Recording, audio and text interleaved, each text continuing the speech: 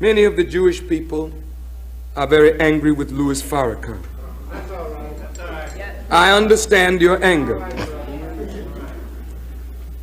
But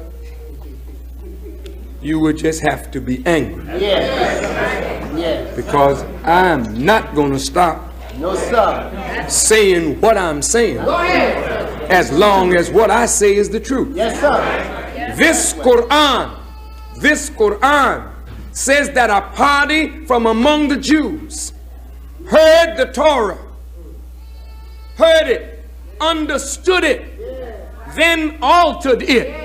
What did they do? The Quran says they altered a testimony from Almighty God. When you change the word of God, who gives you that authority? By what right do you change a pure word from Almighty God? What motivated you to do such a thing?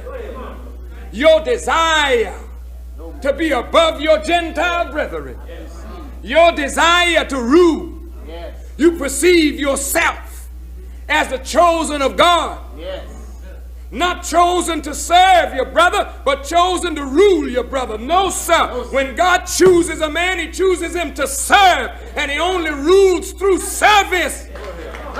But you, a party from among your people, altered the word. What did they do? They changed the word. What did they do? They grafted the word. What did they do? They made a teaching, a body of knowledge that would make a devil.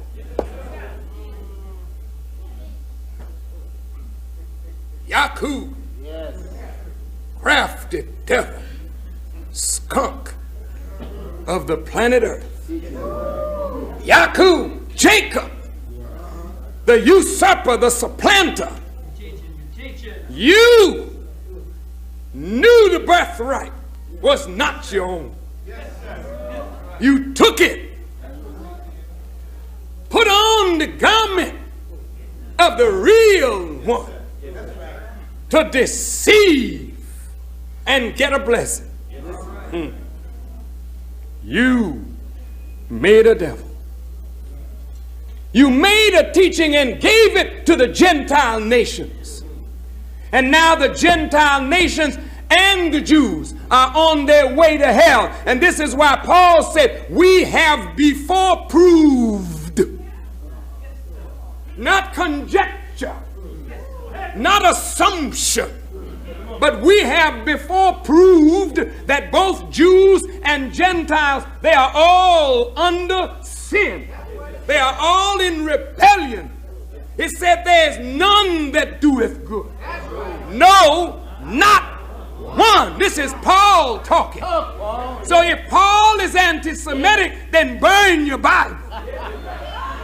If Paul don't know what he's talking about, then don't preach the New Testament.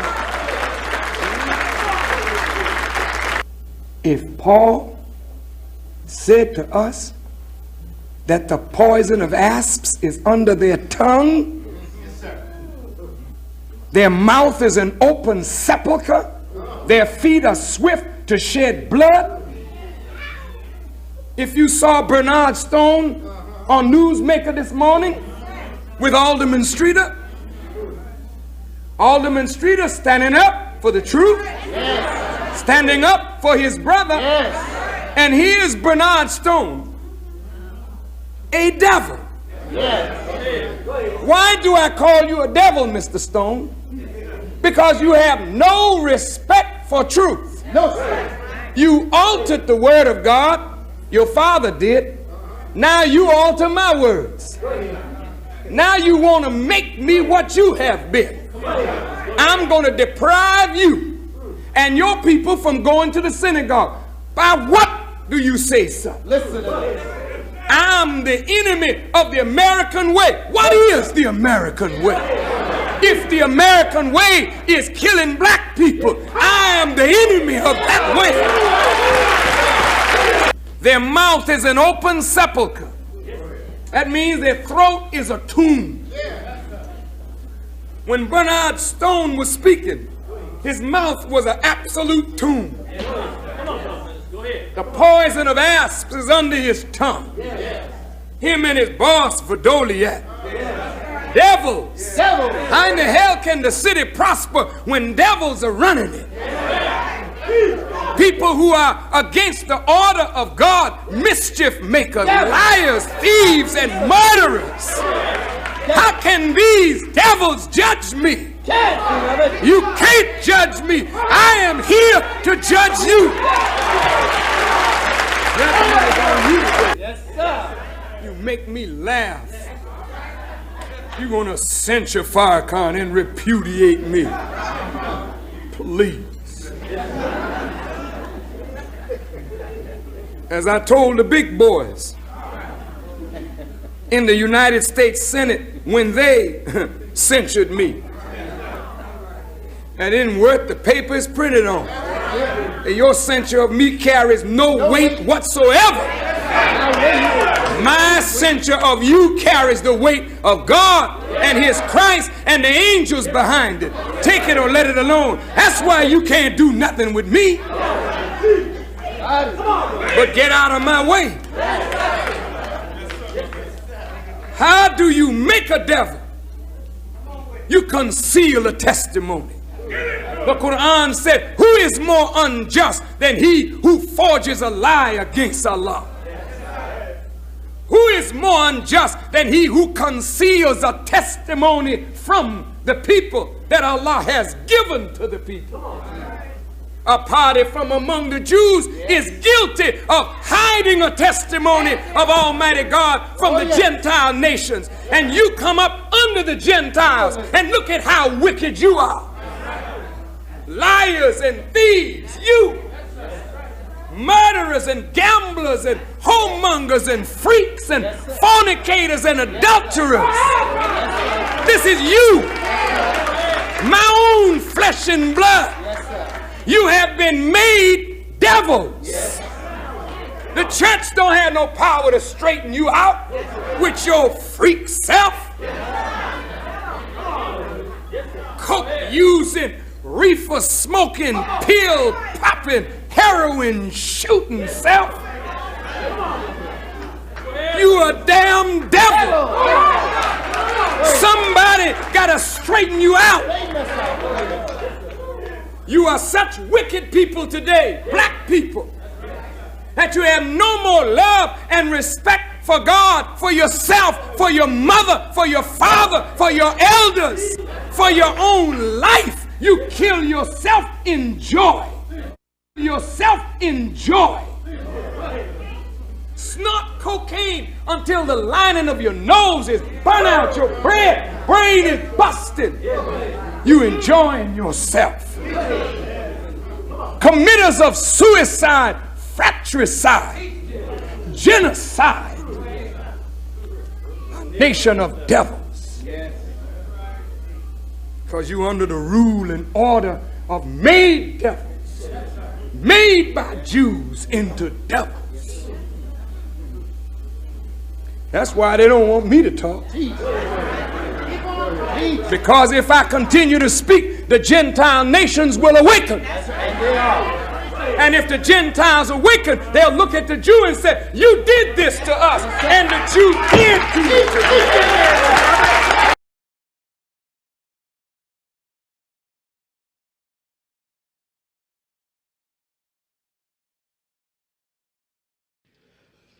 Any rate, when you look at the history books about religion, you will find that there have been 13 people who have led religions around this planet, all of them black, except the one that heads the Christian religion. Isn't that a statement? But it's true. All of them black. Some of the titles that they're given even means black, which is also very interesting again. When you begin to check out in history again and you find Buddha, which is supposed to be an Oriental god, Buddha, if you would. Buddha means Buddha. It's a hail the black. Buddha is woolly-haired. You've never seen a straight-haired Buddha, no matter where you went to. They all have the big hara, as they call it again, and it represents a black person leading a religion. When you begin to look amongst what would be called the Japanese, they have Zahira. Zahia and Fuhai, which are sometimes interchanged, are both black ancient gods.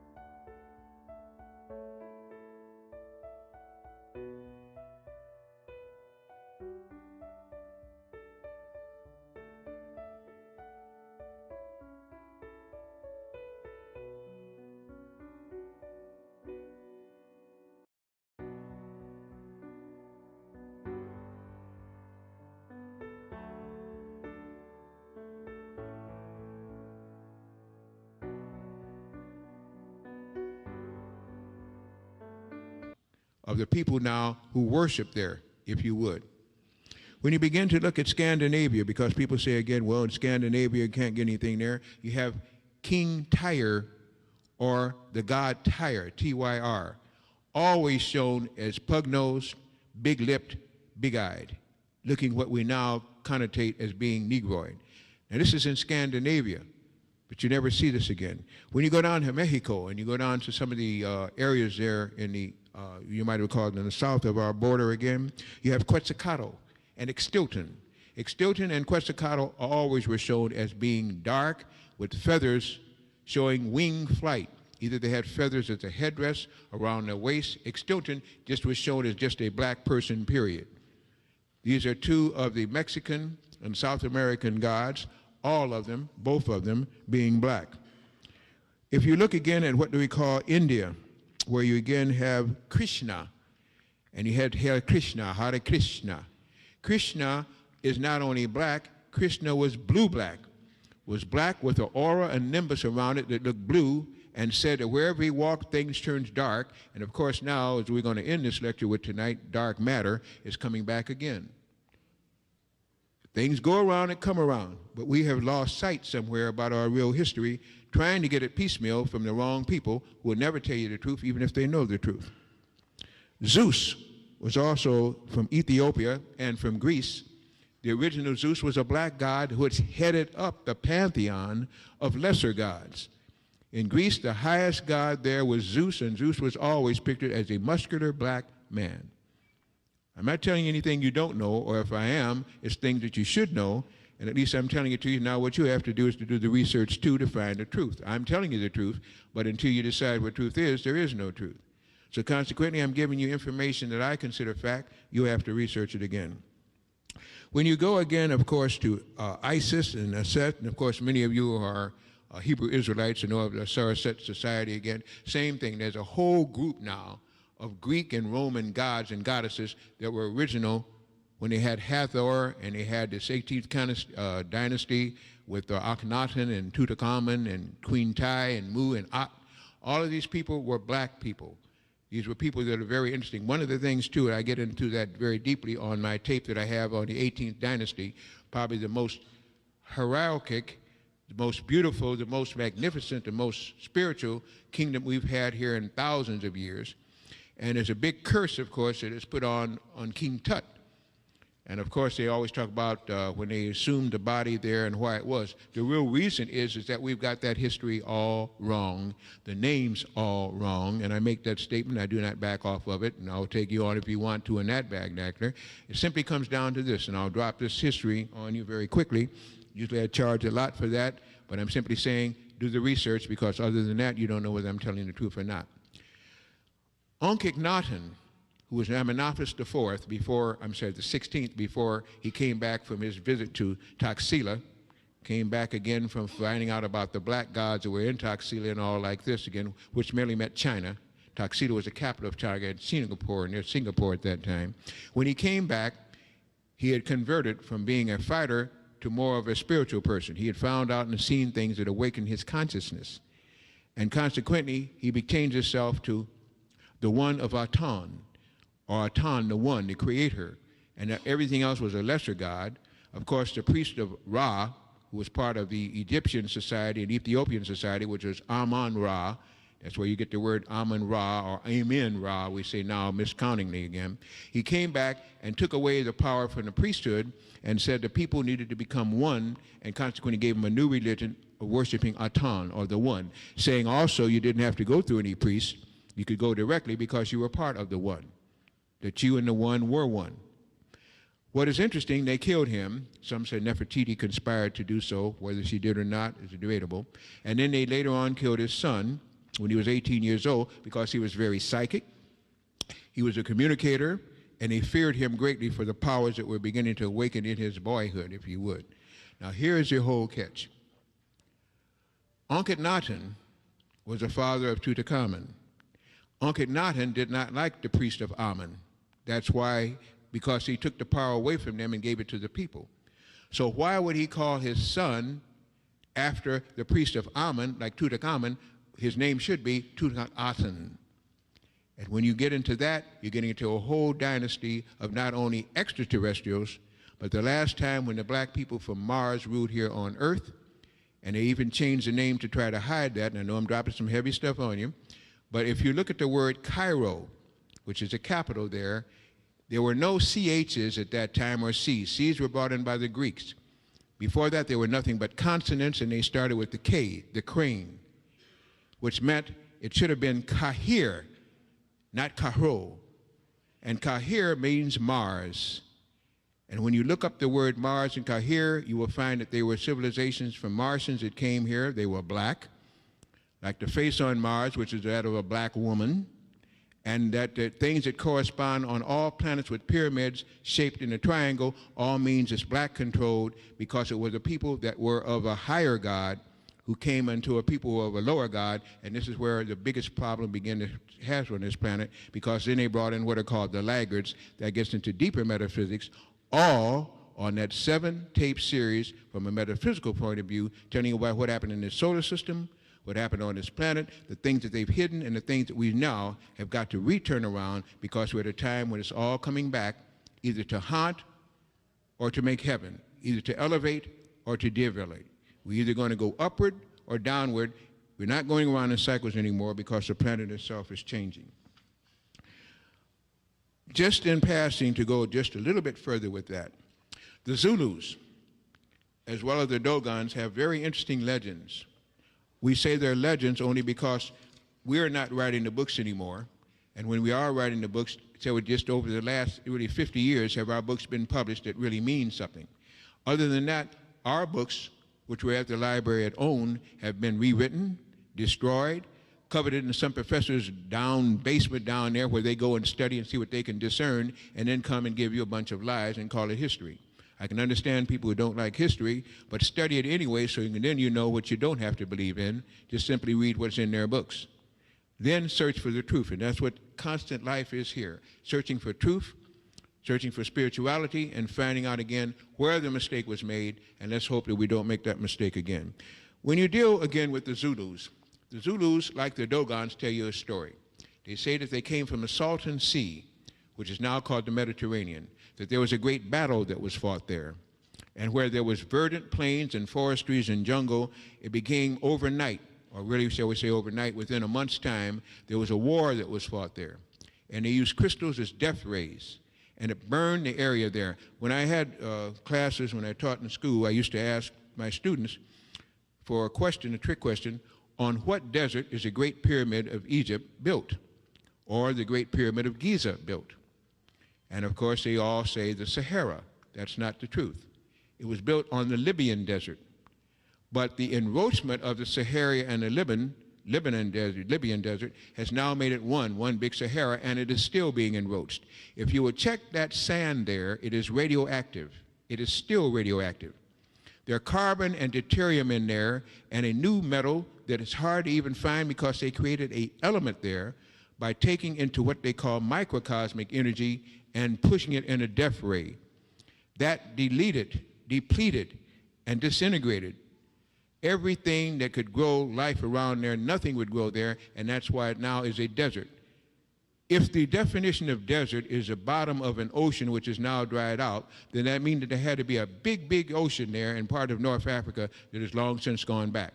Some people say it's true. I don't believe so. What happened was that there used to be a small stream that flowed to the Nile, and that complex in which the Great Pyramid of Egypt is now built was built there to not only have boats that came up and down there, but it was very fruitful. Lots of things grew there. It was very beautiful to behold. But when that war was fought there, all that was changed. They're telling you pretty much that the pyramid and the Sphinx are about 3,000 years old. 2,860 they call for the pyramid, and the Sphinx, no. All of that's a big lie. The pyramid there may have been 100,000 years old. The Sphinx at least 25,000 years old. A civilization that has come there and forwarded, gone back, gone down again, until you now have the migration of people that are there, which are Arabic, which are mixed folks. The people there were not mixed before. And as I say, it was a satellite of Mars, whether you want to believe that or not. But let's go back to this legend about the Zulus and the Dogons. They both said they migrated from the Salton Sea down to the Cape of Hope, where they now are, near Mali, in those caves that are there at Mali. If you notice again, it is the Zulu that said that they had there without their women, and once they migrated, that God brought forth their women that came in a van. Now, how many have heard the word van before? Just raise your hand. All right. A van is what? An object that has 4 wheels, goes along a little bit bigger than a car, may not be big as a over-the-road 18-wheeler, but it's a van. But that van is only the last syllable of the vehicle in which they traveled, which was called the Merkava van. The Merkava van, or the Mer of the Ka and the Ba of the van. It was a van that moved by light, sound, and spirit. When you say raising now the Merkahaba, and all those who seek to do it, they're now seeking to get the vehicle of light once more as they did before. And it was said that the woman came in the vehicle of light. Nothing like what we're talking about now, a spaceship, but the souls that came in then were so advanced, they created their own ship, the ship of light, which has nothing to do with metal and metallurgy and thrust and carbon dioxide and fossil fuel. It was a vehicle of light, which we still use if you have melanin each night when you come out of your body and travel in what they call astral projection. And the best they can do is remote viewing, and they take away the biggest privilege you ever had. You misuse it by taking their drugs, and then you wonder what has happened to you and what's wrong. Reawaken. The light is still inside. It's just that the vehicle you no longer know how to master. So they're now trying to do what you're supposed to do, and the very pyramids that they're using were the ones where you could instruct a person, find out if the person was an initiate, because when they sat in that king's chamber, which was never used as a tomb, it was used as a sepulcher to separate the light body by showing you that you were fasted enough, were strong enough to separate that body and go on your journey of the soul. So then they had to watch over your body when you were gone, because in time out in space and in time in that vehicle was not the same as Earth time. So to keep it calibrated, they used to project into pyramids to pyramids, and that's why you will find on all planets under the belief of Atan, on the one, have pyramids on them, because that was the vehicle and the means of transportation by which the light body could be aroused if you were not able to do it yourself. How many have heard anything like that, completely like that before? Now don't lie, because I'm going to ask you down where and all. Just tell me if you have. Just raise your hand, that's all. Most people haven't, because that has been taken out of the textbooks, because you're reading the wrong books, as they say, started again by Sir Findus Petrie, by the first president, I forget his name now, at the University of Chicago, backed by David Eisenhower, which all of that was taken. They're still trying to do that.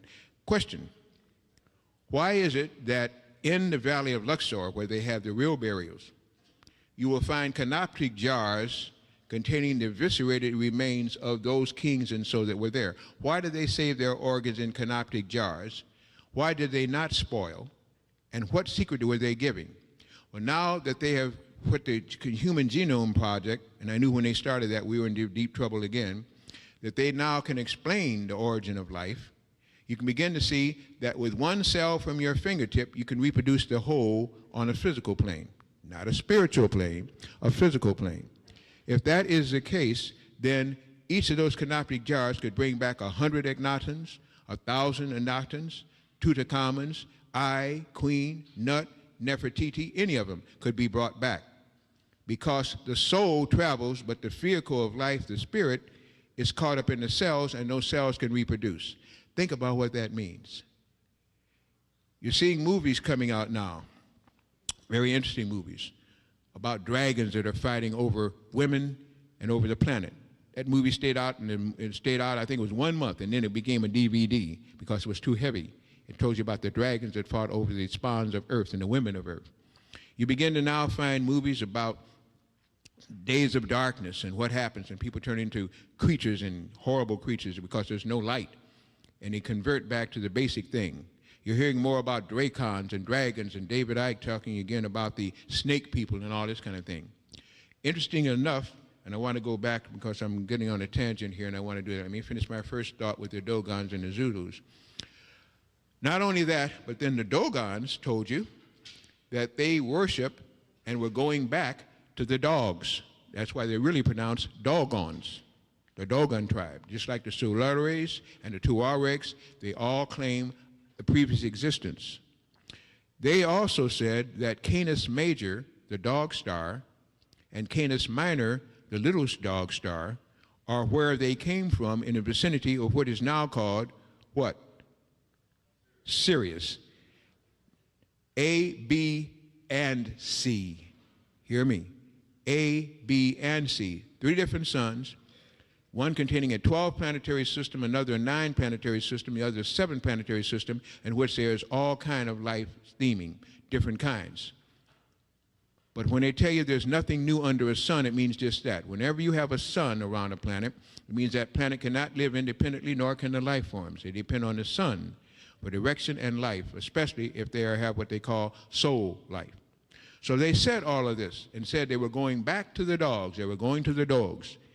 That when they left here, this is where they'd go. Well, that's where you have Sirius, and after that you have Arcturus, and after that you have Andromeda and Alcyone.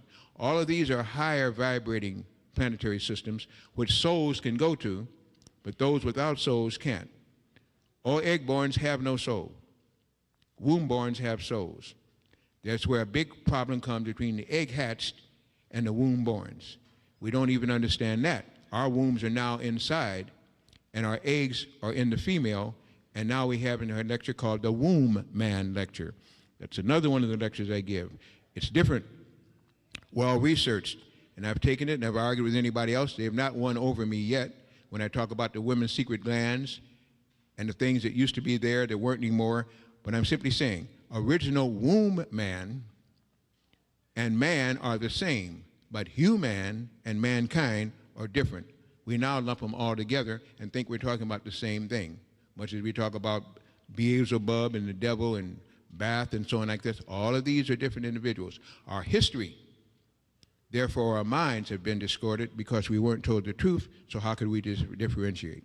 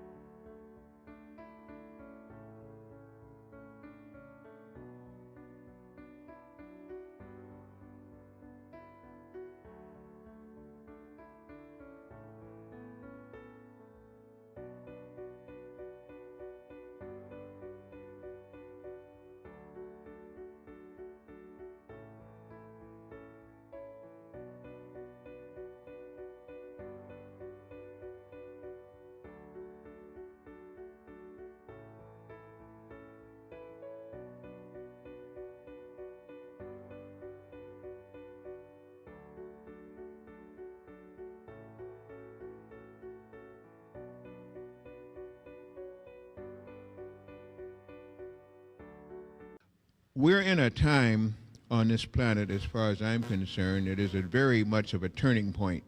This planet has gone through a lot of changes over the millions of years in which intelligent life has been upon it. And I know that might come as a shock to some of you, but it's the only conclusion that I have reached.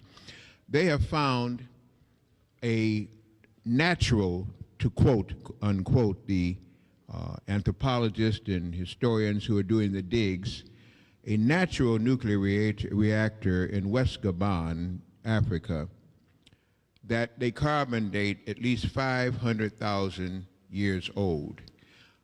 It could have been 500 million years old. It wouldn't have mattered because it was something that should not be. It's one of those artifacts that are there that stare you in the face and you have no explanation for it.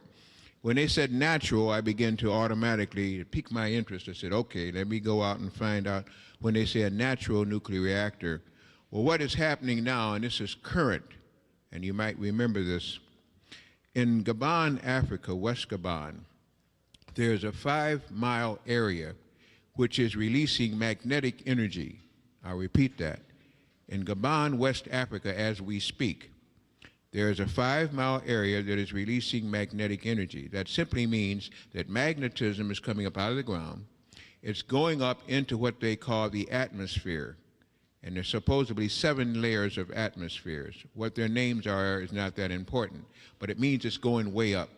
What is happening is that magnetism is beginning to interfere with the nations of Earth satellites.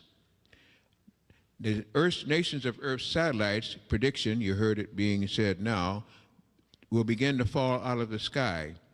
Some will begin to get short-circuited and begin to transpond things that they're not supposed to and do things that they're not supposed to. And these are very dangerous times, if no more than for that. Remember, you heard it here now. If you remember, day before yesterday, United States Navy supposedly shot down a huge satellite as big as a bus because it contained formaldehyde and other poisonous nutrition things that would be very bad, and almost went into another world war. I don't know if you realize that or not. Because when they shot this thing off, it had a scattered rocket load. In other words, it went off, then it scattered particles, which means if the impact missed it, these particles would then knock it out. Supposedly it was successful. The Russians went on red alert, the Chinese went on red alert, the French went on red alert, even though supposedly they were told this was going to be done. Because it was supposed to crash, and if it crashed, it might have been over a city, it might have been anywhere. So to stop that, they knocked it down. What they didn't tell you was why it stopped. I just gave you, to start our whole presentation tonight, one of the reasons it may have stopped. And you're going to hear more and more of that happening as our Earth is beginning to fight back on all these electrical towers that are everywhere. Now, I would love to get right into that, but I did promise that I wanted to go over a few things about black history, but this is present history that will be black history in the future. When you understand later on when that satellite went down, they won't tell you it's because of energy coming out of Africa that is coming up now into space and beginning to disturb everything that's running on electricity. Another statement I want to make, electricity is slowed down magnetism. Above electricity and magnetism is what is called orgone energy. Now, those are bad words. You don't want to say orgone out here to this government and research scientists, because orgone means original. It's organic. It's orgasm. It's organic. It's organic people. And of course, they refer to those kind of people as original people. And what the last thing they want you to understand is who the original people are, and why the original people are, and where the original people are, and when the original people came. None of that will they teach you. But you do hear a word that's used a lot. It's called aboriginal. Never use that word aboriginal if you are indigenous to the planet. Why? Because it means to abhor the original person. Aboriginal means to abhor the original. To abhor means to hate, to envy, to covet, to dislike. Consequently, the word aboriginal means that you have a dislike for the original person. And the original person, of course, is the person with melanin. That's been proven so many times now that if necessary, I won't spend the time with an audience like you to go into that, but nevertheless. What is also very interesting is those who would say that the black man has contributed very little to the planet may be right, because there'd be no planet without the black man. So you don't go contribute to something that you had an original part of, and he owned at one time on our planet, and we can say almost no more than about 50,000 years ago, you couldn't stay on the surface of this planet if you were not black. Because if you were not, and you were exposed to the radiation fields that were here, you would die. It's just that simple. And whole races of people have died off anytime there's what they call a sun reversal. This is why it's been called sons of the sun. People who can live under direct sunlight, which lets off 12 rays from infrared to ultraviolet, and if you can take those rays and not have your inner organs interfered with, not have your brain cells interfered with, not have your reproduction cells interfered with, your immune system interfered with, and more than that, not being able to work through what they call the hypothalamus, a part of the brain that has two organs up there, two glands really, the pineal and the pituitary. We're taught in school, at least I was, maybe you had a misfortune that you didn't get miseducated as they made me, where I had to turn around and relearn everything that they taught me the wrong way in order to go the right way. The pituitary gland, they say, is your master gland. It controls all the functions in your body. I say nothing could be further from the truth. Your minor gland would be your pituitary gland. Your basic gland is your pineal gland. Some people call it pineal. I understand it's pine cone shape, called pineal gland. The pineal gland is the gland that produces melanin. And wherever you have melanin in your body, you're going to function differently than a person with little or none. And the grade of your melanin will help you to do things that other people can't. And when you're beginning to function with your melanin, then you can begin to adapt to magnetic fields. Here it's broken down. I'm giving to you a different way now. Magnetic fields, electrical fields, and orgone fields. Without that, you cannot adapt to all three. You may adapt to one, the lowest of all, electrical fields. Our problem here nowadays is elves. And I'm not talking about the one in the hollow earth. I'm not talking about the one in the fairy tales, because elves, not elves, are killing you. Elves is extra low frequency, which is electrical propagations, electrical energy. That is what short circuits you. That's what's causing you to AIDS. That's what's causing your cells to AIDS. That is our biggest problem here. And they're building up more and more towers everywhere. And the more towers go up, the more it's going to short circuit anybody with the active pineal gland. And it's only going to be melanated people that can get through this. And even they now are being attacked with the shots and AIDS and all these other things, which we will also get into too. Setting the stage for some obviously broad coverage that we're going to do. There was an anatomy book and a physiology book, both that stated something along this line, to paraphrase it, that the pineal gland is an atrophied gland of very little usage and really not even necessary to discuss. That meant that the biggest, strongest, most powerful gland in an operating body that we're now in is of very little usage, and possibly, in many cases it is, because it calcifies. And it calcifies anytime you expose it to drugs. I didn't say to herbals. Anytime you expose it to allopathic, pharmaceutical drugs, you're killing and causing a war with your pineal gland. When you use homeopathic and nutraceutical products, herbs, leaves, roots, things that are natural, things that contain sunlight, now it begins to amplify and work correctly.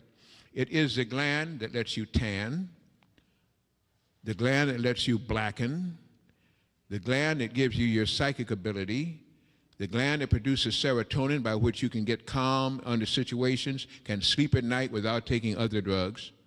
It is a master gland that when something goes wrong in your body, it chemically organizes it, analyzes it, and then sends a direction to the pituitary gland to start mass producing all these various hormones from the various things that we do. It does not like synthetic. I will repeat that once more. It does not like synthetic anything. Synthetic things are made in a laboratory to act like what would be a natural thing. If you are a natural person, you cannot use synthetic things without an aberration, a problem, something else happening within that system. And many things are happening within our systems now that are wrong, very bad. We have genetically modified foods everywhere. We have water that is full of fluorine, chlorine, and 38 different kind of things in most of the places. And in fact, if you're coming, unfortunately, again, from the Ohio area, it has more than the rest of it. And even in Chicago, where I come from, which supposedly has one of the best filtration plants around, they're still putting 38 different chemicals in to try to kill off bacteria.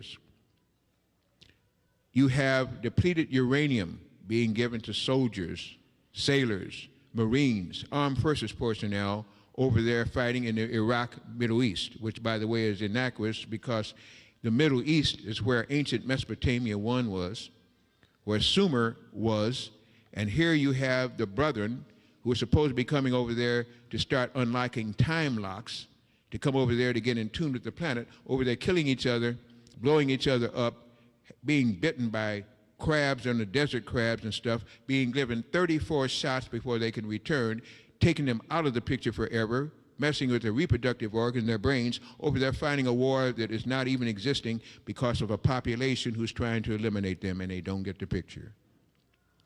What you understand is the irony of what's happening on this planet this time is almost insane. In fact, as the brothers say, Brother Ludicrous, it's not only insane, it's ludicrous.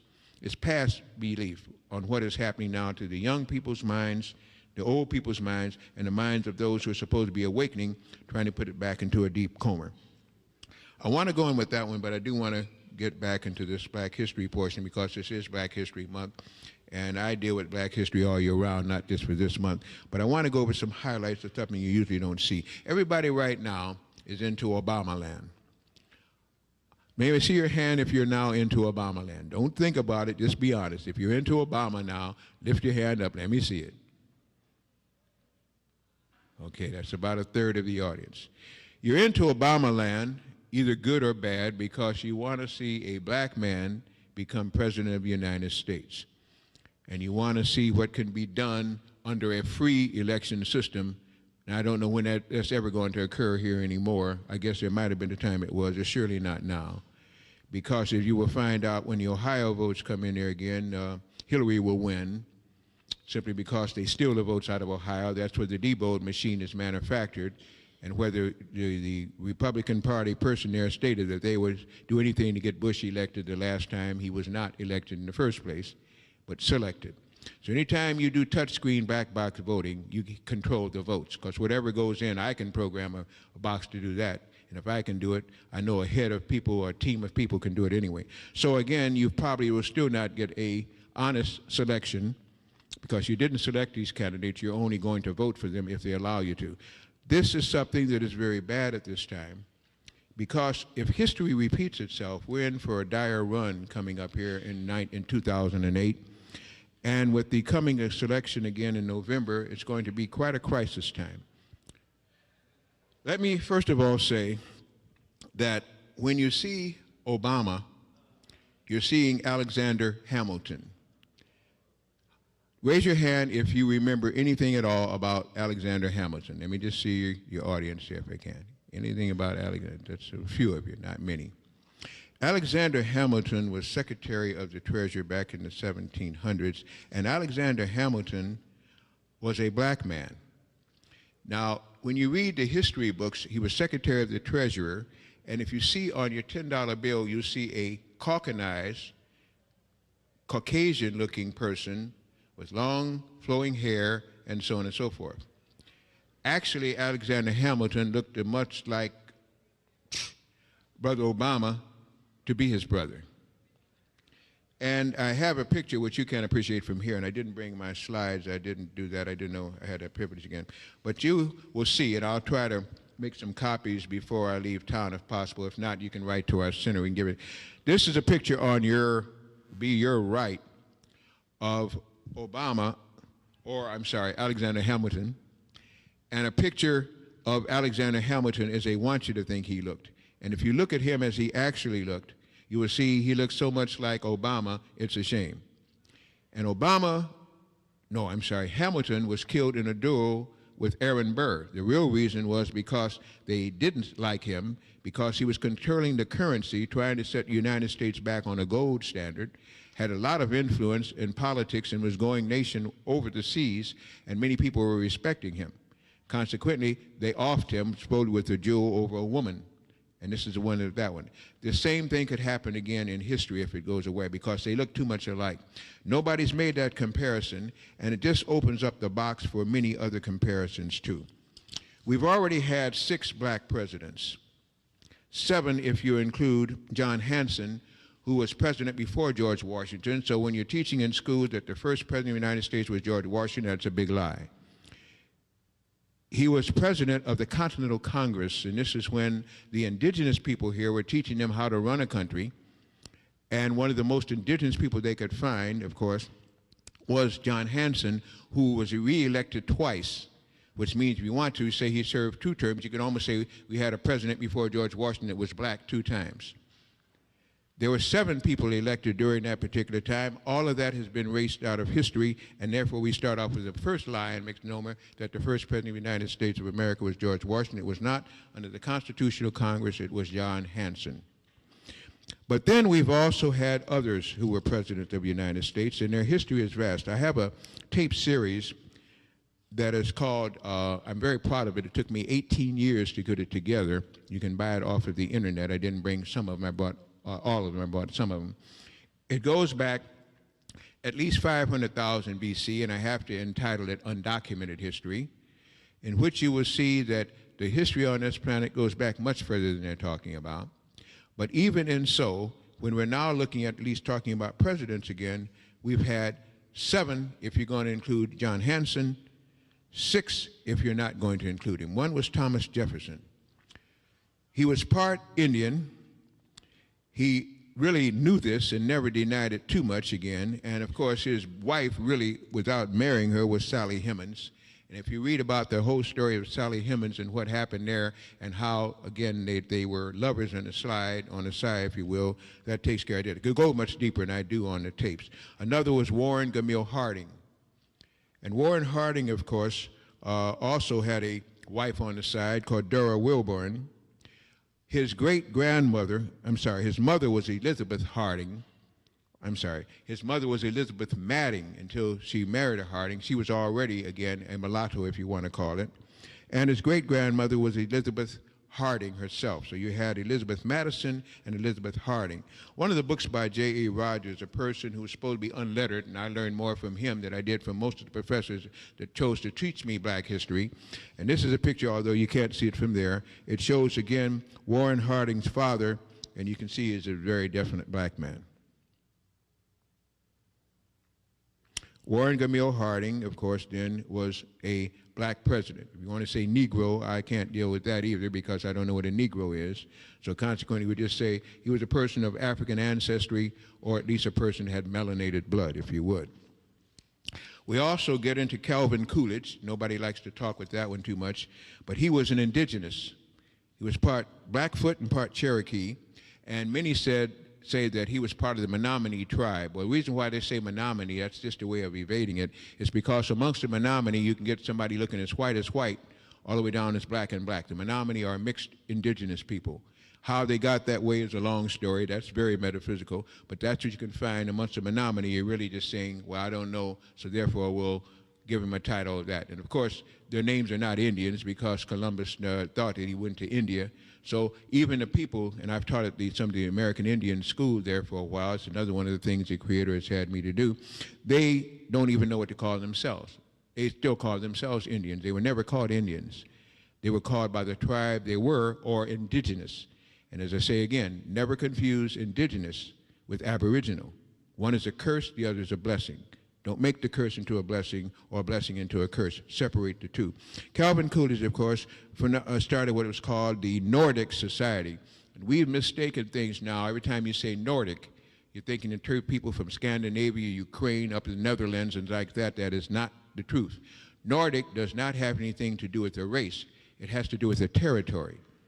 And in that territory, you will find people that look certain ways because most of our history books are history books, and ours is a mystery book. So consequently, if you were here earlier and understand the Mooney twins, who I know very well covered some of that, so I won't again because there's so much more I can talk about. But let's just say simply, the mystery of a history is where we have our problem.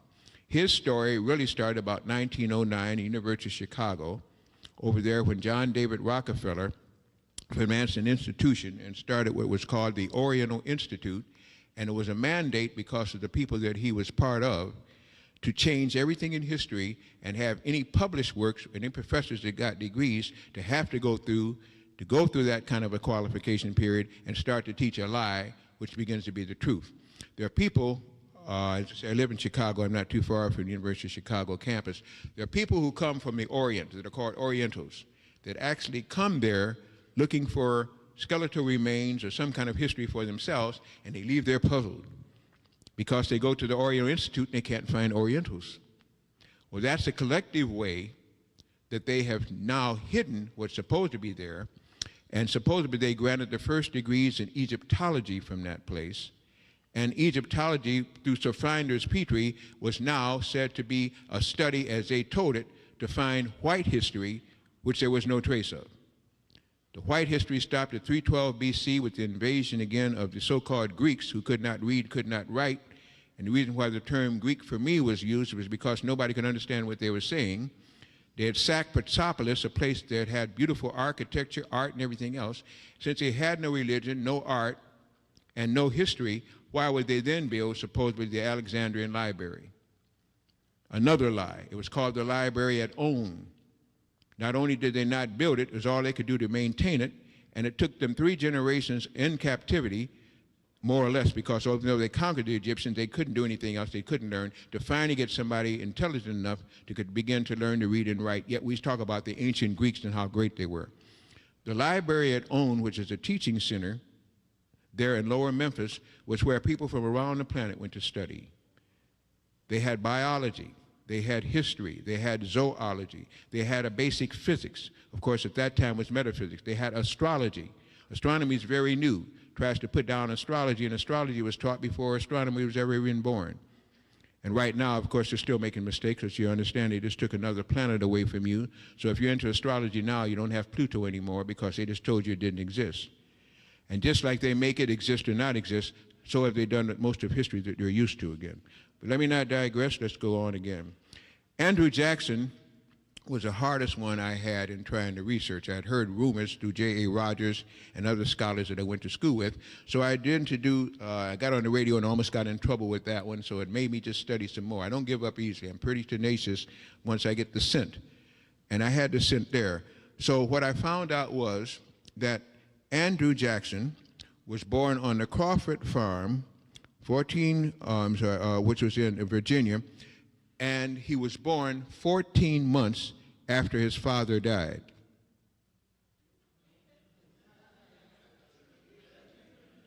Oh, you laugh. I knew you're out there. What's wrong with that? I mean, it's just a gestation period, isn't it? 14 months after your father dies, you're born, right? There were no white men on the farm. And his oldest brother, Hamilton, was sold as a slave, which later on he had to free. Both had the same mother and supposedly the same father.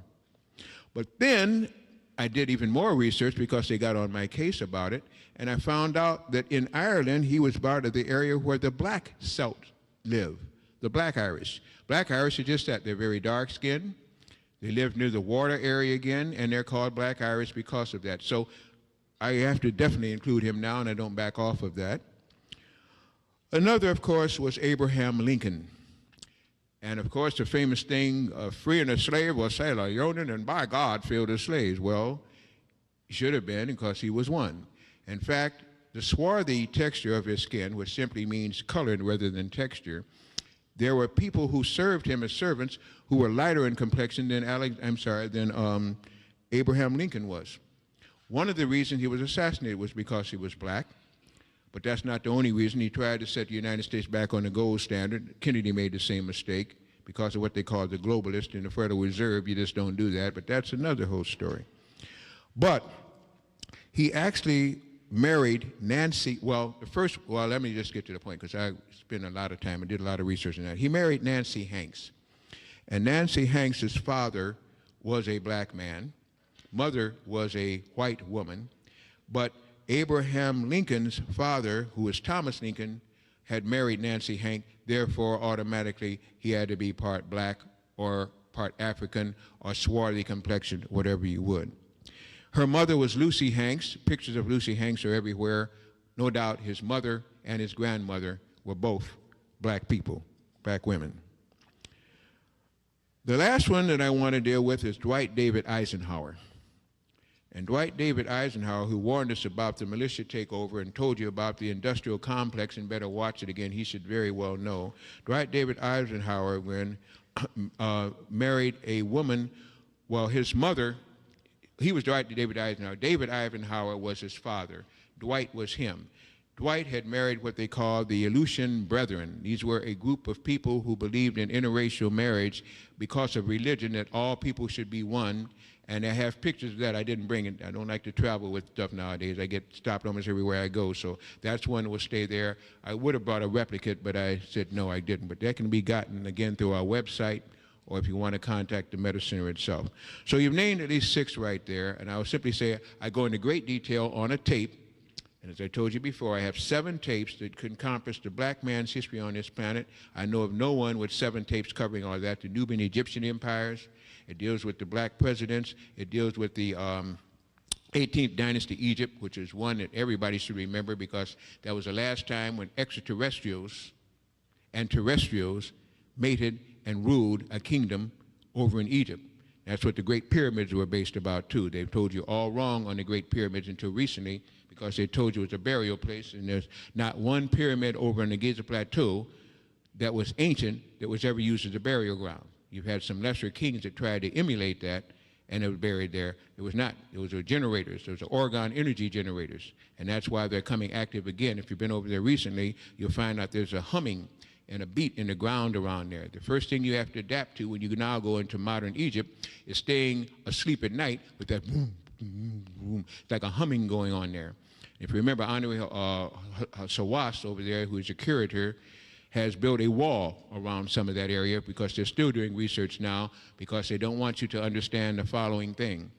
Granite structures, which contain piezoelectricity, and pyramids around the earth now are beginning to give off a resonant, a hum, a vibration. They're tuning into the new planetary vibration, and they don't want you to understand that. That's why now crystals are hard to get. Try to get some good crystals nowadays, big ones, and watch what you have to go through, especially if you get a bunch of them, because they now can generate that new energy, which can be very helpful to you if you understand how to use them, and they don't want you to know it. But granite, pyramid-shaped structures around our earth are beginning to give off a humming, vibrational resonance. Birds can hear it, animals can hear it, you can hear it too if you have melanin, and if you can get the drugs out of your system, you begin to feel it. Also, people now that have melanin can feel a tension and a higher vibration. It's like an uneasiness that's going on. People say, well, can't you sense it? Well, if you don't have melanin, it's hard to sense anything. This is where the problem comes in. We have a people who are senseless when it comes to spirituality, trying to direct you, who are spiritual people, having a hard time with their reality. It's a matter of what you think is real and what is a fact of what is real. And I don't mean Israel in the way I said that either. You're supposed to laugh at that one, folks. You didn't laugh at that one. Wasn't too funny. All right.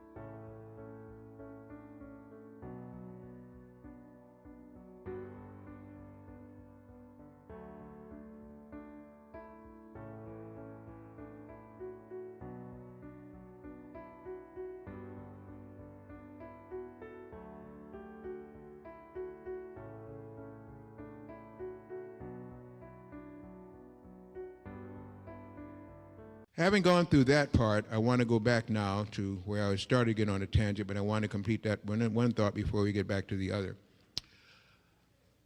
How do I even begin to say this?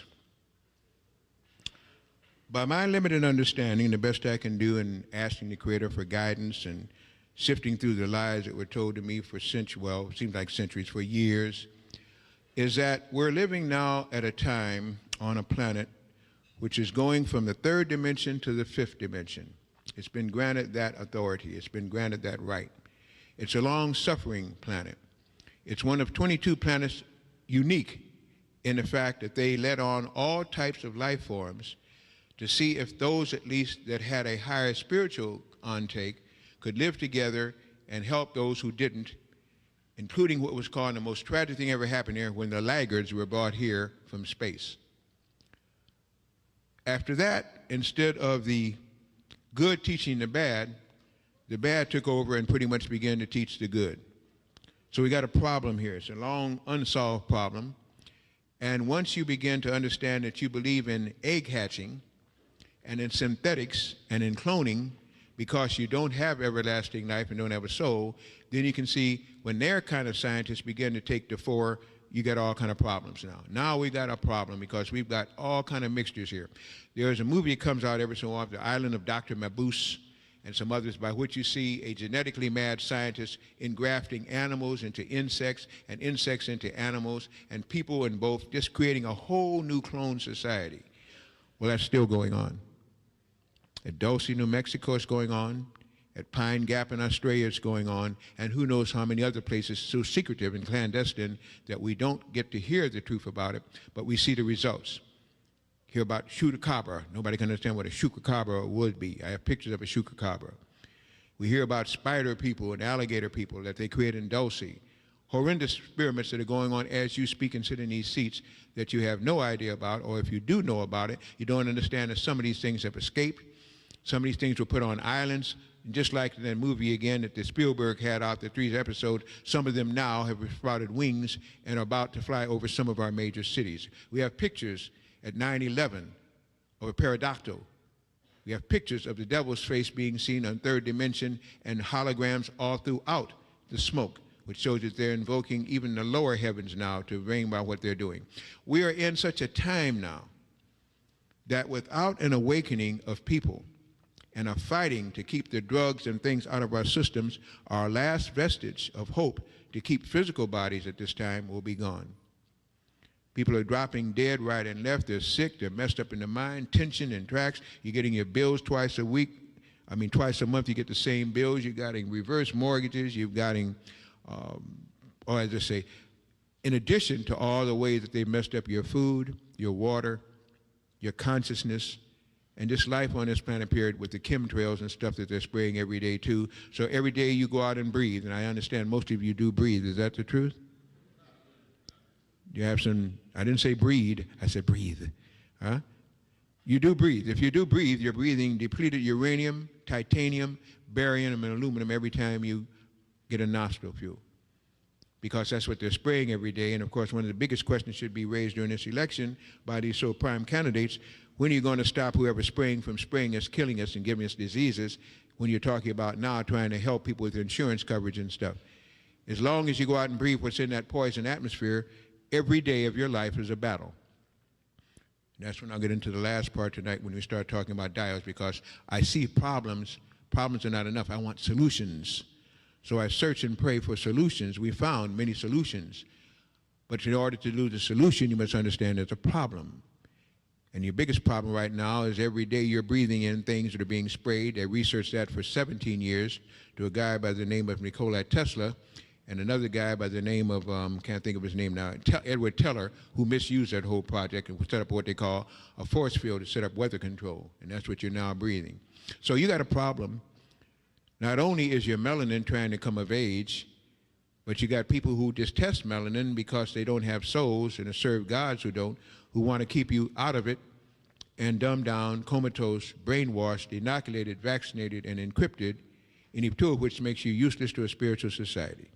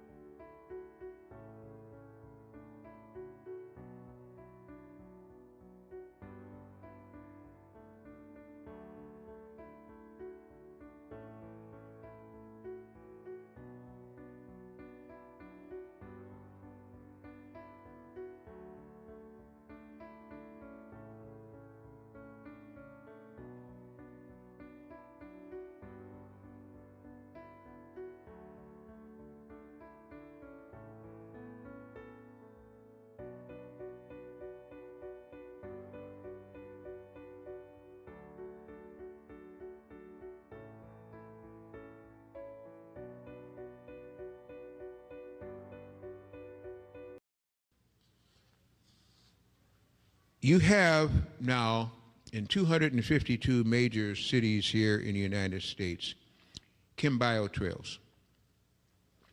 You have in each of those cities a Gwen tower, at least one. Gwen is ground wave antenna array, at least that's what they tell you. It's 350 feet tall and has little things hanging all off it. When hit on its lowest frequency, because it's a low frequency vibrator, it will set up a ground waves 5 feet beneath the surface up to 50 feet above it, which is going to include most people and most homes, that will be of extra low intensity, and extra low frequencies are the ones that cook you from the inside out. They're the ones that destroy tissue.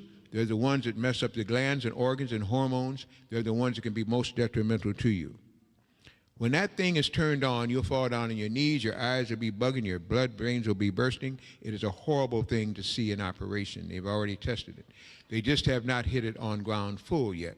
They're still putting them up. In addition to which, everywhere you look, you've got other small towers. They're called, in many cases, cell phone towers. Some of them are called government defense switches and cable towers. Two of the worst times on earth, I'll take that back, two of the worst times in the United States is 9 and 5, when people are going to work and coming back from work, unless you're nocturnal.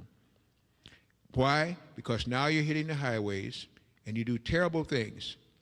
You're either riding in a conveyance, electrical discharge, or you're driving in a road, a taxi, over-the-road rig or something like that, and you have to do two terrible things. You get in the car and you turn on the ignition, and the trouble starts.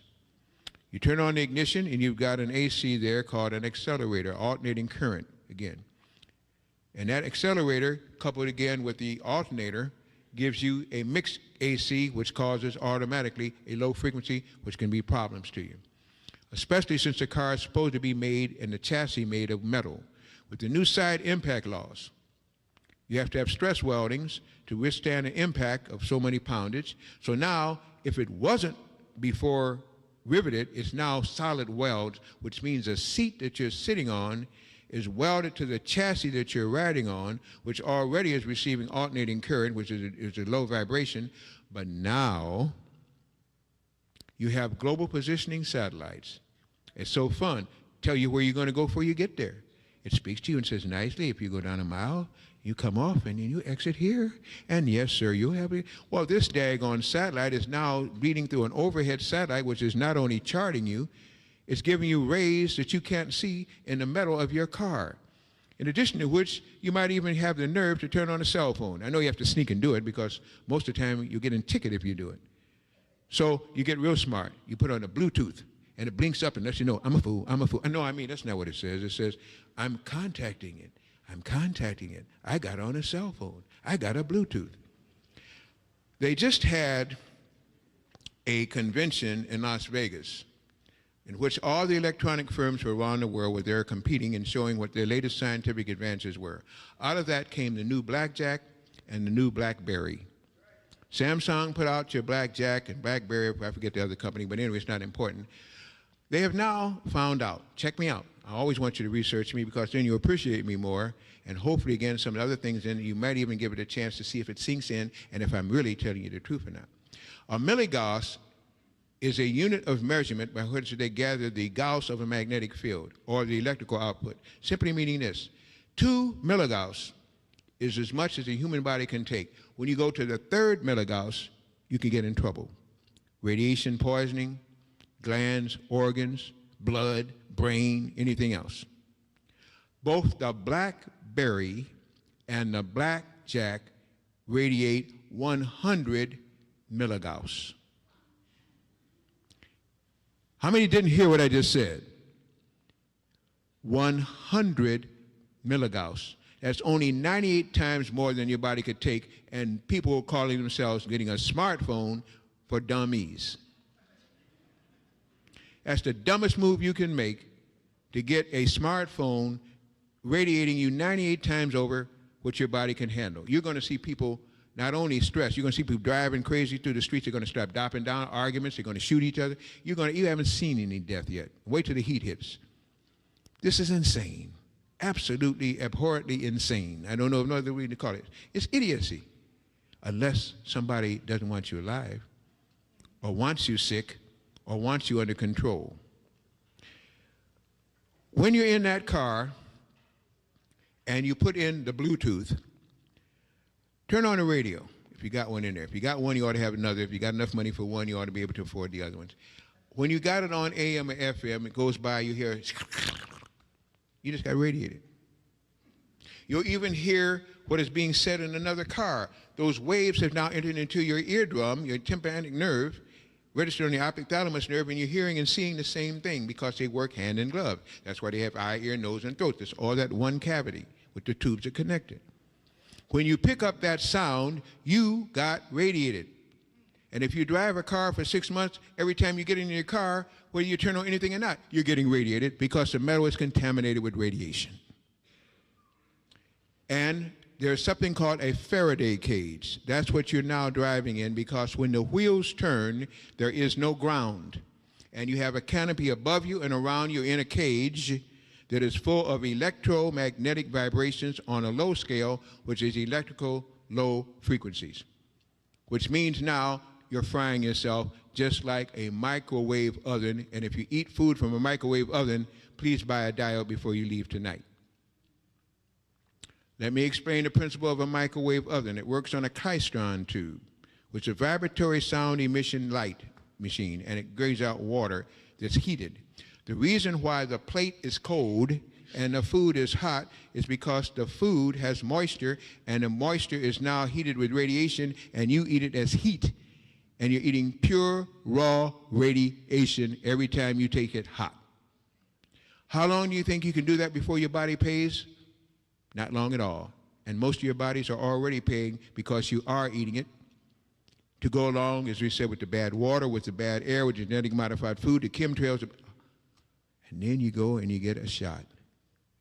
Not a booze, a vaccine, an inoculation. You haven't gone through enough hell. Now you got to go get pus stuck in underneath your skin so you won't get pus. That didn't come out right. I know I didn't say that, did I? You go get pus so you won't get pus. What's wrong with that statement? Let's see. Pus came from Louis Pasteur, who said malicious attacking organisms are afoot in the cows and things in France and in the cattle in France, and that to offset it, you must take the pus from them who set up antibodies and serums, put it into your vein so you can teach your body how to act like an animal so you won't get what the animals had. That's smart. That's real thinking. Oh, man, I mean, who can think like that? Yet you say you're not a dumb animal and you're smarter than the animals. That's why you're bipedal and have a brain. Well, think about what you're doing and think about what they're telling you. They're telling you that the Creator, or if you don't believe in the Creator, whoever you want to worship, something that made you, is so dumb that he will take a dumb animal and give it powers that you don't have, yet you're supposed to dominate everything on the planet. I can't understand that logic. Maybe you can, and when you do, you explain it to me because I haven't learned it yet. I have problems with that. I have problems with anything that doesn't make sense because I'm not a sheeple. I'm not a sheep. I'm a thinking God man trying to find his Creator and tired of human telling me how to do it, when to do it, why to do it, and how to do it when he can't. How can somebody teach you something that they can't do? When we are getting these shots, tell me this. How can you prepare shots in the form of vaccines to give it either inoculation or a vaccine? One you pinprick, other you actually stick through the endodermis. How can you make a vaccine for a particular type of flu a year and a half, and that's what it takes them to pass any kind of test if they give it, to tell you what's going to come about the next year when they can't tell you from season to season how cold it's going to be anymore, how hot it's going to be anymore, or what's going to be coming out through the air? How can you prepare enough and have it work? You can't. But you can always give a person poisons who's fool enough to believe you anytime you want to, anytime you have them to. If you don't know what is right and wrong, then think about history. You say you're student majors, you're in back history, you understand it, then let's use some history. Why would you take from people or persons representing people who have tried to kill you by every means possible and make your life a living hell and detrimental, and think that they're now going to save you from something that they already have or can't get. I thank you.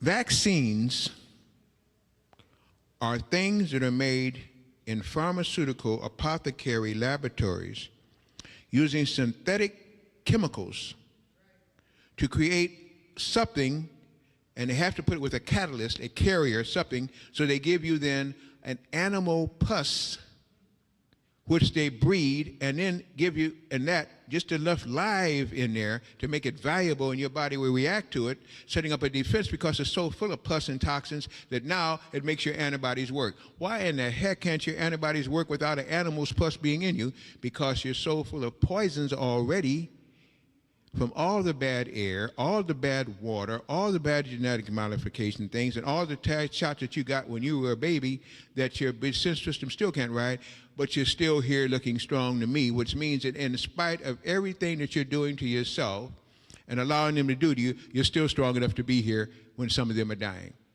A magnificent people living in ignorance or trusting the wrong God. If your God is a great white hope wearing a lab coat, you're a fool. I'm sorry, I didn't ask your religion, I call you a fool. Because history should show you that they mean you no good in general. Yes, there are some that do. Some I'd rather be around than some black people I know. But I'm talking about the scientists, the ones that are making these things and know exactly what they're doing, and you're going and trusting and begging for the shot. It's the flu season, I go get a shot. Better you go to the lab, they need to get some alcohol, that'll stimulate your blood a little bit. Some bacteria can't live in the alcohol, so people are so many petrified by booze that nothing could live in them anyway. So at least that's one way of doing it, at least something that your body can react to that is maybe good. They're talking now about, what do they call this thing? This new, I can't think of the name of this thing.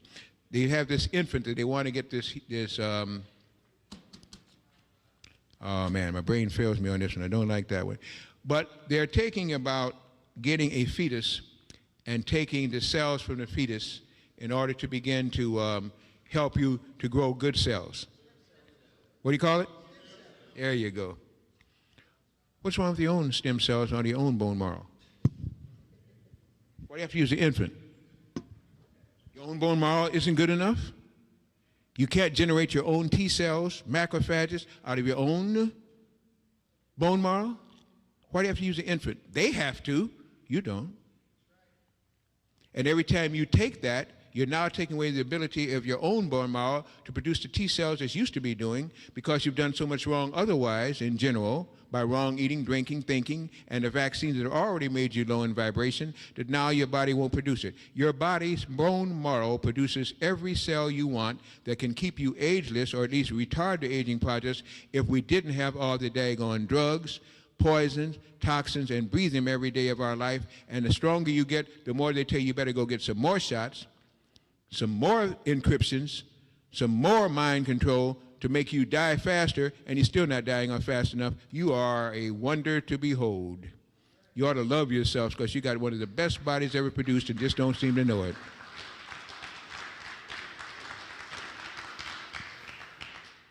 I teased you with that one. I wanted you to tell me so you would think. There's a thing, I'm sharing a lot of secrets with you tonight. There's a thing called mind control, and you might see how this works at a lot of places. I will not suggest the places until after I go through this little phase. I want to play with you some more now. You'll hear people making statements, and just like I did with you, only I did it in a non-mind control way, I made you say it on your own.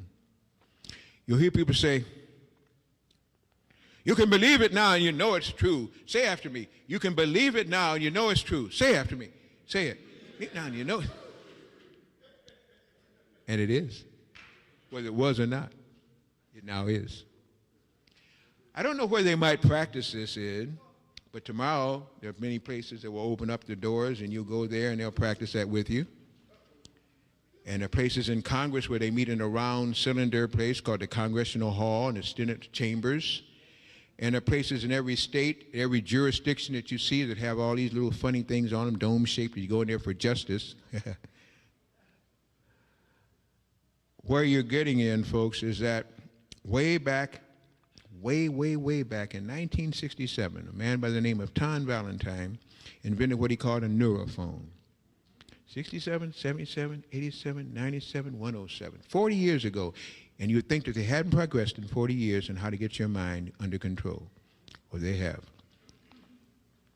Anytime you're in any place where you have a speaker, a singer, a performer, a movie, that's why they have these cineplexes going on now, not only to save money, but to get you corralled under one dome. And once you do that, you have a brain that has two lobes, 5 divisions. You have your left brain and your right brain. One is called logical, the other is called rational. Actually irrational, because the right brain is like a 5-story building, a block square, and the left brain's like a Quonset hut. You've got the left brain controlling a 5-story building with everything you can think of in it, and this is where we give most of our attention to the so-called logical brain. So once the logical brain, which supposedly differentiates and teaches you right from wrong, makes you use logic and governorship by logic, once the left brain is occupied logically looking at, singing, dancing, whatever it is, and getting your attention, the right brain can be easily accessed. When the right brain can be easily accessed, interesting things happen. The right brain believes anything that it hears in your tenor of voice, your modulation of voice, your volume of voice, everything about your vibration. Anytime it hears it, it believes it. Under hypnosis, you deaden the left brain, the logical reasoning conspiracy brain, and you open up the right brain. Drugs can do it, but a simple thing like using the spoken word can now do it too. Because in many of these places, they are wired for sound that you do not hear. They're wired to work on a frequency that the left brain doesn't pick up, but the right brain does. I have a workshop. And that's the way I got through school so fast people couldn't understand. In fact, they accused me of cheating. I didn't have to cheat because the Creator had already cheated for me. I found out an easy way to access the right brain which forgets nothing, and how to tag it, call it up when I need it. It's still doing it, but now it's doing it without your control. The key is to be able to control the genie, the jinn, the wonderful spiritual inside you that begs for freedom and gets locked up. Your right brain can do just about anything you imagine because it is your key to spirit, mind, and soul. Through the pineal gland and the king's chamber and the lower queen's chamber, which is nothing but the hypothalamus of the 2 biggest organs and glands in your body that separates you from the beast and everything else, and they deaden it. So once you're occupied with the left brain, they can now send down a high frequency signal to your right brain. You won't even, it's been implanted, and you'll carry out every instruction that it gives you because your governor is off. Your modulator is gone. And then they tell you to forget that it was gone if you remember to forget. Huh? I love playing with you because they already are. I do it with love. They do it with malice, aforethought, and hate, and envy. Worse than that, they envy you. You don't even know why you're envying, but you are. Anything that speeds up 6 times over and becomes a blur is what your right brain hears. Anything below that is what your left brain, logical brain hears, and your right brain just goes to sleep and say, well, it's another foolish day. Another day I can sleep because the people ain't ready. They're not operating on a vibration fast enough. Well, in spite and despite of you, the planet is now going to operate on a frequency that's fast enough. And if you don't catch up, you're going to die. You're going to die anyway. But you'll die faster if you can't keep in synchronous, in harmony, in vibrational, rational with your planet. Your planet is speeding up its vibrational rate. It's creating a magnetic field. Magnetism is for the spiritual people. It's for people with souls. It's what our planet used to have before the moon was put here, before all the Dracons came here and tried to make it part of their galaxy and tried to create humanoids, succeeded in one, failed in the other, but they're still trying. I just told you a lot right there. I don't know how many of you heard me, but I tried. At this time, there's a battle between the draconic forces called snake people, alligator people, reptile people, whatever you want to call them, that are egg-born, have no souls, and the soul womb-borns who are just beginning to find out how you fought the battle and licked them before, but now they're licking you, and you know what they're licking you in. Because it's a time when you're going backwards instead of forwards. And as you try to awaken, they put more stress on you. Reverse mortgages, subprime loans, bills sending twice a month to you, taxes, overtaxing, depleted uranium, shots, vaccines. Here comes the next flu. Here comes the next epidemic. Here's something going to fall on your head from space. Anything to keep you so stressed out that you cannot take time to meditate and to think. Anything to make you think that material things are the only thing you have in life when you were born here to learn that the spiritual value is what you really must come back to. And as you're about...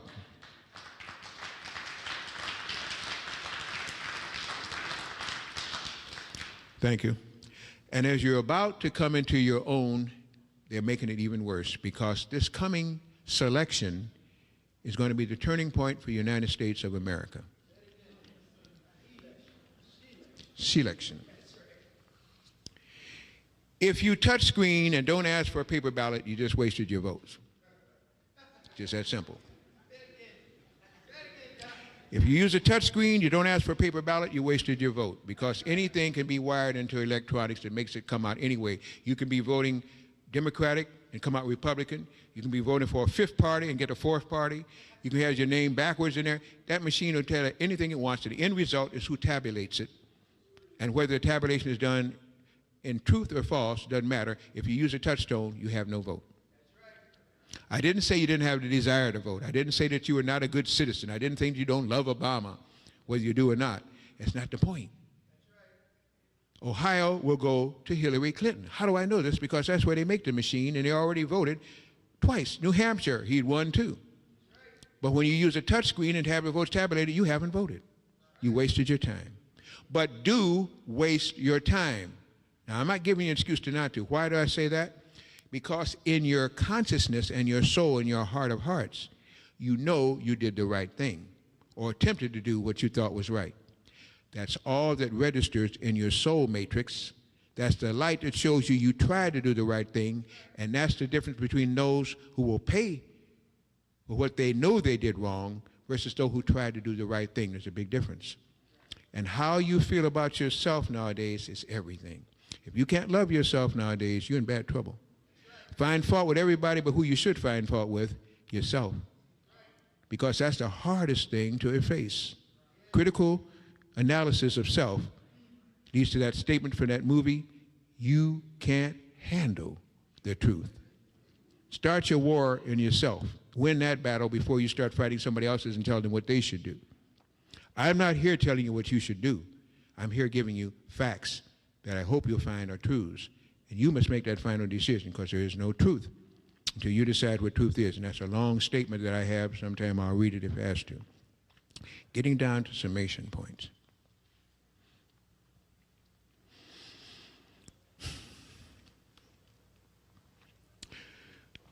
We now have 2 sons. You may have 8 daughters, I don't know. But I have 2 sons, and so do you, if you're on this planet. When have they told you about the second son? All they tell you is that there is a growing magnetic field and a growing energy coming from the sun that is something else. Magnetism can be cold. Electricity is always hot. cold magnetic force is a strong force because you don't realize the energy behind it because it comes to you as cold and you think therefore it's not much energy. We have two suns. I have pictures of the two suns here. I should have had slides. I didn't. Forgive me. But you can order them from our site. And for those of you who have a little time later, I will try to show you a few of them. But we have two suns now. Take my word for it. The reason why they're talking about that the sun spots and increasing sun radiation is just going up off the charts is because it is. But I'm going to make another statement now. Take a deep breath. You say, oh, he's gone.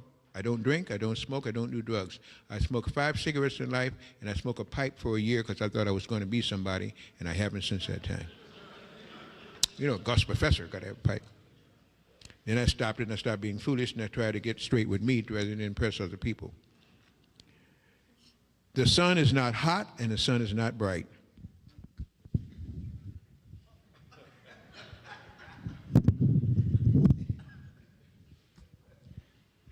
The sun is not hot, the sun is not bright. If the sun is so hot, why is it that when we're closest to the sun, we have winter, and when we're furthest away from the sun, we have summer? When we are at perihelion, which means the closest point to the sun, it's cold outside like now. When we have aphelion, which they call the furthest point away, it's warm outside. Now they get into a big jargon about the angle of declination or the declination of the Earth's surface based with the atmospheric discharge, and it's a double talk. Why is it when, supposedly if you believe everything else they say, when the astronauts and the cosmonauts went into outer space, they talked about the darkness of outer space. In fact, they had a thing I call it lost in space because they couldn't find your sun. They saw Alpha Centauri, Buchalon, all these other, Alcyon, all the other suns were brighter because they said ours is a third magnitude dwarf sun. Can't even find it when you get out there where it's supposed to be. And why do they talk about the coldness of outer space when you're getting close to the sun is so magnificent? Why is it that comets pass through the corona of the sun and they're not burned up? They got a satellite sitting out there now right by the sun. It's not burned up. These are ways they have played with your mind because you're sons of the sun, but you don't understand that that's literally. Why do you think the Japanese and the Chinese have been fighting each other for so long? Because they said they're sun people. They have 7 rays of consciousness, the land of the rising sun. Before Tojo came into being and Hirohito was there, they were going to go back to the priests of Osaka where they have their pyramids, to the suns, because they said that the people who are distasteful, these Chinese people, are trying to take away from our heritage. And the original Japanese people were the Ainus, which they tell you are white. They were not. Ainus came from the Ryukyu Island. They were black people who worshiped the sun and the 7 rays of consciousness, which you're supposed to have at this time, only they've taken 4 of them away from you. The sun is not hot. The sun is not bright. The sun is an energy governor. That's why they tell you it's nothing new under a sun. Any planet under a sun cannot govern itself until it can begin to be part of a sun itself, or the people get so illuminated that the planet begins to shine like a sun. Illumination cannot come with those who don't have souls, because your lumen orbit in you is that little bright light that is your sun, shined up here in the hypothalamus through your pineal gland. Can I make it any plainer? I don't think so. Our Earth asked for help. It was tired of the draconic snake, alligator people running it, and felt that it has suffered enough. And seemingly, the Creator, or whatever intelligent life form might be out there, said, you're right. So you're going to go forth, but the only mitochondria on you allowed to go forth will be those that adapt. Now, I just called you mitochondria. Don't you come hit me. Anybody know what a mitochondria is? The working part of your cell. Good as any. You are the working part of this cell, which you call a planet. And as you go, if you're cancerous, so will the cell become. If you're stable and not a free radical, the cell may be stabilized. The cell is trying to fight off its cancers, so it's called for the biggest X-ray machine, the biggest energy provider, and said, I need 2. I need 50, and you're going to get 50 suns if necessary before 2012 to make this planet what it must be. Cold, magnetic, spiritual energy, so that the Dracons, which don't like light and magnetism, cannot exist on the same planet with you. That's why you're on the surface and they're in the bowels, because they can't take the light. They can't handle the shine of truth. You can, but not when you're dumbed down, comatose, brainwashed, inoculated, vaccinated, and encrypted, any two of which makes you useless to a spiritual cell like our planet. Are you hearing me? The reason why men fight wars on this planet is said because the sun affects them. They become cathartic. They become sunstruck. Too much energy. They don't know what to do with it. And of course, every time that you see the sunspots, you know wars are going to start and things are going to go bad. Now let me reverse that and tell you the truth. Sunspots, solar prominences, solar flares come out when people down here start fighting, get all upset, and turn non-spiritual. It causes a flare to come out from the sun because the earth is asking for help, and that energy is what keeps the earth going, because there's another sun inside the earth, and we're part of sons of the sun. It is now asking for help because already people down here are acting up. That's what causes the sun to act up too, because you're not acting in harmony with your planet. Your chakra of the Creator, you've just misaligned, and your chakra planet cell must be corrected. How many heard me? How many understand what I just said? Come on. How many didn't understand what I just said?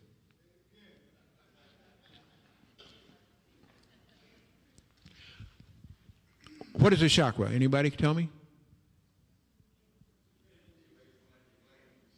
It's a what? Okay. Chakra is a wheel of life. It spins to the right in most cases. Centrifugal force versus centrifugal force, which is the left. Things that are bad on the planet spin to the left. Things that are right spin to the right. Top of your planet spins to the right. Bottom of your planet spinning to the left. It's out of balance. Equatorial, out of balance. The chakras are energy centers. We're seeing one energy center, which we call the sun, which is a complex of so many other chakras. It's a shame. But when that chakra center is generating energy, it sends that energy into the planet, which sends it into you. And this is why they used to teach you to go barefooted and bareheaded when you could in the grass, because now you're grounding out and pulling in energy at the same time. When the last master race was here, when I say master, I'm not talking about what Adolf Hitler said. By the way, it was not even his name, by the way. By the way, his name was Adolf Schicklgruber.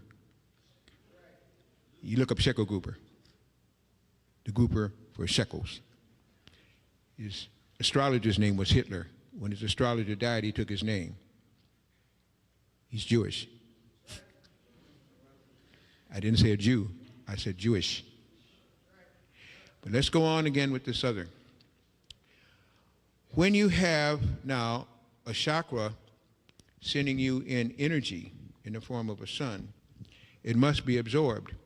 So when the planet needs help, it takes all that energy through its polar openings and through its cave entrances, absorbs it, sends it down to its soul, which is a cell governor, another luminous body deep inside the earth, not molten lava like they're teaching you.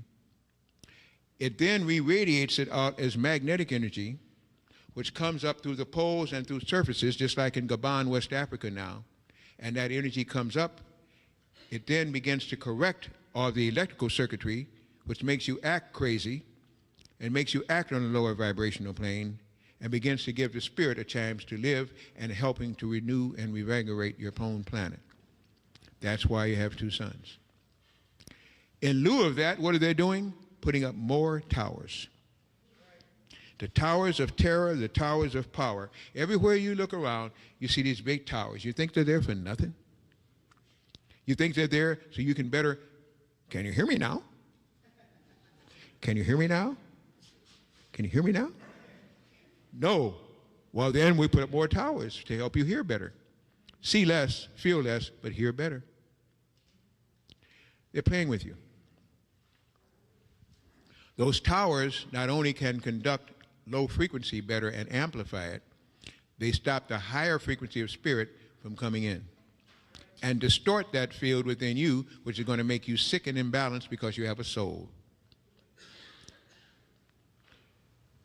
At this time, our planet, which has 7 heavens, the lowest one being Horeb, is in the middle of what they call the Star of David, or like they call Solomon's Seal. If you're into Masonics or you're into Moorism and understand the Calibactic teachings, then you understand what I just said. But let's just make it, so if you're not, we'll make it perfectly clear again, unlike Nixon. Your double helix is your pyramid upright and your pyramid down low, turn on any angle, it still forms a 6-sided pyramid. It is your so above, so below. And in the middle is that all-seeing eye. That is your cosmic heart. That is your chakra of light. So when you get a pyramid above, your heavens are divided from the top heaven 1 down to Horeb at the base. And right now, your planet is beginning to vibrate faster than its lower heavens. That is unheard of. When you can get a whole planet, which is a planned, it's been planned that way, to house various type of souls and even non-souls, and now it becomes it becomes faster in vibration than its lower heaven, which is where all the ones who first go off of here go to if they're low in vibration. Now you're going to see shadow people. You're going to walk down the street and see people you thought were dead, and you think you saw them, you're not sure. People will be talking about glimpses in the night, glimpses in their room, people that seem to be ghosts, something you see at the corner of your eye. Our planet's vibrations are going so that you're now coming in contact with the lower heavenly creatures, which are the lowest that the heavens can have. They're like the shrimp, the crayfish, the crawdads, all with an exoskeleton, because it's so low in vibration that now the heavens on this planet are lower in vibration than the wonderful planet that you live on. So people are going to see things, especially if you got a good active pineal gland. You'll sense them, you'll see them, but you're sensing the lowest ones because that's the one you first see, because you're now going higher than that. So death, therefore, has been ascended. Because you're ascending the plane of the lower heavens and going while still in the flesh to a higher heaven, and that's why they give you every vaccine, everything they can think of to hold you back, because you are the angels being reborn and you don't even know it. Did you hear me? How many heard me? Let me see your hands. Please put them down. How many didn't understand what I said again? Put them up. Well, good. You're now with me. The wars that they want you to fight now are only to stop you from ascending. They're giving young men and women at the cream of their life, 17 to 30, 34 shots before they can come back, and if they come back, you don't want them.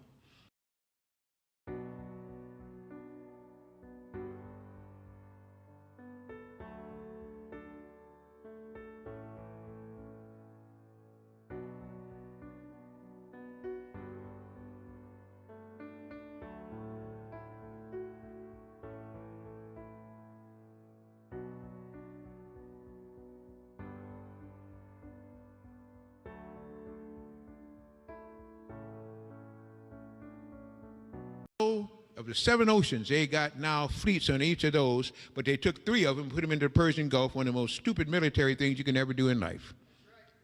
You think they're stupid? No. No.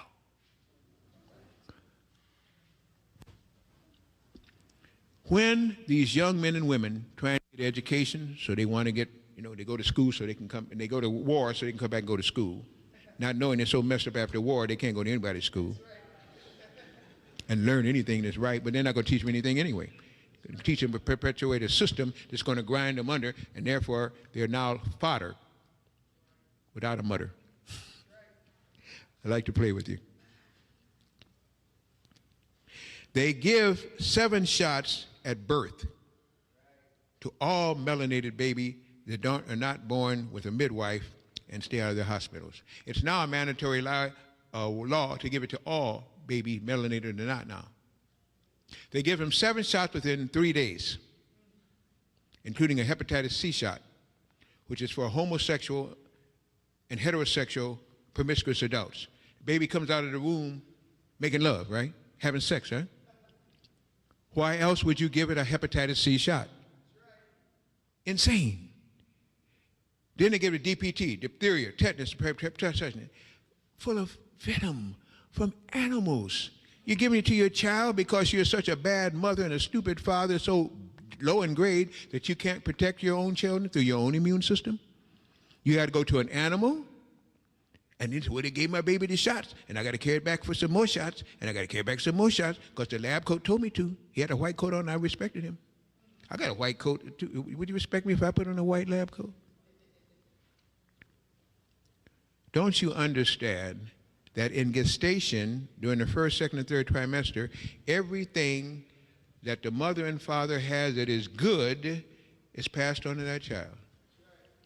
And nowadays, with the crystal children being born, they would differentiate and won't even take it if it's not good, send it back to the mother until the mother cleans up her act. And will tell the mother in the womb why they're doing it. That's why the woman goes through all kind of eating habits and stuff, because she's not in synchronicity with the fetuses within her. Get in harmony, and you direct the child directs you, and you both benefit.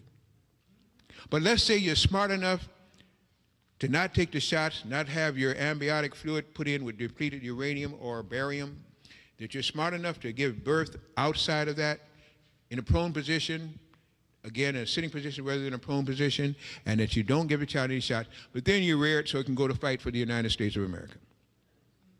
And defends you against what? That you're not already not defended against. Huh?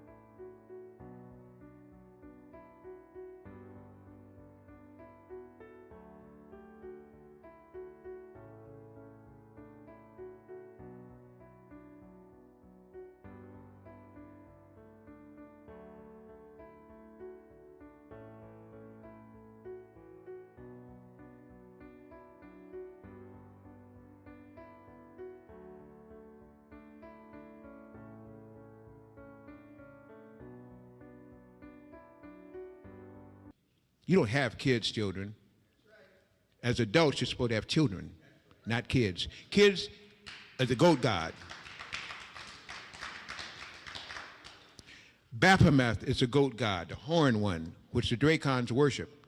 And the flying reptile one is the best one, the white albino flying reptile, Baphomet. He has kids because he's a hermaphrodite. She has kids. You have children. But you've made kids out of your children because you followed the goat god and say you believe in Jesus and all the rest of it. Whatever you believe in, you're not following any more than you go to church and not knowing what you're doing.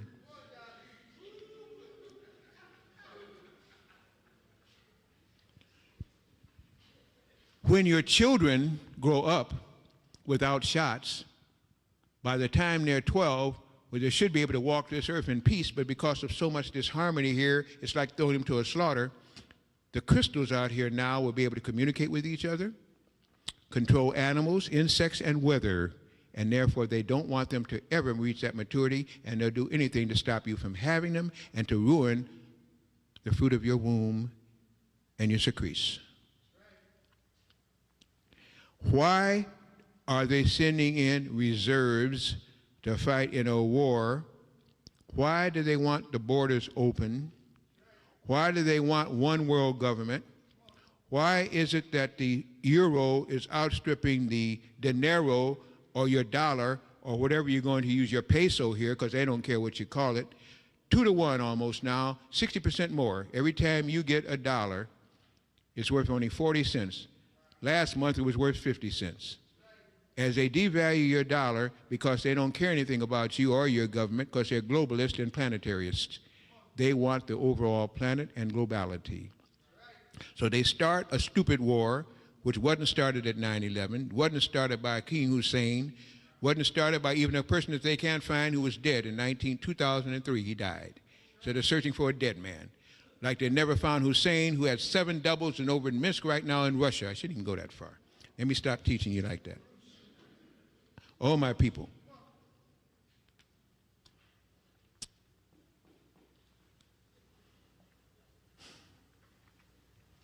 Try to collect myself. I was getting carried away. When they give these poor boys and girls who put on a uniform for all the wrong reasons to go fight people for all the wrong reasons. If they were going to Darfur, if they were going to Zaire, if they were going to the Congo, if they were going to places like that, I could see it. I still wouldn't see it because I think there's a better way, but I could see it. But the insanity of going to fight on the surface of where Mesopotamia 1 and Sumer are, spilling their blood on the soil when their consciousness could be opened up, time locks down there that could take you to a beginning on this planet that you hadn't seen in years. They're dying on the surface for Dracons, thinking they're fighting for their country. Their country is the planet Earth. No less, no more. Why would you bring in the Stennis, the Eisenhower, and this other relic of a aircraft carrier over there inside the Persian Gulf and anchor for 4.5 months 3 of your fleets? I am not smart enough to be a West Pointer. I did not study war. I did not study military tactics, but I read and I have a good memory. And I wouldn't send 3 of my fleets inside a Gulf and keep them there for 4. Just the fatigue of the men's staying there going to make something happen. And why would you take 3 aircraft carriers when the Tory missile that was sent by a Russian and given to the Saudis, who are Jewish,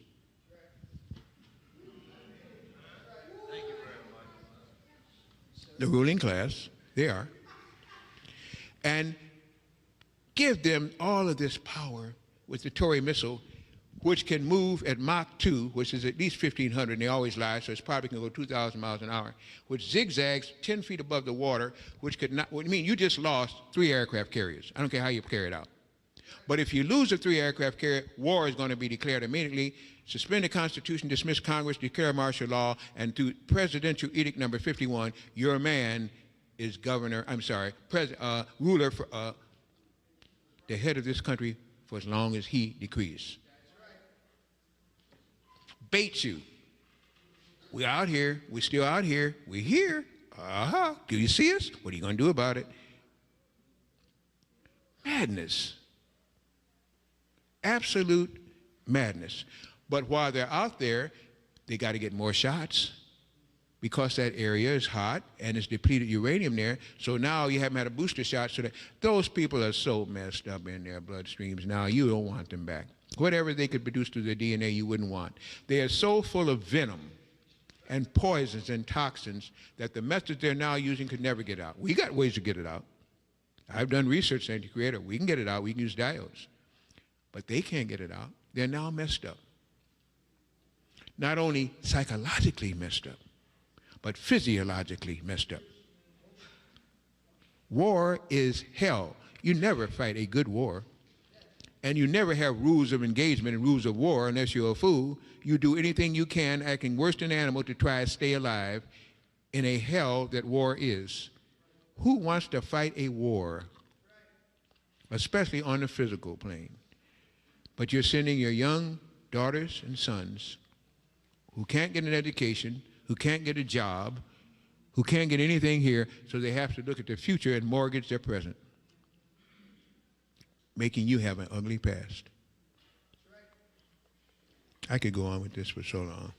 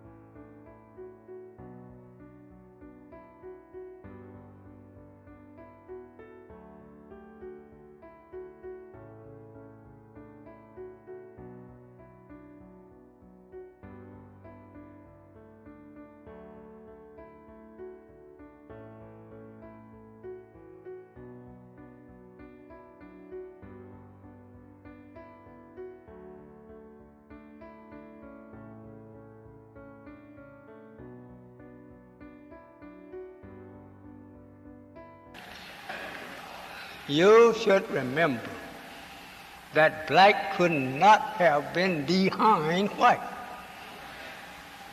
because it's just impossible to take white out of black. But you can take white out of black, but not black out of white.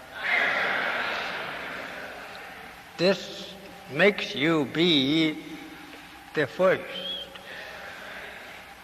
regardless to what people say. You are the first, because we can't make this our color from white.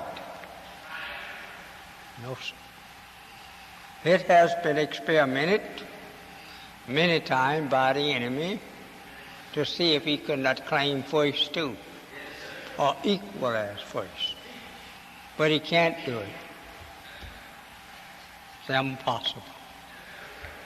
Now he's going up. Allah opened up the heavens, as the Holy Quran teaches you, to let him go up there and peep in,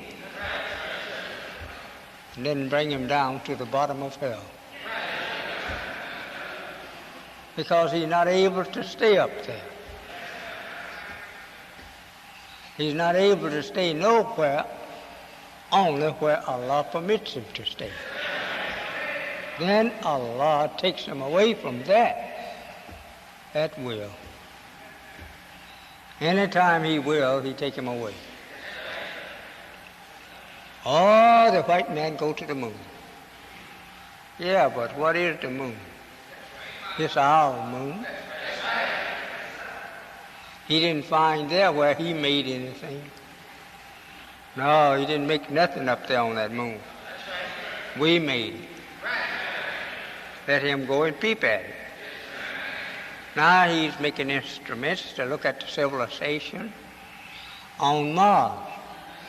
Well, when he sees what's on Mars, he won't see no mark of his.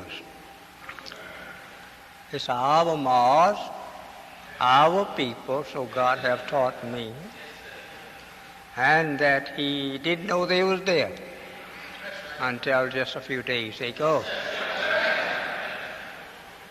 He used to look at Mars and just call it a star, and that's all. But our fathers made it with some type of intelligent beings like ourselves. They walk on 2 feet or hinds. They are not animals. They are intelligent people. The marks that we see on Mars is not from an ignorant, silly, uncivilized person.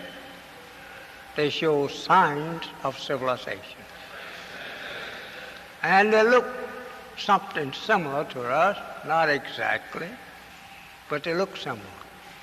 They walk on 2 feet, and they're not white folks.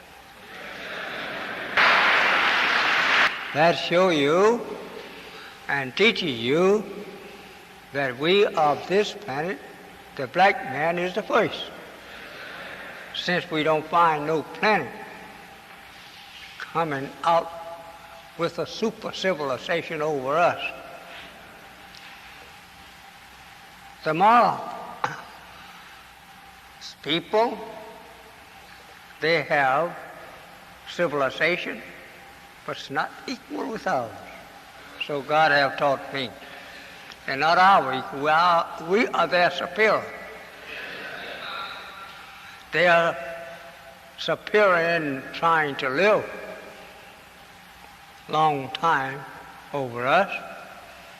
This is just because we got so much sense we're crazy. That's right. We know too much. And we always is experimenting to know more, learn more. These people, the nature teaches them to be satisfied with what they have been given by God, called nature. So they live, so God taught me, in the person of Master Farad Muhammad, 1,200 of our earth years, while we sit around here thinking we live in some time to get 50. That's right. We just live to get 50 years old. We think we have lived a long time. Exhausting the power of our thinking brains before ever that we get in the world good. Too fast. Having so much knowledge that we just exhaust our knowledge of seeking and testing that which we have arrived at higher knowledge before we learn the higher places of wisdom and understanding. We are exhausting ourselves, racing with each other. So, my beloved brothers and sisters,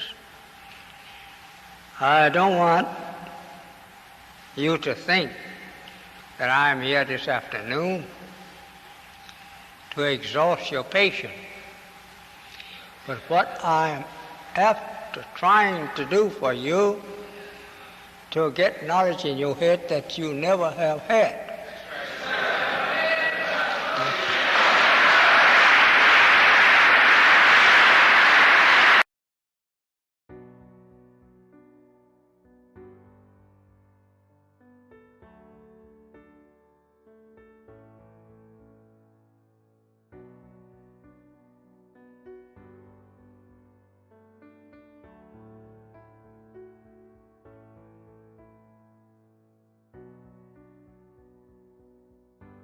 Most of us have been told that we come from Africa, that the black man's home is Africa, that in many cases 4004 BC marked the period of Adam and Eve's creation, and then the first man began to walk the earth. And if we're doing any kind of research, we say that the first man should have been black simply because if supposedly black people are the oldest people on the face of the earth, and 4004 BC marks the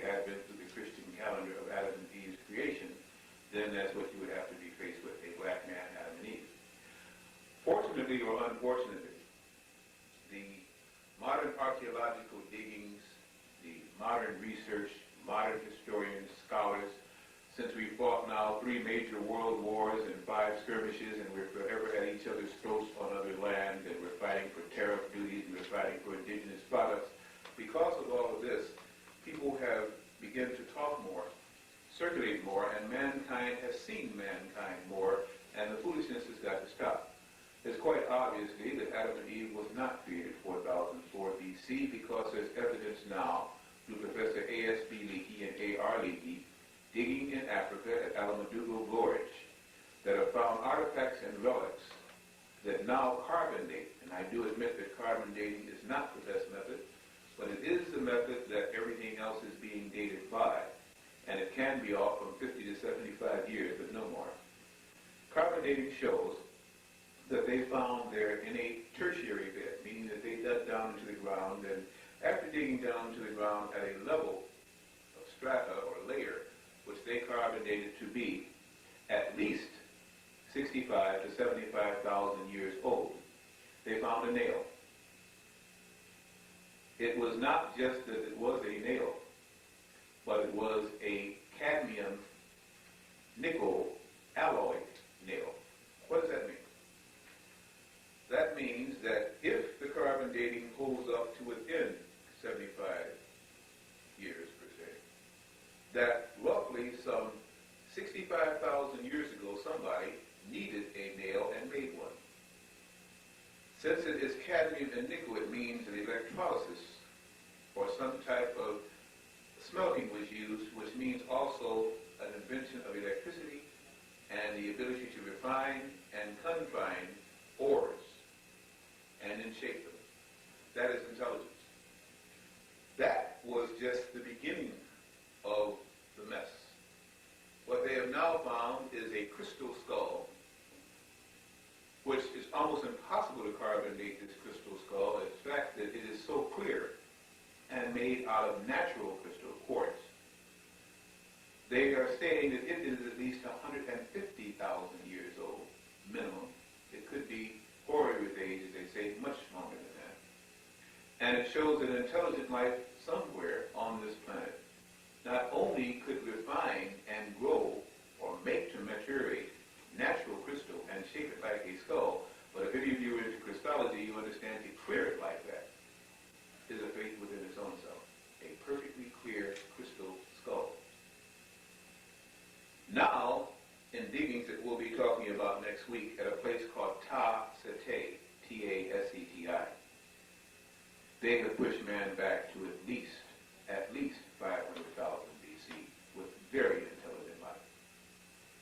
The things that they have found we'll be talking about, and I'm sure it will raise eyebrows or possibly send you on research trips. And let me state at the very beginning of this, hopefully this course will not only give you inspiration to do more and more studies, possibly corroboration with some of your present studies, but will definitely open the doors and your noses to more and more in-depth studies about the history of our planet, and definitely the history of what is called the people carrying melanin. Again, basic premise.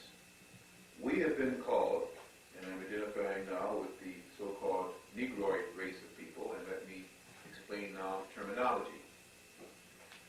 Anthropologically, they have classified mankind into 3 major groups. One, well, let me just ask you, maybe I don't have to use the board, maybe I should since I see some young ones present. Does anyone know what those major groups are? Could you help me? All right. Negroid, Caucasoid, and Mongoloid. Is there a need to put that one on the board? Yes. There's one yes, that makes it official.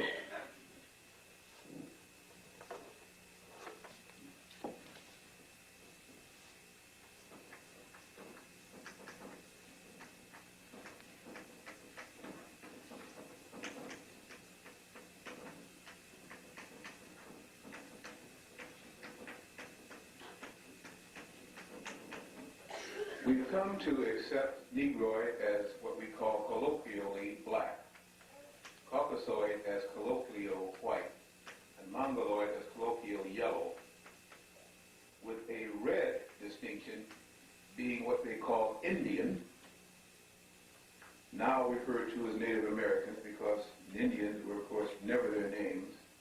And I lectured pictured at the American Indian Center, and hopefully when we get to that part, we can get a real Native American here. It's just awful that they don't even know who they are anymore. As we've all accepted nomenclature, as we've all accepted handles, we've all accepted names that have nothing to do with the truth of our past, simply branded, most mentally and sometimes physically, with names pulled out of a hat. That's just about how much logic that those names convey to the people entwined. Just as, for instance, we're going to take a trip to the Oriental Institute to find out about black history. Isn't that interesting? Going to the Oriental Institute to find out about black history. There are many Orientals to go to that museum and institute looking for themselves and leaving puzzled. Where was I? So the question becomes, why do they call it Oriental Institute? But we'll look at that. Negroid then gets into different terminologies. Negro, coloreds, blacks. And there are people who do not like the term black. There are people who do not like the term Negro. There are people who do not like the term coloreds. And now the term is Afro-Americans. And as Lou Palmer says, which many of you listen to again, Africa's in America. Octoroons, Nectaroons, Saracens. We have had all kinds of names for poor people who are in the main, the majority in populace on the earth, but just don't know who we are. For in here, I'm going to use a phrase, and I'm going to interchange it with the word black, which I have no problem with, just as I have no problem with white. And if there can be a white person, there must be a black person, and then we can colloquially say there's a red or a yellow person. I'd like to refer to those people who have a great deal of pigmentation, which means that they become very dark, all the way to those who have a little pigmentation, which means that they are light with some dark, as people carrying melanin, or melanin producers. Melanin is the substance which makes a person dark of skin. And the more the abundance of melanin through the tissues, intradermal and epidermal, that is how dark that person gets. The ability of the body to produce into the intradermal tissue and then later on secrete into the epidermal tissue the substance called melanin. Melanin comes from the pineal gland. The pineal gland, a little gland that sits in the hypothalamus beneath what is called mainly the pituitary. And as the body is able to secrete that, the skin is able to darken. Tanning and freckles are simply results of the body's ability to produce some melanin under sunlight exposure, but not enough to make the person that color continuously, and the person reverts back upon the absence of sunlight and the need to secrete melanin. The production of melanin has also been found to enhance brain capacity, meaning at the neuron networks and neuron centers, the brain can fire more rapidly and at higher vibratory rates with the presence of melanin. Tissues that scar and leave deep, what they call incrustations. And this is one of the banes of very dark-skinned people, because the scarring tissue leaves such a dark residue that it looks awful. But yet, the very presence of the substance that makes a person have deep scar tissue is what saves them from radiation poisoning and saves them from what we call deep neuroticism and psychoticisms because of the inability to take in radiation or sunlight and convert it. The whole process on this planet is photosynthesis, but that has not been taught in our schools. It is the ability of plants to take in light and produce a substance, which we call chlorophyll, and the ability of animals and humans to take in light and convert it in the substance that we call melanin. For anyone living in bands of radiation like we would find around the equator and to intense sunlight, it is a must to secrete melanin. And the more you're exposed to that type of sunlight, and hopefully do not become actinically or ultravioletly burned, you must secrete melanin. And thus comes many diseases that we talk about that are bane or malevolent to what we call Negroid people, and the tanning, which we're finding now is a blessing because of the pretty so-called brown color that comes about. As people have in their RNA, DNA chromosome structure, as they have mixed bloods, or the blood of the black man within their veins, they have sometimes freckles, and that's all a freckle is. Part of the skin trying to produce and trying, I should say, to utilize the melanin secretion, but not being capable of doing it entirely throughout the epidermal or the outer layer of skin, and therefore they freckle. And you'll notice the freckles deepen under what? Sunlight. It speaks for itself. We have just gotten so hung up and so mixed up, we don't look at the obvious. And you may not agree with the obvious. That is your pleasure. People carrying melanin are found in every continent on this planet the further you go back in the history of that continent. And let me repeat that slowly. There is no place on earth where people live that if you check the history of it and the migration patterns, how they got there, where they came from, that did not first produce a black man on that very spot. Now, that's a heck of a statement to make, and I'll hold it until you can correct me down the line or later on when we turn it over for questions and comments, even tonight.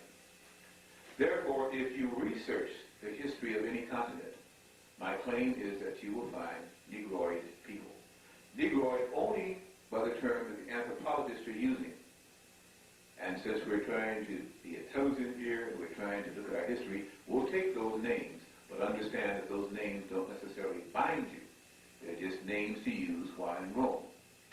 The whole idea is people carrying melanin in spite or despite or with respite of whatever you call it, have been found wherever you go back in those histories.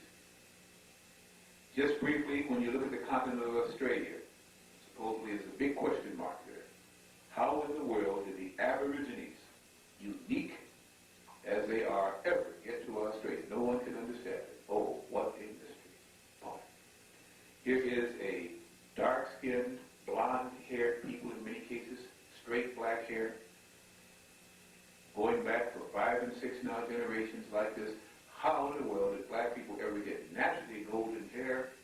And where did these wide-nostril, straight-haired people come from? It is not the question, where did these wide-nosed, big-lipped Negroid peoples come from? It was, who interrupted their lifestyle to impregnate them with blonde hair? That is your question, not the question, where did they come from? I go back to my basic tenet and premise, which is, again, any continent you go to, the original people that you will find there, if you go back far enough in their history, are dark-skinned people. In fact, the name for them is Negrito.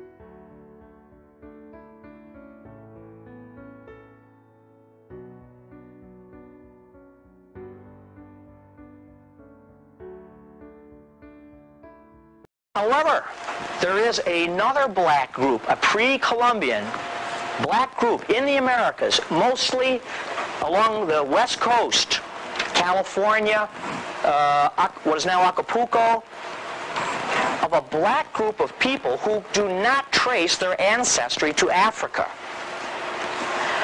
No one can understand where these people have come from. None of them survive anymore. They do not exist. They have been either bred out of existence or they were the victims of disease or whatever. However, with this new DNA testing, which is now, in other words, all the DNA of every group in the world is now fed into a computer. A computer then can make correspondences, comparisons between every other group.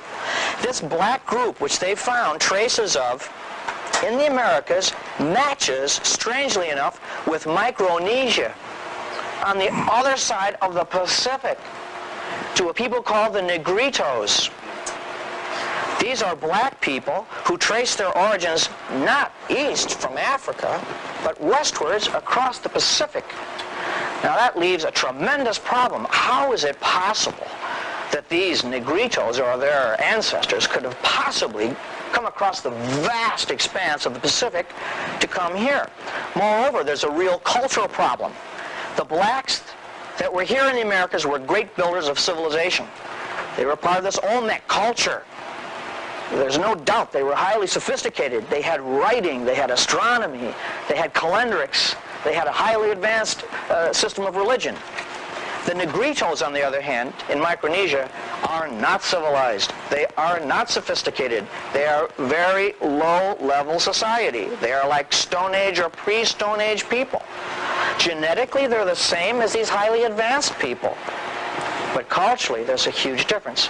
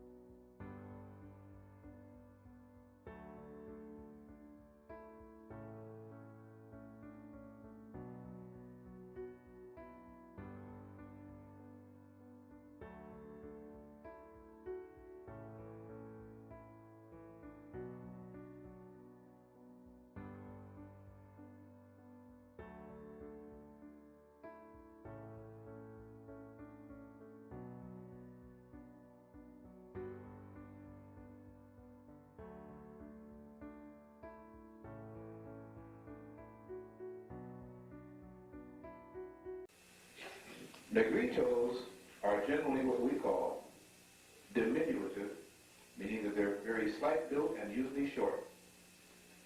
Slight of built. Long-headed, which they refer to as occipital lobed, means the back of the head is longer than the front of the head, and usually kind of a rounded forehead individual. Dark skinned. A negrito is short, thin, long-headed, and dark. Short, thin, long-headed, and dark. Short, thin, long-headed, and dark. These are called negritos. Anywhere you go back in history, on any land, that's what you're going to finally come up with as an ancestor of most people. I know that raises lots of questions. We're just beginning. We're just beginning. In Australia, you had convicts from Europe, especially what they called the Balkan states, and later on the area that they called Germany, which has had many names, Prussia, so on and so forth again. There were convicts who escaped a sinking galley on the high seas and rowed to Australia. And then later on, as the message got out, people who were mercenaries and the worst scum of Europe that came to Australia. The Australians were hybrid people, the worst lot of Europe, just as the first settlers in America that came from Europe were from Newgate and Marshalsea prisons and debtors' prisons and mercenaries and zealots and so on and so forth. The worst came out because the best stayed where their homes and factories and lands and money was. Okay? When these sailors and mercenaries came to Australia, Australia teemed with people. And they began to systematically annihilate those people that they found there, which were dark-skinned. Those were the native Australians. In fact, we'll get into shortly the real name for Australia. You will note, too, as I give tidbits to whet your appetite at our beginning classes, that all of the continents, topographically speaking, begin and end with the letter A. All of the continents begin and end with the letter A, and they say that there are 7. That is not true, but they've been telling you that there are 7. The only one that does not begin and end with the letter A is not a continent. And what continent is that? Europe is not a continent. If you look at it, it is at best an annexation or peninsula of Asia. Okay, that's all it is. All the rest of them begin and end with the letter A. And Europe is the most recently named. When we get into some later classes, I'll explain to you how Europe got its name, and you'll be amazed, or some of you may know and won't be amazed, but most of you will. And as I state, it's not even a continent. Those people on Australia, going back to the original thought, who killed off the native Australians, again, did so in a very unique method. The biggest thing that the Negroid person on this planet recently has suffered through is the lack of gunpowder and things to fight gunpowder. Okay? Gunpowder blows you up, missiles you, knives and spears only go so far. But they used a very unique weapon on Australia. It was not gunpowder because the people were so numerous that that wasn't even getting the job done. Australia has what they call outbacks, and it is so built into topography that the highlands are backcountry, and then they flow down to the ocean. It is a hilly climb, and then it drops out back, and then they have what we would call jungle forestry areas, a cross between the Everglades and a forest there. The waters start at the height and flow down toward their natural level, the sea, and what they did was to go to the height and poison the water holes. And as the water on the surface and even underground water began to trickle, the poison infested most of the water supply, and people dropped like flies. They died dead due to poisoning. Those that escaped the gunpowder and the poisoning fled upland and then outback. Many of the women, as is prone when men act in subcultures and men act in heinous fashions, they were raped, impregnated repeatedly, and those that escaped with their lives, most of the time they then killed them, bore the babies blonde-haired Aborigines come from. There were many, of course, who had black hair, and they bore straight-haired babies. But understand one other thing. Many of the so-called native Australians, or Negritos, already had straight black hair.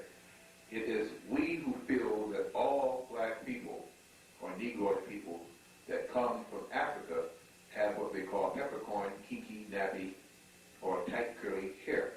That is not true. There was a whole strain or race of people on earth that was dark with very straight hair. This had nothing to do with miscegenation or rape. This is another misnomer, and something that we will find very interesting as we begin to look at what we call the Table of Nations. At this point, I'd like to jump to what is called speculative history, and we'll spend about 12 minutes with it, if you don't mind. Speculative history is just this. It is history that there is speculation about. Your guess is as good as mine. It supposedly cannot be proven, this history. Therefore, I separate it from the chronological and written history, whether it's accepted or not. And that is the thought of lost continents. The idea that there may have been on Earth places that once were on the surface that now, because of cataclysms and faults and quakes and possibly even an overturn of our planet, as many are beginning to believe, these lands disappeared and the people indigenous upon them also disappeared. I want to deal with the idea, first of all, that most of you have heard about Atlantis, the lost continent.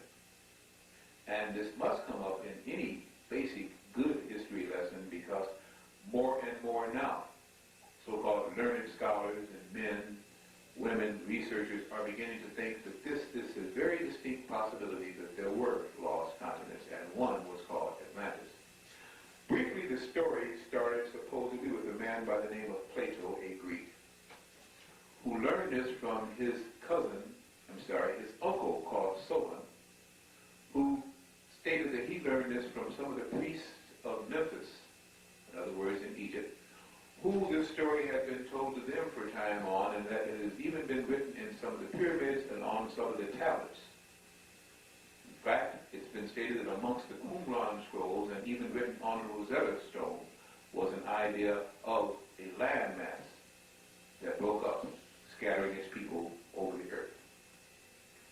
Russia, over the last 5 years, has done extensive research in both the Baltic and off the coast of the Mediterranean leading out to what they call the Atlantic Ocean, and they have claimed that below Greenland and leading for almost 4,000 miles there is residue on the ocean bottom that shows, indeed, that the configurations of a city or massive groups of cities or landmass fell from the waters of the ocean and down to the ocean bottoms there. They found colonnading, they found steps, and if you check most topographical maps that show all of the natural features of the earth, you'll find that they call it the Mid-Atlantic Ridge, that there is a big fjord, a big fissure, a big rift, a big bend, a big hole, long trench that is at the bottom, almost midway in the Atlantic, by which it seems the earth opened up and closed, and who knows what it closed upon.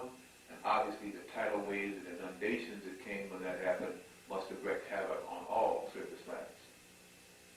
There are patterns, of course, by many saying that you can find fossil remains and flora, meaning animal and wildlife and plant life, that resemble off of our east coast much of the west coast of Africa.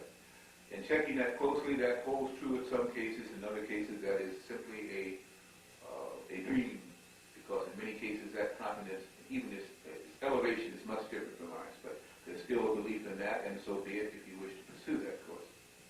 But along the ocean bottoms and on many of the Atlantic islands, there are things that do resemble tropical islands, more so than what we would call our normal east coast of the Americas. The Atlantis statement was that there were a people there. In fact, that there were 3 kinds of people there. A very short, red people, a very tall, white people, and a kind of a brown-skinned intermixture, which they stated was more animal than human. And these very tall white people had an advanced civilization, using crystals and magnets, and that they were able to fly in the air, that they were able to float on the waters, and even had submarines and used telepathic communication. Oh boy, it sounds like a utopia or some kind of advanced civilization from another planet. These are all the stories and legends of Atlantis. They even had beasts that we supposedly call now prehistoric beasts that lived in one part of the land. And that through the use of frequency modulations and crystals, they so got out of tune that nature rebelled upon them. And one of the abominations supposedly that happened on Atlantis was that they began to use genetic research, having this ability through magnetic frequencies to break what they call the basic chromosome pattern and go into any cell wall. They were able to infuse whatever they wanted to within the nucleus, and they made anything that they wanted to on all phylums, caring not for what was called the creator's plan or anything else. And that they made people, and they engrafted these people with animals, and they mated animals with plants, and they crossed anything that they chose, and these creatures began to survive after Atlantis went down, because the phenomena of which many of them they made were amphibious creatures, or what we would call now, I guess, creatures from the Black Lagoon, or fish people. The old stories of mermen and mermaids and sirens are based on the legends of Atlantis, once Atlantis sunk, and these were the creatures who had no land, but then were adrift on the seas to go on islands and outcroppings and things like this. This is the whole story of Atlantis. And that, in the latter days of Atlantis, it supposedly took a brief period of time, some 3.5 years, for Atlantis to go down once it began to break up, that many of his people fled, but most of his scientists who chose to stay with the land until the last were drowned. And that the people who spread from there went to Africa, partially to India, and partially rejoining a colony of people in what we would now call South America. That is definitely a brief overview, but those stories and what happened can be found in books by Ignatius Donnelly, in books by a church ward called The Lost Cities of Mu, and so on like this, what they call the church ward folios. Church ward. One of those is listed on your bibliographic or your book outline. It's called The Children of Mu. I think it's misspelled Mu there, but it's supposed to be Mu. The other concept, and I'll put this on the board when I finish as an overview, is that there was another, oh, by the way, Atlantis supposedly broke up, and the last parts of it broke up about 12,500 BC. And that it took some 3.5 years to do so, but that it was degenerating or breaking up over a longer period of time, because it having taken up most of the Atlantic Ocean at one time, when it broke up, it took up only a fractionized part. This is the story of Atlantis that took some 75,000 years to finally go down, breaking up over 3.5 years period of time. The other hypothesis, or the other speculation, is what is called the story of Mu. Mu is also known as Lemuria. And the epic of Lemuria is one that this landmass existed in the Pacific Ocean.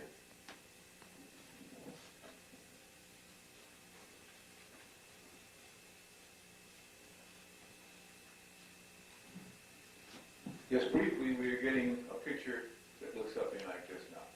We're going to put the United States here, since we're most understanding of that in the Gulf of California and Florida.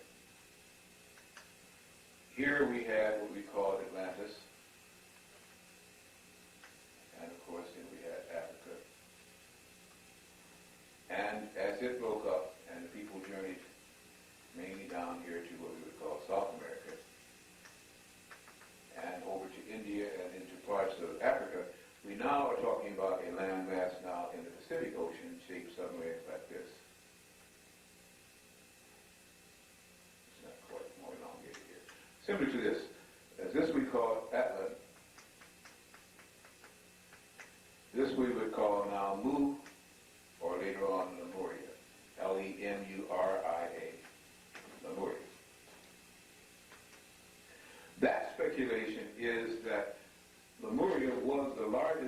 natural landmass the Earth ever had and took up almost, shall we say, 3/4 of the Earth.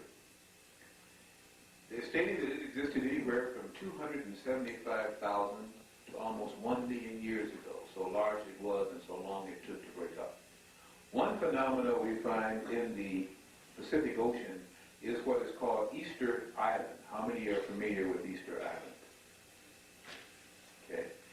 Then you know that that is where they have some 593 statues of ex-President Nixon. Now, why do I say that? Of course, I shouldn't say it like that because somebody's going to quote me now and say that that's where they have statues of Nixon. Let me not be too ludicrous. These statues look like a profile of Nixon if you ever see him sideways profile. At least it resembles him to me. These statues are said to be one of the curiosities and inexplicables of nature and of our planet simply because they are made, in many cases, from stones not indigenous, naturally found on that island.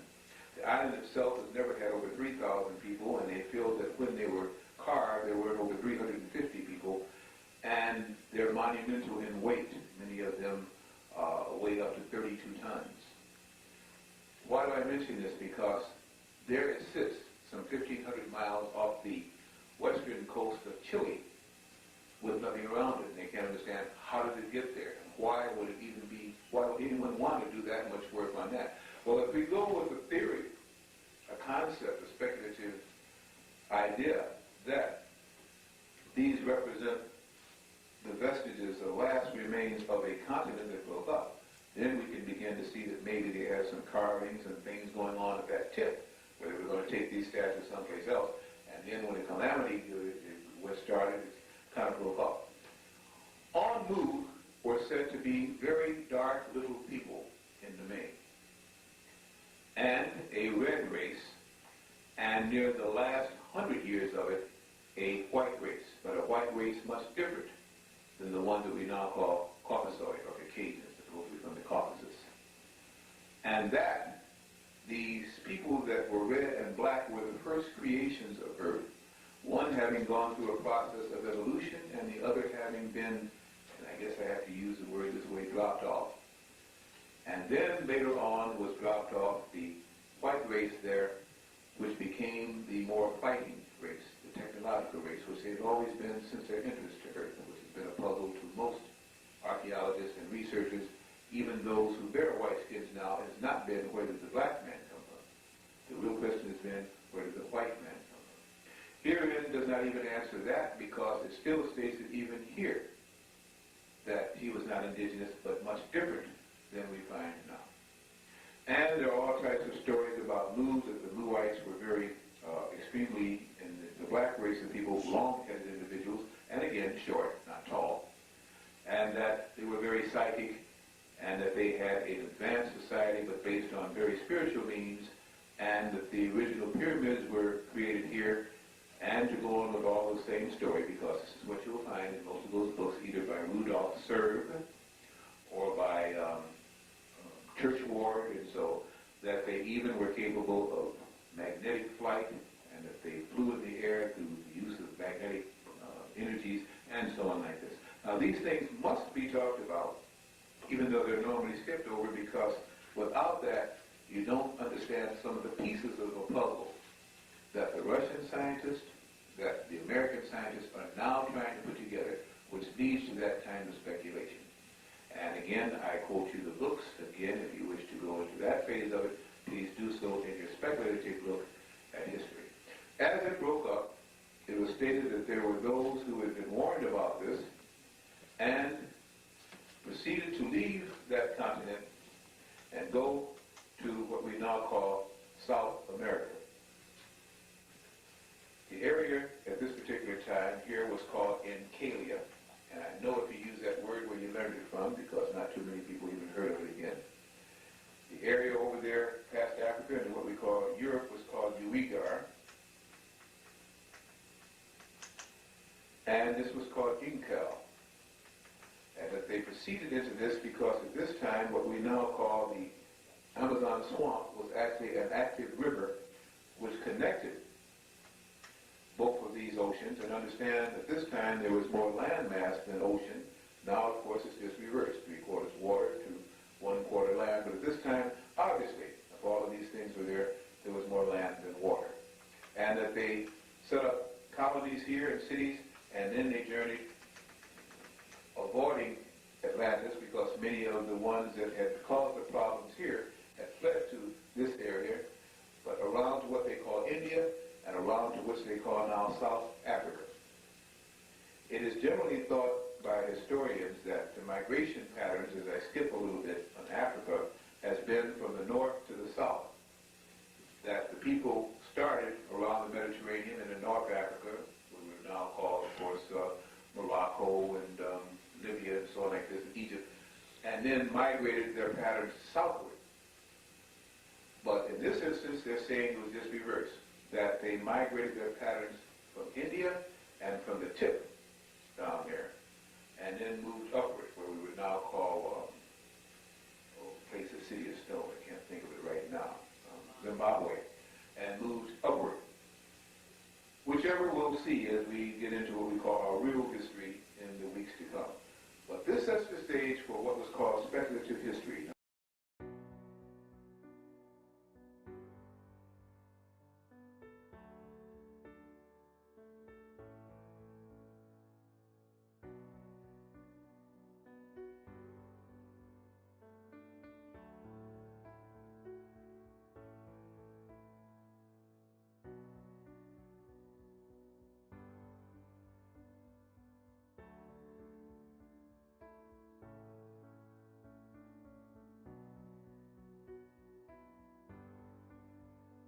That's interesting. With Apollo 13, when some of the first rock samples were brought back, however, there was a Gemini landing, which people seem to forgot about, which also supposedly scooped up some dust and rocks, which were on view at the Museum of Science and Industry and later on at the Smithsonian.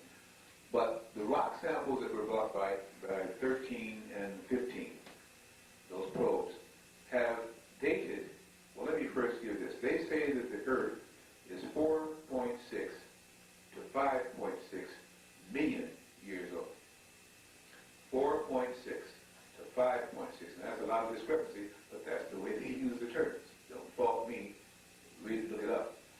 They found that these moon rock samples, now please hear the difference, were from 6.5 to 7.5 million years old. Okay? That meant that the moon rock samples carbon dated older than the Earth rock samples. So much for the hypothesis for some then that the moon came from the Earth and that's why the Pacific Ocean is there. They have stated with recent logistics on the Apollo series, whatever you think of it, that the moon rock samples were older than the Earth rock samples.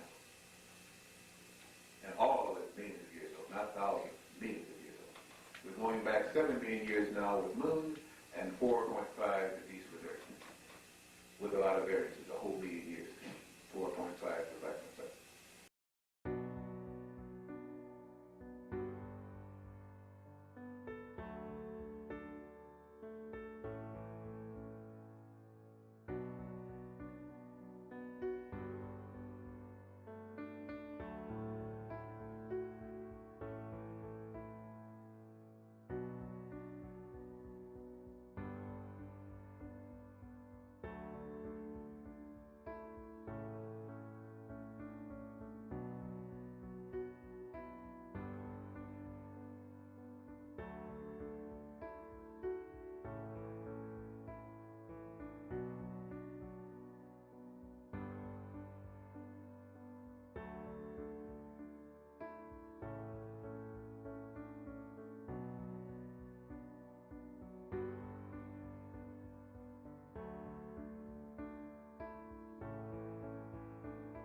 Stated that the original people of Earth, and in this case now we're going to talk about people carrying melanin, or in this instance, Negroid peoples. Now they're doing it a Negro now, Negroid people, anthropologically talking, that when they went to these lands where these black people lived, they had what they call a basic concept of how and that originally there were 9 Enneads. Enneads really is it's like a double consonant. I'm repeating it twice. Enneads means 9. Okay, so the 9 cosmic deities, or what we call the Enneads of creation, the original 9 cosmic deities. Now, this is long before any of the religions, whether you're talking about Buddhist or Hindustani or Hindu or Islam or Christianity or whatever. These were where they had these dark-skinned people carrying melanin. This was their concept about who they called their ancient ones and the little story that was interwoven around it. It runs something like this. I'll try to do it in 2 or 3 minutes. That the creator of everything was Ra. And that Ra gave up part of himself to make the sun, and all suns included areas that Ra shined upon, or shone on. Okay? Sun God creator. Creator of all, and where there were suns, he became the sun god. We refer to him as Ra, masculine polarity. But within Ra was the ability to use his different vibrational rates and make whatever he wanted to. And so he had in his heavens, in his galaxies, in his constellations and universes, in his overall dwelling, he had helpers, and he created, first of all, an antipolarity and polarity, simply meaning he created negative and positive, magnetic and electric, male and female. The masculine principle is said to be electric and positive, heat or sun oriented. Therefore, they become then like sons of the sun. And it is stated that he created in all places then air and gave it the name Shu, S-H-U, Shu. So the masculine polarity from Ra became the air god Shu. To balance this, and once there was air, there had to be something that air acted upon and with, and so it was said that water and moisture was created. And the name given to them for the feminine principle of moisture, magnetism, water, was Tefnut. Tefnut, T-F-N-U-T. Finding then that his strong masculine principle needed balancing, he created a series of female or magnetic polarities, goddesses, known again then the next one as Ma'at, and then Nanu, and then Nut, and then Hathor, and finally I. Tefnut represented water and moisture to balance it in the air. Ma'at then was to give order to this air moisture principle, which was fecundite, as they say, or was able then to produce lots of life. So it had to have some kind of way of controlling that life and giving it some semblance of order. So Ma'at, which meant again cosmic order, was created out of the confusions and configurations. Was produced Ma'at. And then was produced Nanu, to look over all things on the feminine and masculine polarity for these deities. She was then referred to as a superior mother to all things, where we get our term nun and mother superior. Okay. Then was produced what is called Nut, which represented the sky goddess. And when we go on our field trip, you'll see over there the drawings of Nut and Hathor hanging high on the wall. And the Abyssinian section and the ancient Egyptian section of the museum, showing this goddess, again, giving birth to the sun, the moon, to galaxies and so on like this overall sky goddess. Her name then was Nut, which represented the whole area called the sky. And then he needed balance for all these things to act upon, and so planets were made. And when this one was made, it was called Geb. And Ben was said to have been the god for Geb. In other words, Geb becomes earth, and Ben becomes the sky god, helping Ra to establish earth. And it was stated that the spark of life was given to earth in her midsection, which becomes the center of earth. This is where supposedly then life for the soul was given to a planet to house beings. I'm giving you again this ancient key for what is called the 9 original deities.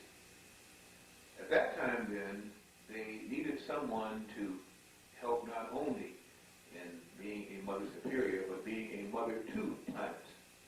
And a mother to planets having moons and satellites and so on like this. And so it was said that Hathor became the holy mother to all this, and she is referred to as a cow goddess because the milk of her breast gave nutrient life to all intelligent beings on planets, and especially here on Earth. Therefore, she's known as the holy cow. That's where you get your phrase, holy cow, from. Of course, if you're into White Sox baseball, I'm sorry, I guess it's color baseball now, well, you hear the holy cow phrase. That's what it means. Hathor was called the holy cow. And that's why the sacred cow even begins to, you find it in India, it gets reduced to a religion where the cow was considered sacred, all because of the idea that the mother was very fecundite, very fertile, very motherly woman was Hathor, the cow goddess. You always see her in ancient Mesopotamian, Egyptian history as two horns. You see these two horns and the sun in the middle when you see similar for the cow goddess, something like this. And the big sun in the middle. The symbol for Hathor. The horns of the cow was made for the horns of a dilemma, when we find it resting on the interpretation of Isis. Because between Hathor and Isis came I. I, again, was said to have been produced when Ra and Hathor cohabitated and brought again to the sky I. Stated then that I and my Father are one, but spelled again I-H-Y. I was said to have given Ra the need to balance the masculine polarity of the cosmos with a single cow goddess or a single person able to bring forth and maintain life. And so was produced I. So there you have, as crazy as the legend sounds, the original 9 deities of Earth. Again, according to the ancient ones, Ra, Shu, Geb, Tefnut, Ma'at, Nanu, Hathor, and I. Then there began to be what they call the latter 5 Earth goddesses, or what are called the gods of Earth only, having nothing to do with the cosmic order or superior mothers or close to the Creator, but people who were gods of Earth. And you had, of course, the first man god of Earth then said to be Osiris. And Osiris, again, mates with what the Greeks called Isis, but again, this is simply more of I that was changed by the Greeks to Isis, I, the daughter of Hathor. And they produced what was called Horus. And then they produced a second son known as Seth. And then the first murder of Earth was when Seth kills Horus. And this is relieved in some of your ancient Masoretic tablets and therefore becomes part of the Old Testament story. As that is based on what is called the Masoretic scribes. And then the story goes that once this was done, he tries to hide his deed as the first murder on this planet took place and cuts Horus's body into 14 parts. And each part that he flung to the winds and asked the wind goddesses to obey him and to hide this deed, but the water goddesses would not accept, and it stated that he finally threw his penis into the Nile, and this is what made it fertile. And this is the story then that Isis then bathes in the Nile, becomes pregnant, and produces the first man, less than God, what they now call human man on Earth, animal man on Earth. And they had then a whole god for the animal plane, a bunch of gods for the other thing. And then it's produced on the feminine side, Nephthys. Now, whether or not the story is cohesive, and so this is the story of what is called the 9 original Enneads. And many of these terms we still find obviously in our religion. They did not start with the religion even I find them in. They were the ancient beliefs in what is called the Enneads of cosmic creation and the gods and goddesses of Earth.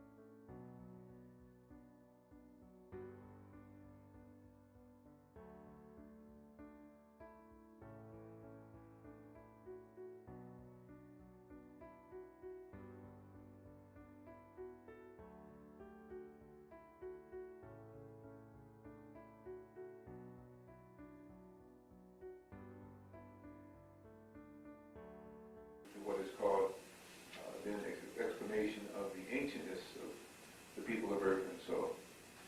We deal with what is called the Table of Nations. The Table of Nations. The Table of Nations that appears in the Bible and has appeared outside the Bible in some parchment scrolls talks of a story of a person by the name, I'm going to put this on the board. Does anyone still need this kind of a diagrammatic little sketches? Anybody still need this? Let me erase it.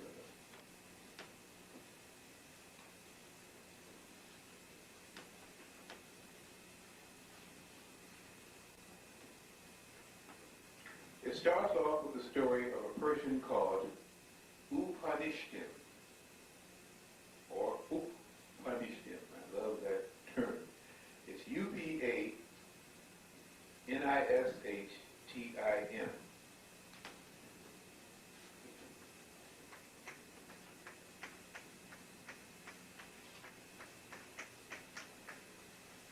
Upanishtim. Noah to you. Story of Noah. But in the original books, much like the legend of Gilgamesh and so on like this person is referred to as Upanishtim. Pre-flood story that has been around in many lands for a very long time. The story that there have been floods on earth that have annihilated and taken away many people at one time. Most of you, is there anyone not familiar with the Noah story? Anyone not familiar with the Noah story? And I won't bore you with repetition, but I'll simply state that once he saw the dove, and the dove went away 3 times, he figured there was land, and he landed, some say now on Mount Ararat, but wherever, and disembarking, Noah, the woman that was with Noah, and Noah's 3 sons. Many now say that Noah's 3 sons had wives with them, but I didn't find that written. I found it would say that he disembarked with his sons, and he was with a woman.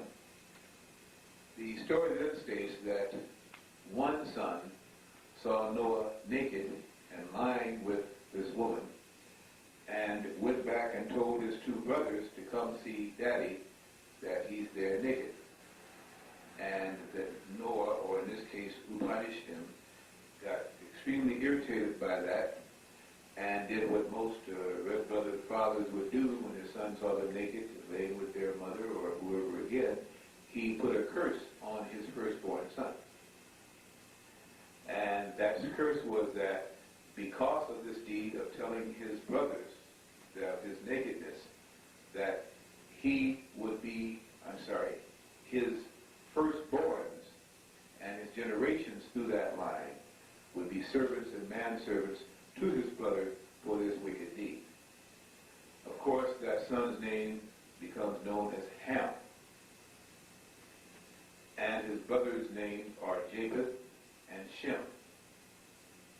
And so it was said that there was a curse put upon Ham, the son of Noah, that he would be then also made black and serve through his generations his brothers for the terrible deed of seeing his father naked, lying with his mother. I always have interesting times with that, simply because I ask again, if Noah had but one wife and one woman, or if this woman was a mother to Shem and Japheth and Ham, how did one turn out to be the black race? How did one turn out to be the red race? How did one turn out to be, or a yellow race, and one turn out to be the white race through one woman, through one man after the flood? Obviously, if there's more story to it, then obviously there's more story that should be told, which gets into a lot of other things that possibly existed on earth. But if we take it at verbatim first value, we have lots of problems. And there are many ministers who actually go about teaching that it is the black man's role, the Negroid's role, to be servants because of the curse of Ham through son and through Noah. Whichever that is, that story. Based on that, then, are the generations that came to earth from Ham, Shem, and Japheth, making up what is referred to as the Table of Nations. And this will be our final point tonight.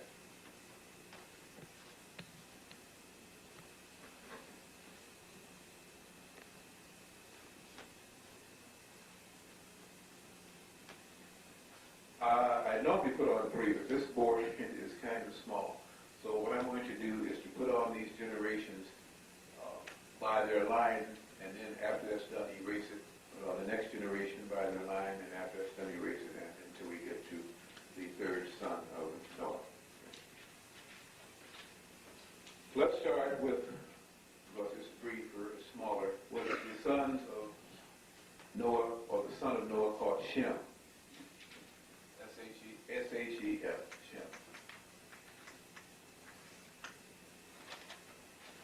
Says that Shem gave birth to Lud, that Shem gave birth to Arphaxad,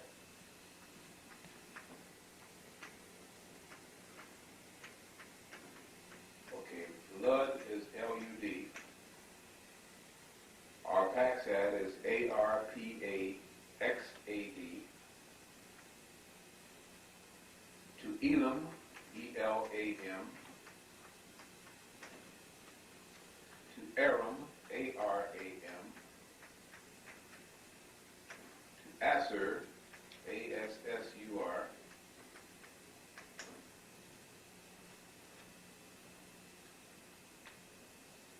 and that these then were the lines of what would be called the younger people of earth, or in this case, one of the lines of the people that we would call Mongolian, and those that crossed that area. Lud produced what was called the Lydians, the Croesus people. Arphaxad produced what is called the Chaldeans, or Chaldeans. Elam, the Elamites.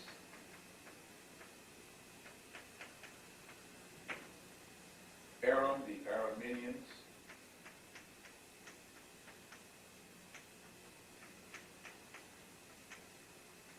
Asser, the Assyrians.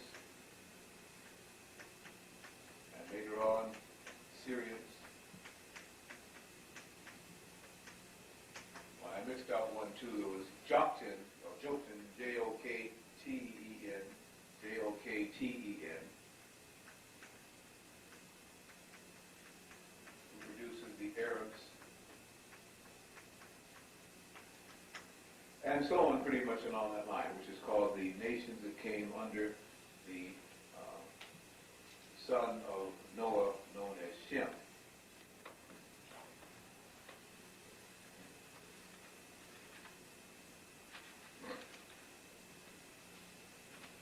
All right, I'll give a minute or so for those who are writing this down again. Elam, or Elamites, the Chaldeans is C-H-A-L-D-E-A-N-S. Armenians is A-R-A-M-E-N-I-A-N-S. Assyrian, A-S-S-Y-R-I-A-N-S. Syrians, S-Y-R-I-A-N-S. And of course, Joktan, J-O-K-T-E-N for the Arabs, A-R-A-B-S. These are then the minions, the lineage is the ancestors, the begots of Shem.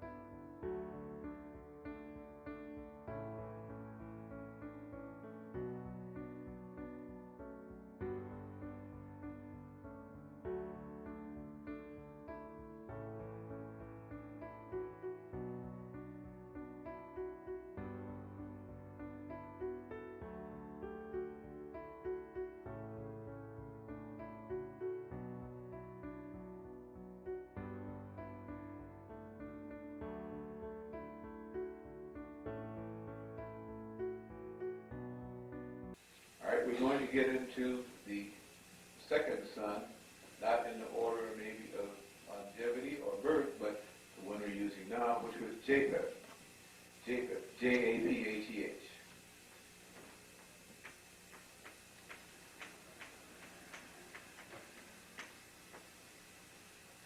Japheth. Japheth had many offsprings, represents the Caucasoid or Caucasian race or white race.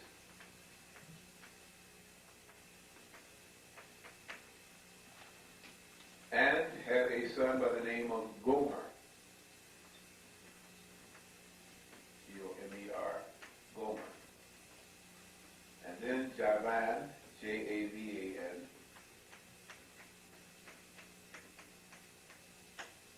And then Mahdi, M-A-D-I. And then Magog, M-A-G-O-G. And then Tyrus, T-I-R-A-S. Now sometimes it's spelled T-Y, but I think the original had T-I-R-A-S for something that has been interpreted to be. And then Mechich, M-E-E-C-E-C-H.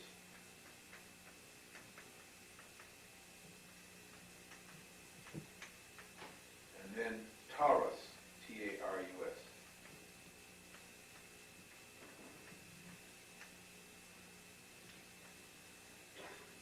Now, Gomer produces a strain of three known as Raphath, R-A-P-A-T-H. Ashkenaz, A-S-K-A-N-E-Z.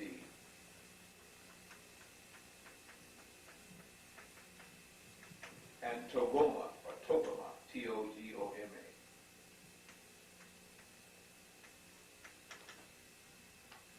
Javan produces the people known as Ionians.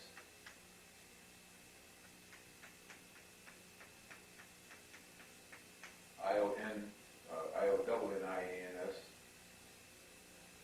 Mahdi produces the Medes. M-E-A-D-E-S.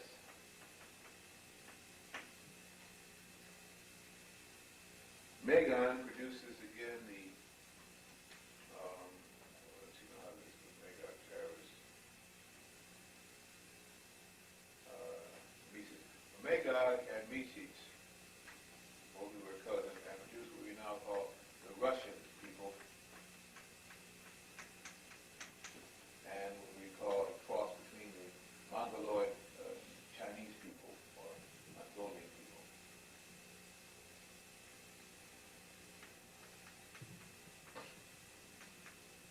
Tyrus produces the Etruscans.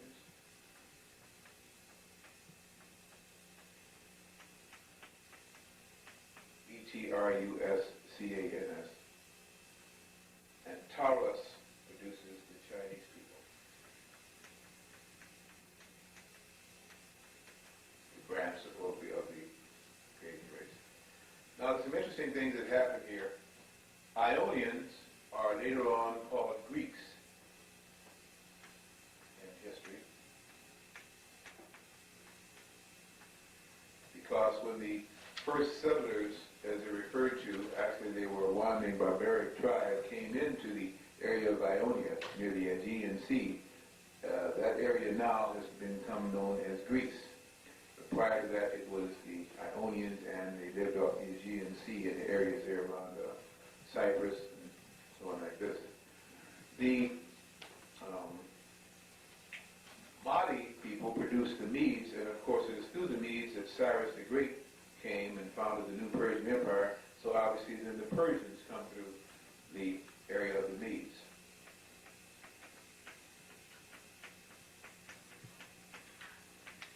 The Etruscans become the Italians, or Italy, again through this wandering barbaric tribe that plays havoc with them and produces a new people through them. The original Etruscans go, and the Italians are on the line. And then we have a very interesting bit of history here that has all kind of meaning and really is a place for a lot of research, because it starts and probably starts more questions than it answers.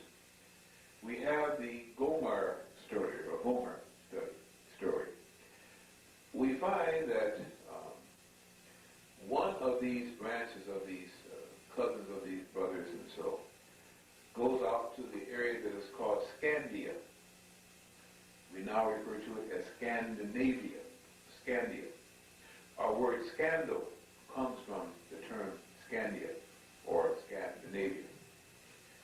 There, these people are said to have wandered so far away from their natural cousins and brothers that they begin to mate with animals and become lost. And that from that there is a disease that they developed that was called the Tassak disease, or sometimes referred to as the other brother who went from Gomer, the Ashkenazi disease. Tassak or Ashkenazi disease.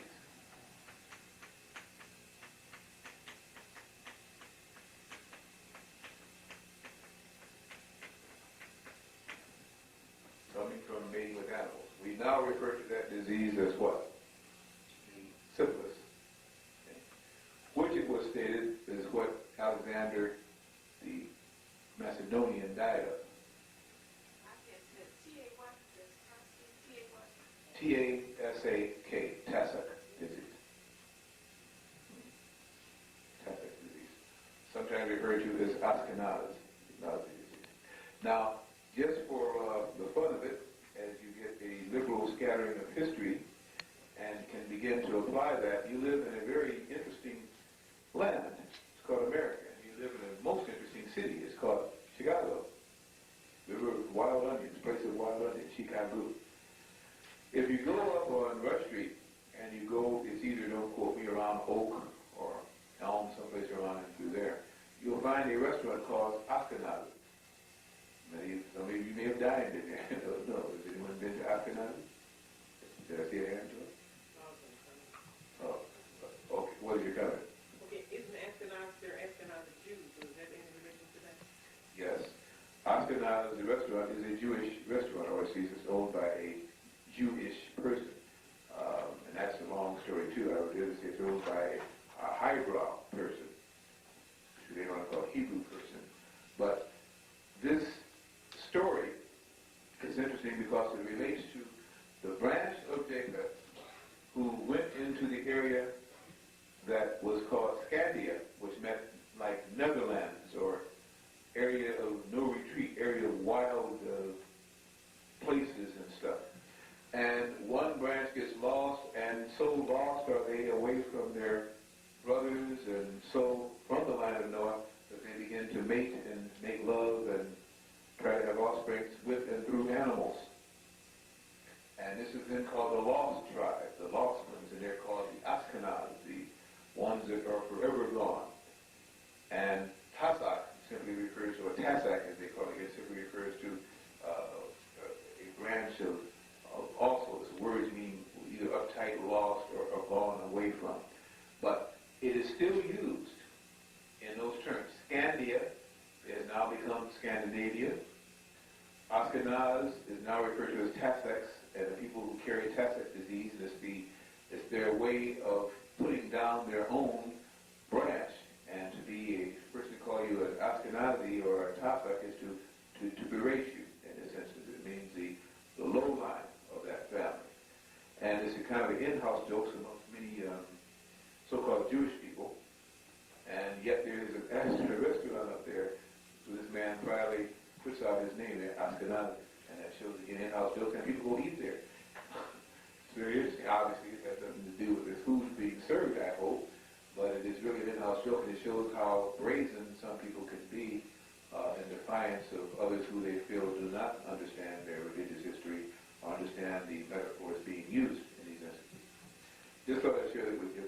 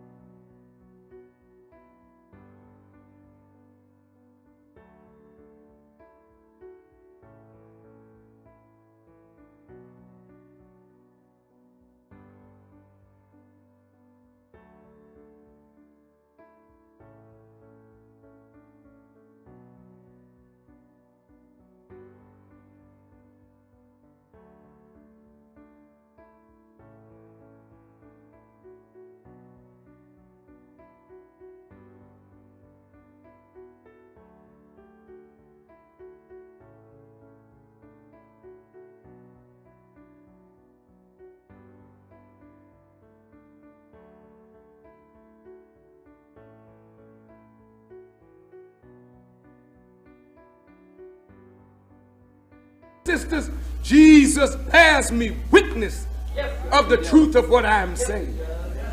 He gives you a parable in the New Testament of the wicked husbandman. I'm sure you know it. That the earth or the vineyard was let out into the hands of some wicked husbandman. A husband, men, a husband is one who is entrusted with the property that does not belong to him. But he's entrusted with the care of it. To take care of something means to deal with it in accord with the nature of it, that it may be preserved and protected and nurtured and fostered in its growth in accord with its nature. When a man becomes the husband of a woman, that is a serious charge. When you're a caretaker of a vineyard and the fruit are coming up beautifully, you're a good husband. Jesus was talking to the Jews, and he said the vineyard is the world. It was let out in the hands of wicked rulers. See, it bears witness to the Quran. I'm going to place in the earth a ruler who's going to create mischief. He's not going to be a good husband. He's going to be a wicked husbandman. You got the message? And every once in a while, the owner of the vineyard would send someone in the vineyard to check on the fruit. And the husbandman would beat some, kill some. Then the heir to the vineyard, he comes in to check on the fruit, and they they just slay him. So Jesus asked the Jews, what will the Lord and owner of the vineyard do when he comes? And the Jews answered Jesus, saying, he will utterly slay them. Now, if the Jew has been chosen to serve and has not brought up one righteous fruit to God out of the Gentile nations, because he hid the testimony. So Jesus said, what man having a light would hide it under a bushel basket? He's talking to the Jew, man. You got the light. Why the hell don't you let your light so shine before men that they may see your good works and glorify your Father which art in heaven? But you have hidden your light. And the people are blind and stumbling over themselves because you conceal the testimony. So the Gentile nations have been made devils. Who are the great scholars? It's the Jews. Who are the great writers in the fields of psychology, philosophy, geography, political science, medicine? It's the Jews. Who are the cultural giants? The Jews. Who runs the movie industry? Who runs the publishing house? Who controls the newspaper? The Jews. Who controls the distribution and the manufacturing? Yeah. Who controls the banking? Who controls the Federal Reserve? Who controls and manipulates the government? Yes, sir. And are the people right or are the people wrong? Are you right? Are you living right? Are under their rule, or are you devils? You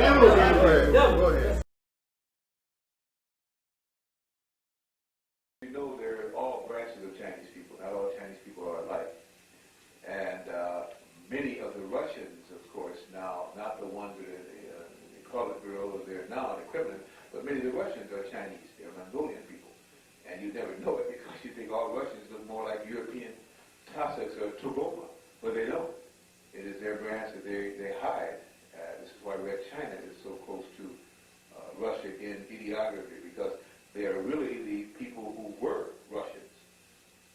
And most of these Russians now are European Russians who have made it with European stock later on through the Greeks and so on like that to produce this. But the original Russians, if they were more Chinese or so looking, are the ones that now are the ones that really is nothing but European stock. That's how they really are.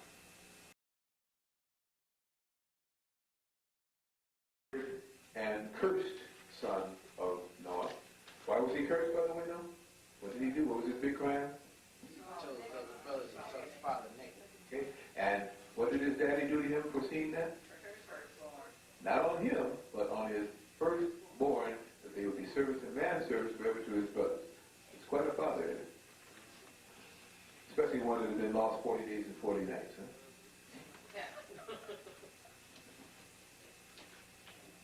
I guess I shouldn't laugh. All right. In the story here, and we're dealing with our table of nations on how people got here according to the Holy Testament and what many biblical historians are basing this whole thing on. We look at Ham, the cursed son of Noah. Now, understand this. Some even say turned black because of the curse. And I've heard many a southern and racist minister use that term. Maybe you have. I'm not admitting this. Use that term. This was a curse of Ham. And his curse was to not only be manservant, but to turn him black.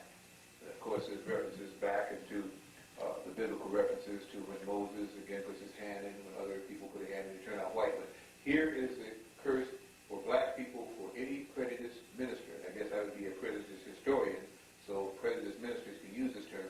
This is how Ham becomes, and the descendants of Ham become needed to be servants because of this curse of Upanishad. All right, one of the first descendants of Ham then is Mizraim. M-I-Z-R-A-M, Mizraim. And it is stated that at one time that area that predated or antedated, it came after Nubia, was called Egypt. And at one time that was a land that Mizraim wandered to, so it stated that it was Mizraim's land. So Egypt at one time was called Mizraim. You hear that sometimes double used when the ancient name is quoted for Egypt. Mizraim had a mating as he was Christ. Now, there's another thing too. There is more, and I'm just going to go through a few.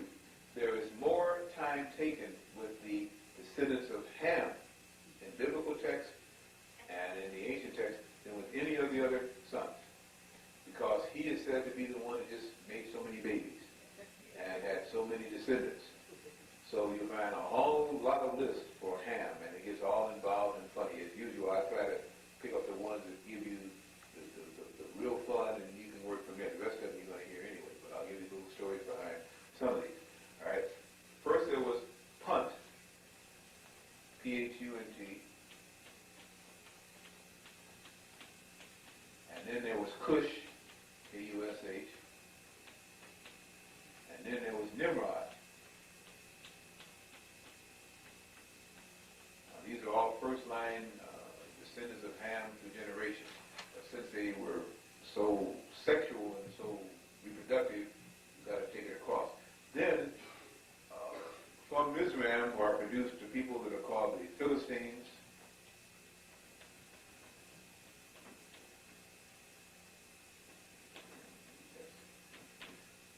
The Cretites, people of Crete, and of course later on that becomes the Aegean area where the Greeks supposedly originated. The Ionians, which meant that the ancient Ionians and descendants of ancestors of the Etruscans were black, according to this. The Minoans, the Chatkos,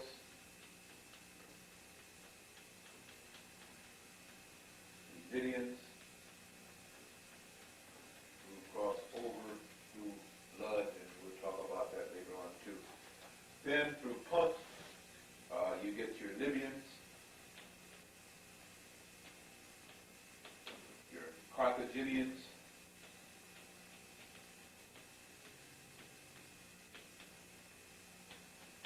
your Canaanites,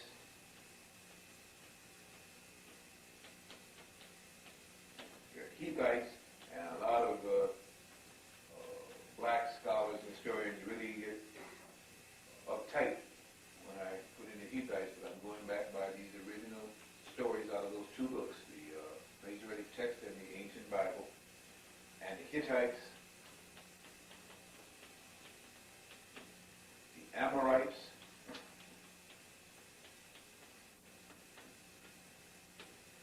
of course, from the Amorite line where you got Hammurabi and his laws that were given to rule these people, and even the Hyksos.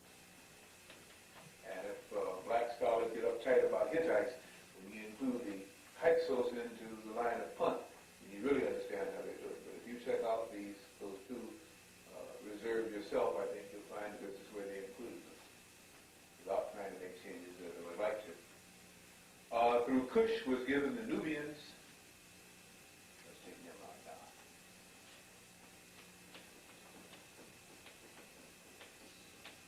The Ethiopians and the Cushites. And there were a few more of the branches that I don't have here.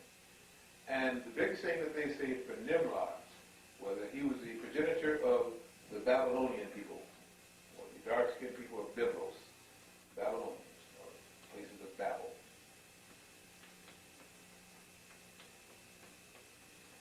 And just to share that too, many of you watched the Olympics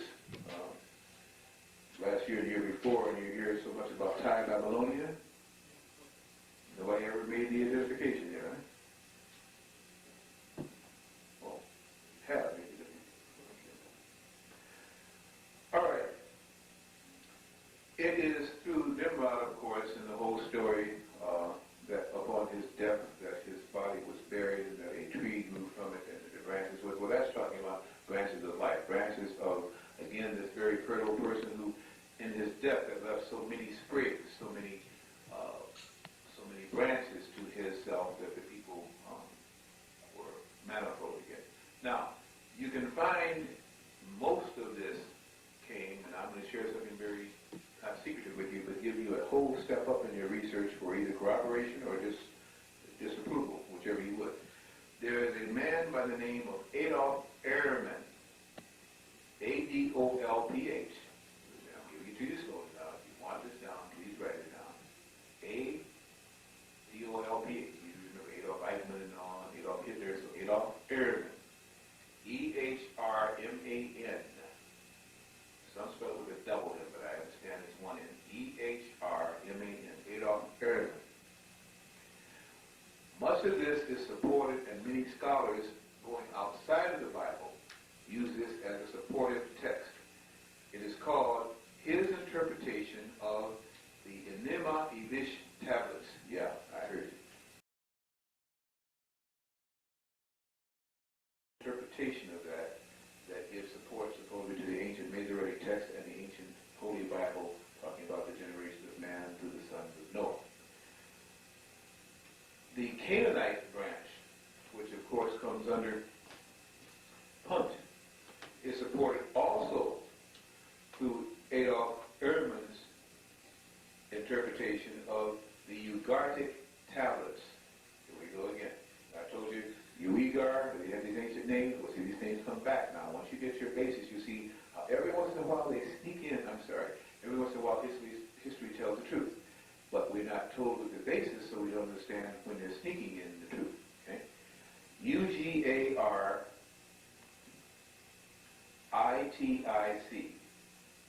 The Ugaritic tablets. The Ugaritic tablets. So you have two things outside of the Bible and outside of the Masoretic text of the Hebrew people. The interpretations of these by Adolf Ehrman support a text called the Enigma Elish tablets and the Ugaritic tablets. Now, those are tablets that they found in the areas of caves near seas, near the Aegean Sea, that they find in the mouth of the caves near the Mediterranean, that they take out and interpret and say that based on these caves, based on these tablets, these carvings and these hieroglyphs in this is what we feel. And so these are the two areas, the books that this man wrote, all these archaeological finds to support supposedly these tables of nations. Other than that, their only support comes from the books that produce them, and that is the Bible and the Masoretic text. The only non-biblical references and non-Masoretic references is through these books and works by Adolf Erdmann that I know of. Now, if you find another one, please come share it with me because research must go on.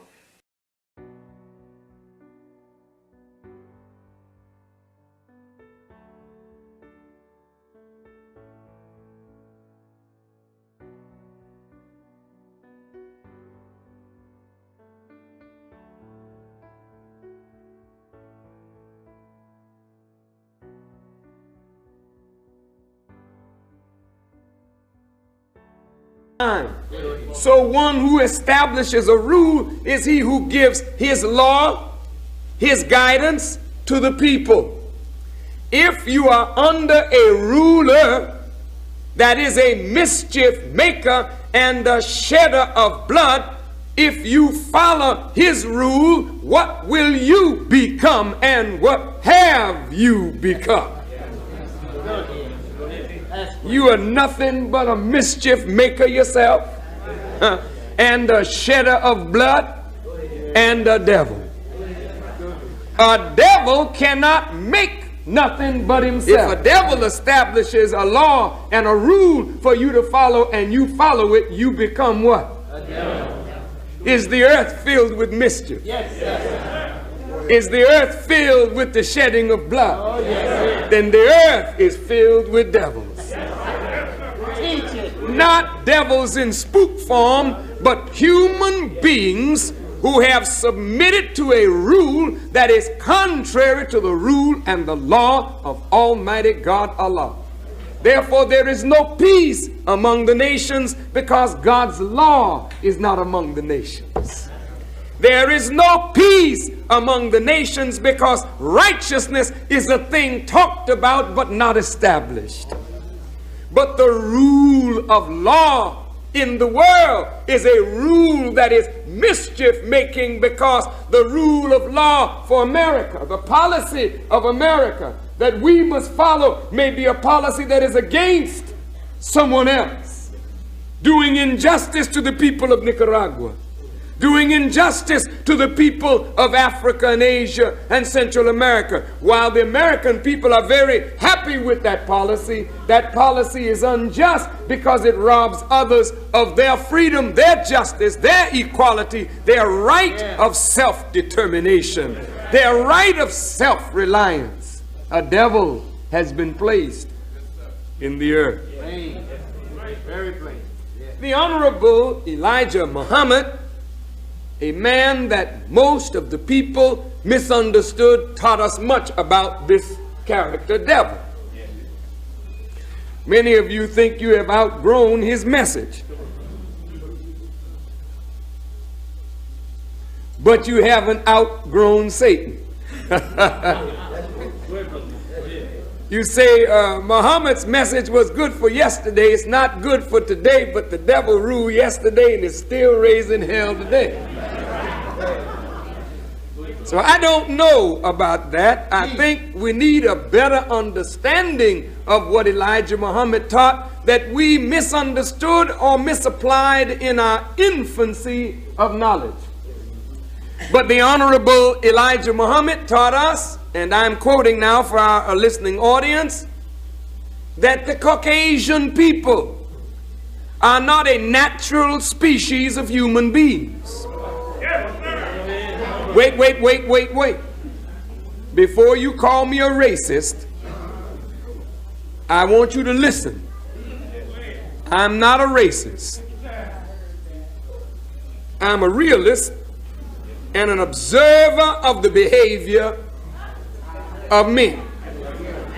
This Quran says that Allah made us into tribes and families that we may know one another and not despise one another. It is not a matter of hate, but it is a matter that if we do not know white people, We cannot deal effectively with them. Yes, there are common things that are common to all human beings, but there are things in the Caucasian people that they themselves need to understand that has made them the #1 hell raiser on the earth. And this is not a hater saying this. This is your own history written in the blood of the nations of the earth that speaks out against you.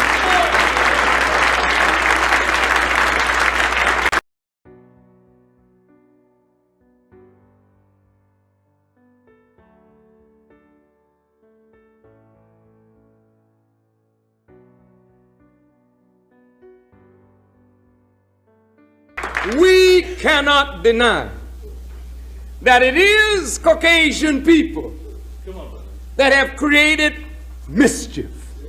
Mischief among the Indians. Putting tribe against tribe. Brother against brother. Is that right? Making a treaty, breaking it, lying and covering up, using deceit and treachery to take a country from the Indians. You cannot deny, Mr. Stone, though you said the Arabs sold us, you, like you helped to distribute Mr. Johnson's products, and you are the distributor of the records. Let us set the record straight. Jews were the distributors of blacks. For many Jews owned the ships that brought our fathers into slavery. Yes, sir. And if you doubt me, Mr. Stone, go and read your Encyclopedia Judaica. That is a Jewish encyclopedia, not written by Louis Farrakhan, but written by your own people, that talks about your people's involvement in the slave trade. We have had African tribalism and tribal differences and wars among blacks before whites were on the scene. We've had rebellion among blacks before the white man was ever a thought in the mind of his father. We can't put it all on them, but it seems as though they are the focus of evil in the world. To borrow a phrase from Mr. Reagan.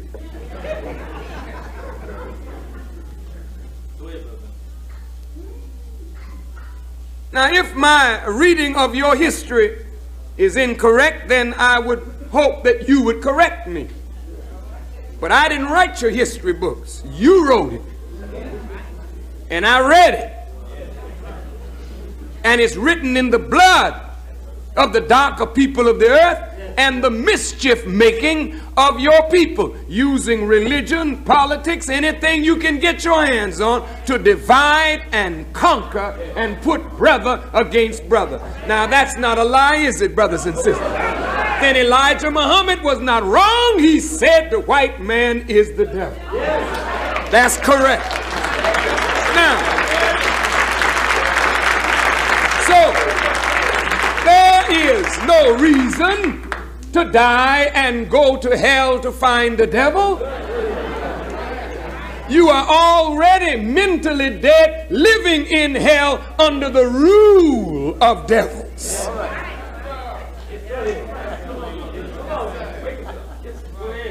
That's just plain and simple. The #1 hell raiser, white folks. I'm not a hater, you just the devil. You mean all of us? Well, those few that want to do good are so ineffective in the promotion of good till God classifies all of you as that, and you have the burden of proof on yourself to prove that you are not. But you can't prove you're not a devil by us. But it's deeper than that. But the book of Revelation says, Babylon is fallen, is fallen. Go ahead. Why is Babylon fallen? She has become the habitation of devils. America, America is fallen. Why are you falling, America? You have become the habitation of devils. A hole of every foul spirit and a cage for every unclean and hateful bird. America, a house of devils, black and white, red, yellow, and brown, all of them rebelling against the law and the will of God. Some of them putting on holy robes for rebellion. Some of them saying, Hail Mary, full of grace, for rebellion. Some of them bowing down to stone and statues in direct rebellion to what God has ordered. Rebellion in holy robes. Devils calling themselves fathers. Devils calling themselves archbishop. Devils calling themselves holy father. Devils calling themselves imam. Devils calling themselves reverend. Reverend what? Father what? Father of lies and tricks and deceit. How in the hell can you be a representative of God when your congregation remains in a hell of a condition, lying down in filth, evil, and indecency? And Reverend, you cannot pull them out of it with this weak teaching that you have in the name of Jesus. No.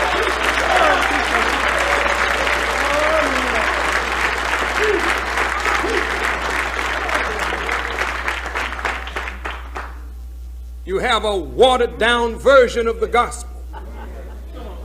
It doesn't have the power to open blind eyes anymore, deaf ears, or make the dumb to speak, or raise the dead to life, because you are watering it down. It is truth mixed with falsehood, and there we come to how you make a devil. How do you make a devil? The Honorable Elijah Muhammad says you begin making devil by grafting from the original.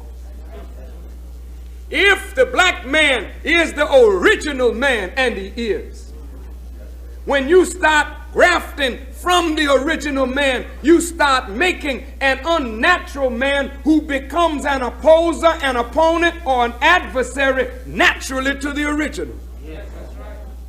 The Caucasian people are subject to disease that the original man is not subject to. We lived on this planet for millions and billions of years. It is only since this unnatural man who refused to follow the way of the original man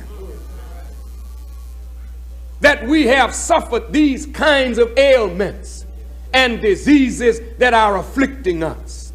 God, open the Bible. Look in the book of Genesis. See those men of long life. They didn't live long by rebelling. They lived long by obeying the law of God. So 100 years, as Isaiah the prophet says, in that day a baby will die at 100. You'll be considered a baby if you die at 100. But look at you now. Half of us will never see 100. Some of us will never see 40. Some of us have seen 40 and it looks like we've seen 100. Because we live so contrary to the divine law. Almighty God knew that a rebellious world would come in. A mischief maker and a shedder of blood would be the ruler. And since his rule is contrary to the law of life, his rule is death itself. So this rule that we have lived under is considered death, and in its wake it puts man in hell. So John the Revelator says that that one in the last day would be given a key to end hell and destroy death. How do you start making a devil? You begin by grafting.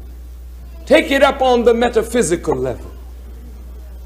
How do you begin making devil? You begin making a devil by adding lies to truth. by taking away from the truth, by mixing up truth with falsehood, or by hiding the truth while you know, then you start making an opponent to God. Don't you know, beloved, you act based upon your knowledge?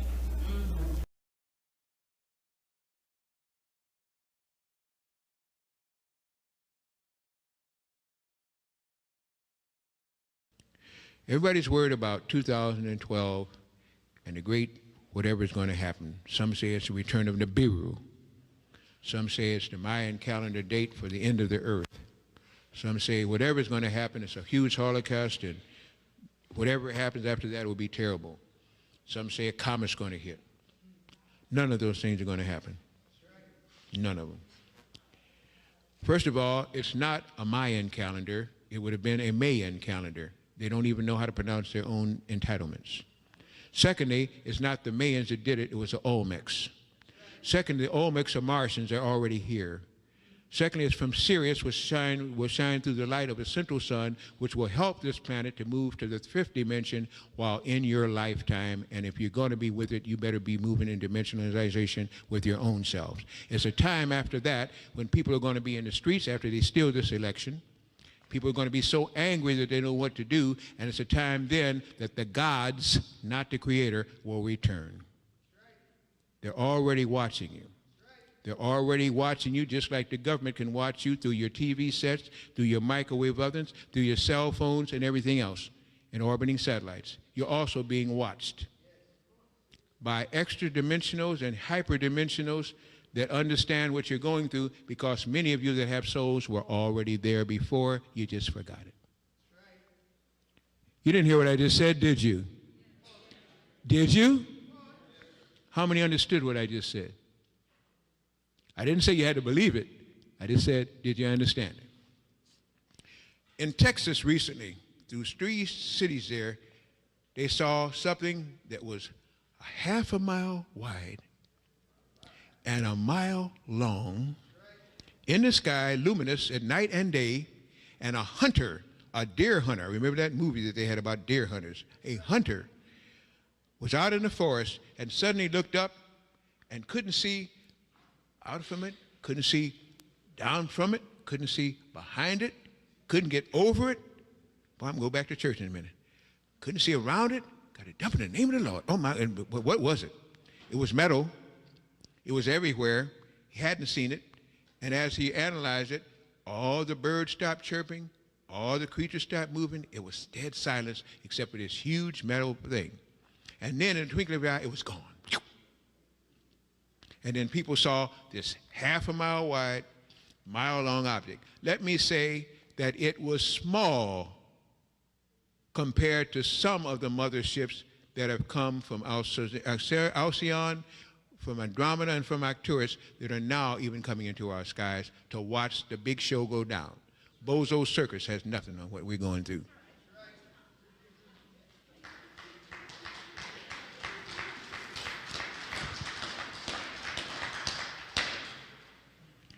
Elijah Muhammad talked about the mothership. That's just the ones that came from Mars. But there are ones from beyond Mars. The Olmecs were the ones that put up the calendar. They used the Venusian calendar. The Mayans at that time were worshiping, sacrificing, and they were farmers, agronomists. They were not going along with that. They didn't have that kind of perception. Anywhere you look, from Venezuela up to Nome, you have Olmecs. Down in southern Illinois, Collinsville, Edwardsville, you have the Cahokia domes. Read about Cahokia. Read about Extilton. Read about the worshipers of the great beast who fought and slew the dragons. Read about the Olmecs down there, Chichen Itza, Uxmal, Seesaw, Tiwanaku, all of these places where you got these great big Negroid-looking basalt heads, so big they still can't carve them, everywhere. And you talk about the Mayans, and the Mayans calendar going to have something happen in 2012, and the Biru's coming back. You don't even know how to pronounce this, Neb-Heru. You don't even understand the Martian Neb and Heru, the face, and Heru's face on Mars, also called Heruin. a heroine, a female womb bringing forth the black dark matter.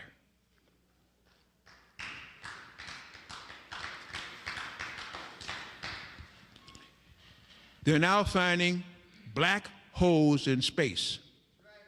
Your rap men will find them right out in the streets.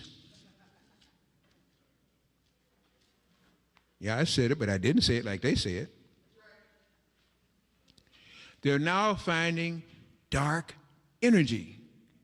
And they can't understand, where did it come from? What is this dark energy that I see? Everywhere I look, I see black holes and dark energy. Why all this talk about darkness now? Because in darkness there's light.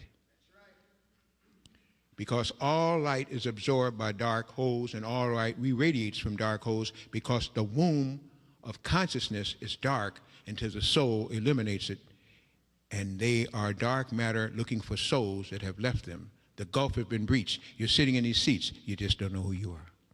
So the void is coming back to get you, since you wouldn't go back to the void, because you were voided, emptied, without sustenance, without consciousness, that you must realign. Therefore, we'll get 3 sons by the end of this year. I don't know how many daughters, but you get 3 sons. And if they steal the election as they intend to, and the people hit the streets so they can declare martial law, dismiss Congress, and spin the Constitution, you're going to get all kind of ships coming over that you haven't even dreamed of yet, because it's not going to be allowed to happen again. The Illuminati know that. That's why they want a globalist society. That's why they open up the borders. That's why Calderon, who's now replaced Vicente Fox down there, because Calderon is a plant, an implant, a dracon, and will do just like Bush and the rest of them want. Paul Martin was disposed up there. There was such a big battle when they stole the election that the English and the French up there almost fought again, because they want to open up globality. They don't care about your government. They don't care about this daggone election. It means nothing to them. They select who they want. They take out who they want. What they want is your consciousness. As the sun tries to awaken you, they want to put you back into a deeper sleep and kill you for trying to stand up against them, because they know that their time is running short. And the only people keeping them alive in their victoric, evil, despicable means is you, because you will not change your thoughts. You will not go into magnetics, which they cannot live in a magnetic field. The planet would have to destroy you to destroy them, and you're not helping yourself, because you're being more like them and eating everything they print.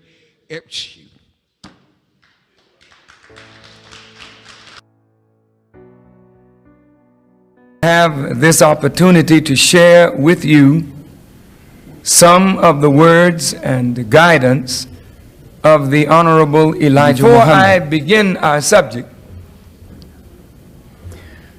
it came over the news on the closing day of the old year that a Japanese pilot flying a jumbo cargo jet plane from Tokyo over the Arctic, I believe, and he saw a strange light, small circular planes following his plane.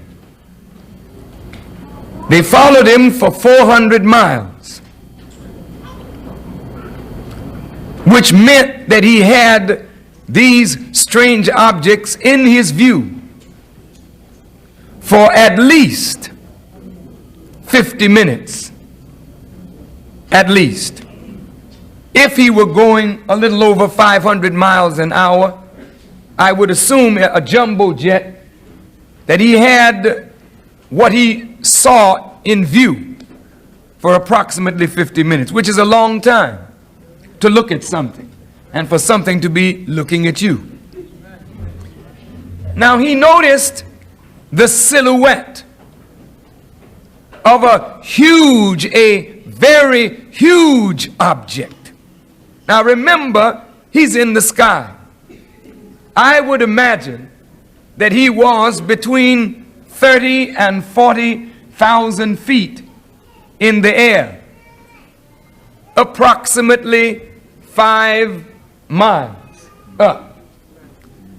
So whatever he saw 5 miles up, looking out of the window of his cockpit, was also up at a considerable height.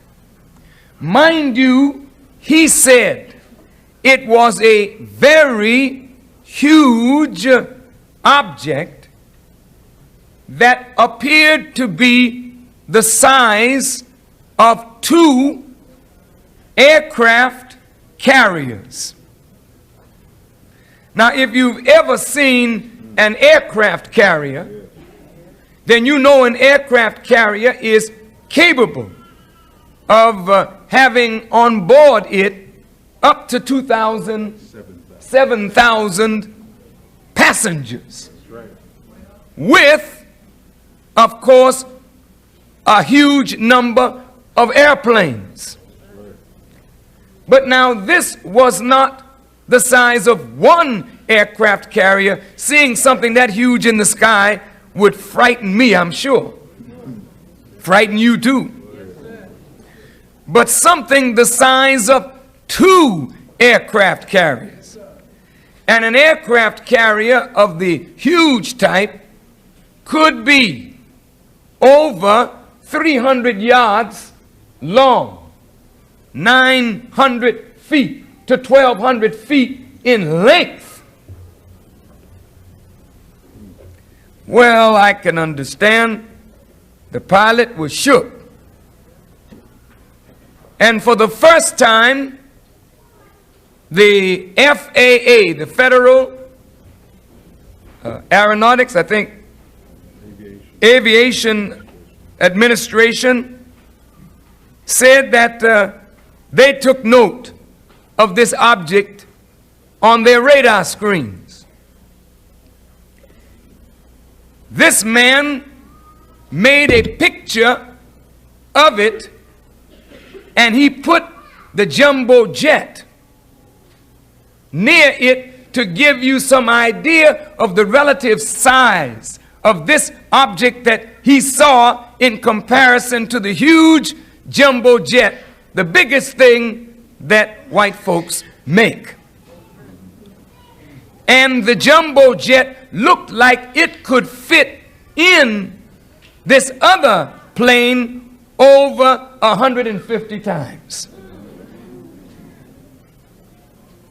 Now let us stop a moment. As black people, we are very suspicious of black people.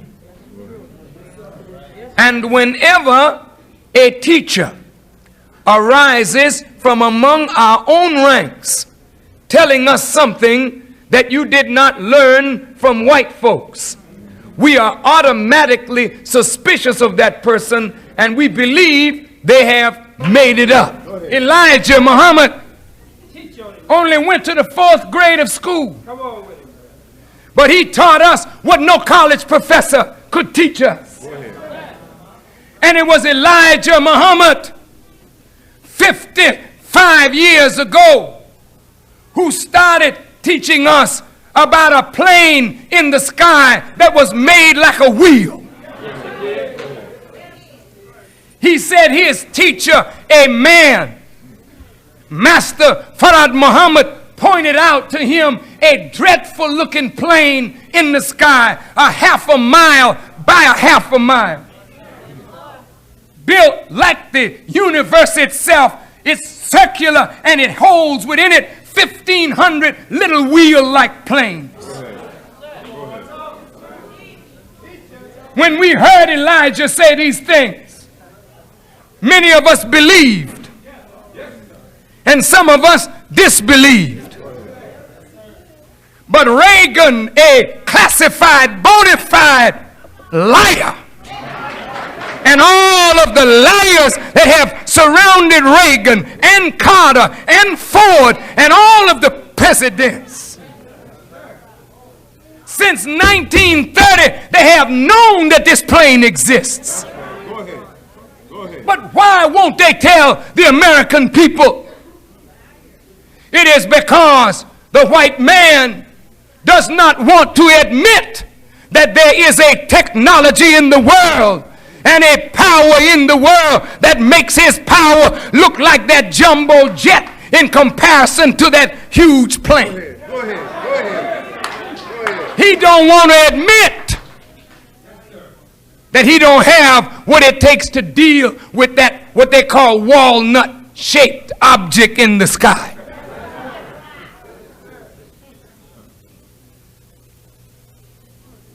Elijah Muhammad said to us that Ezekiel envisioned this. In the year 595 BC, and it's recorded right there in your Bible. Ezekiel looked up, it was a vision, and he saw a wheel in the middle of the earth. It looked like a chariot of fire, a cloud by day and a pillar of fire by night. This is what Ezekiel saw, and he said in the wheel there was eyes in the wheel.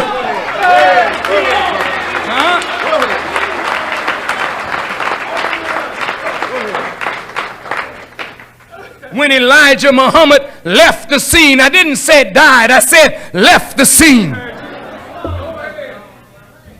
Because only finite beings die. But divine men never die, because that which they lived for is eternal, and the word that they teach is gone beyond their physical frame. That's why Jesus lives, and Moses lives, and Abraham lives, and the righteous live. It is only the wicked who die.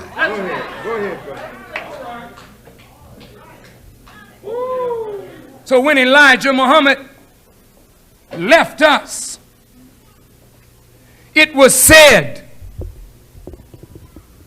that his teaching of a mother plane was a joke. It was false. It had other meanings, and it was explained away. The very heart of his teaching was ripped out, because the heart of his teaching was and is that America's end as a power in the world has come, and that the Lord, mighty in power, is here judging America now. She's coming down, not going up. I know you don't want to hear this.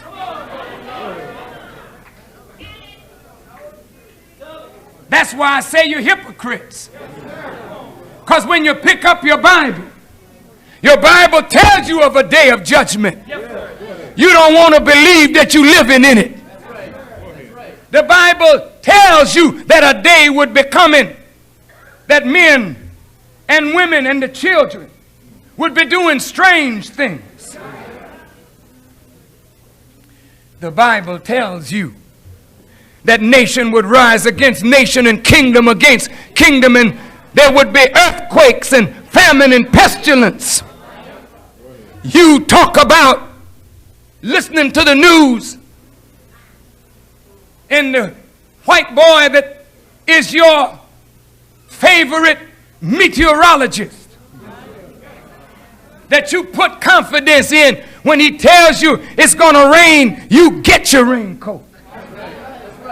Because that white man know what he's talking about. But the white boy don't know how to predict no weather today. When he said one thing, another thing happens. Because another power is on scene today. And he can't read that power. Your own disrespect of your blackness is what's going to get you killed. Because if God gives you a man, he's not going to send a white man to deliver you. He's going to send one of your own to deliver you.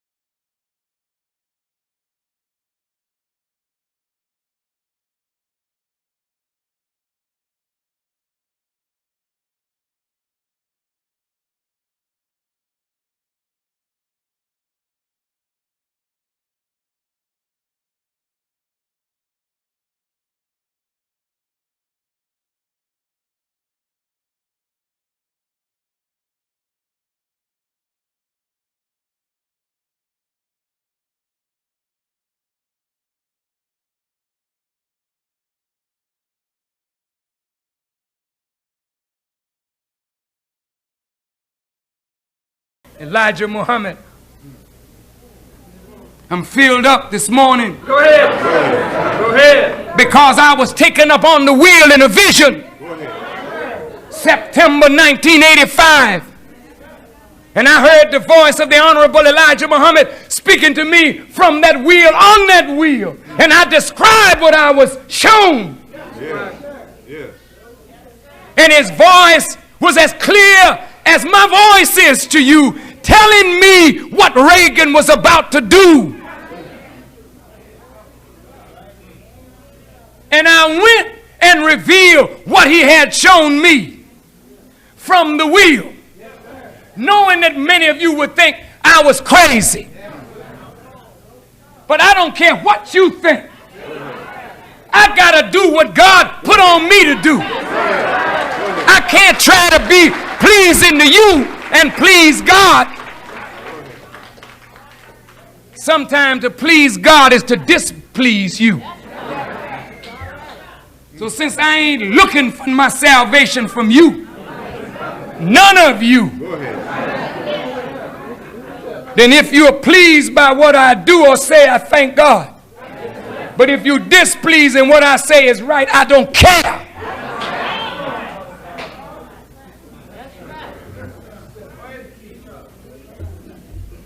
They want to paint me as some anti-Semitic devil while they read the book. You got Bibles in every room in your house, but a Bible can't save you if you won't open it up and read it. Jesus condemned the Jews. Was he anti-Semitic? Talk back to me. He called them devils in the plainest language. He said they were a generation of vipers, adulterers, seeking after a sign.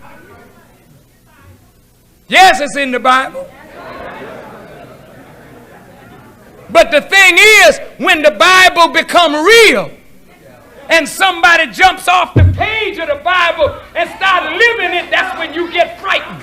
You don't mind reading the Bible in your bathroom or reading it under the bed somewhere. But if a man come off the page and then say to a modern pharaoh, let him go, and say to the modern Jew that you are the synagogue of Satan, if I say it and I say it, what can they do against me but whatever Allah please?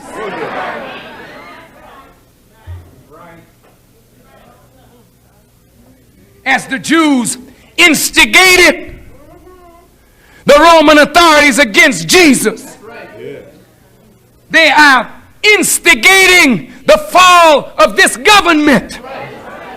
And they are instigating the government to do something about me right away. I say, come on. I went to Libya and told Gaddafi what America was planning against him before it ever happened. That's right.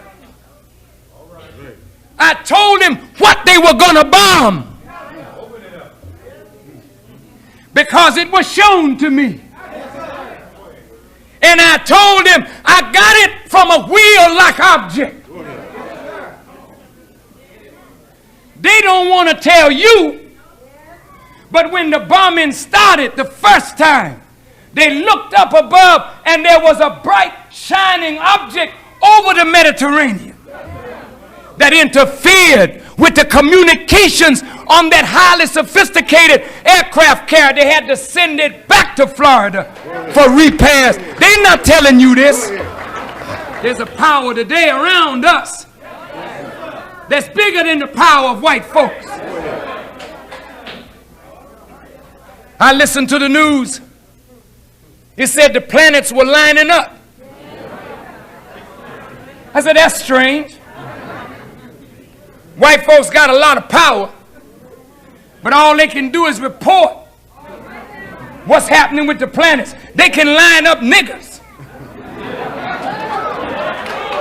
And they can line up preachers. And they can line up politicians.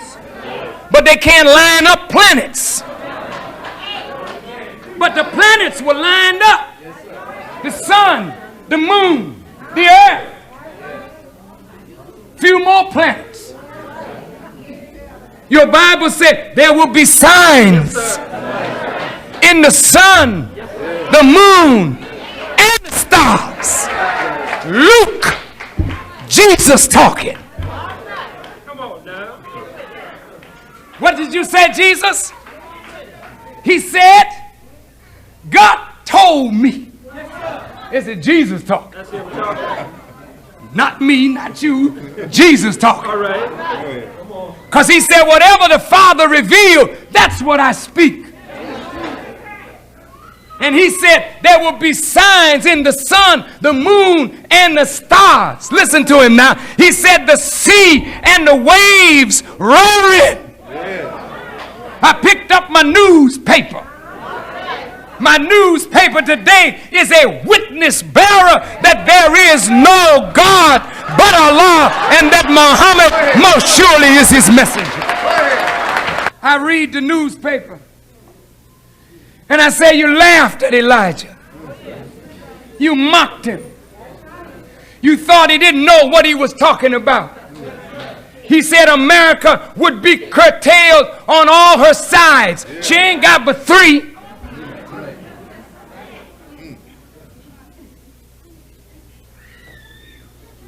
The Atlantic, the Pacific, and the Gulf of Mexico.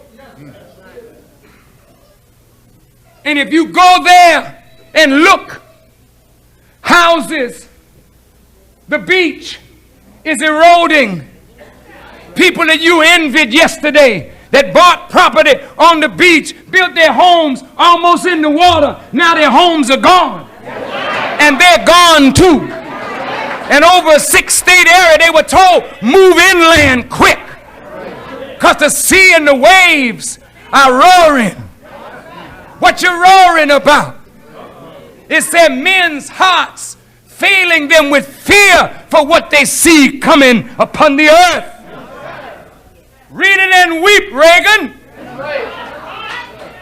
Read it and weep, you infidel. Read it and weep, you demons, your end is in sight. For Elijah Muhammad told us what that plane was to do and what death and destruction as well as life was carried on that plane. It's getting closer, Reagan. What you gonna do when it shows up over Washington? You can't shoot it out of the sky. You ain't got nothing. I understand why you want a Star Wars initiative. I know why you want to build a space station. You think that you will be able to get up there and do a little damage, you fool. You are just like the damn fools that fought against God in the past and thought they could win, but God never loses. And he didn't come here today to lose. That's why today he don't think 2 cents of you. He won't even whip you himself. He'll raise one from the ranks of those that you have destroyed and then give him power and dominion and make him Christ and make him Lord and make him master.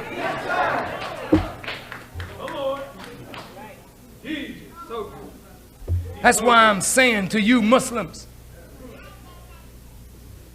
you don't know the value of what you got. Some of you are worse than the Indians. You had something of value and you threw it away. Like the Indians sold Manhattan for trinkets. You sold your birthright. For what? A rendezvous with the dying crescent world of Islam. This is why Master Farad Muhammad, when he gave us a flag, he put it in the first, a crescent in the first quarter. Yes. And all the crescents of the Islamic world are in the final quarter.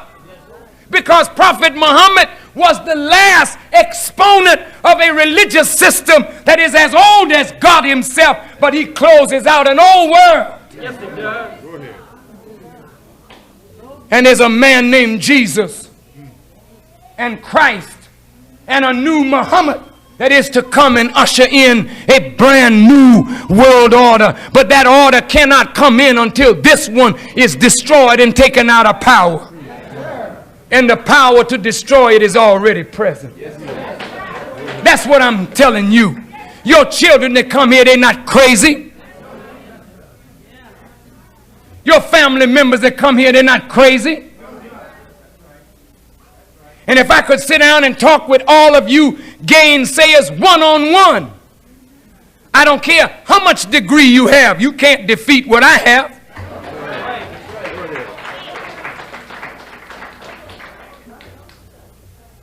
All you can do is bear me witness. Because what you have of the truth kisses and embraces what the Honorable you have no love and no respect for your own. And don't think that God loves you enough to give you a man today that he gave others in the past. Then your disbelief and your hatred of your black self will cause you to reject one that God sends you to fulfill the book. He came unto his own, but his own received him not. And the light shined in the darkness, but your hatred of yourself and your people and your disrespect and your distrust of yourself and your people was so strong till when the light shined, even the darkness of your mind couldn't comprehend the power of the light that God had risen up among you.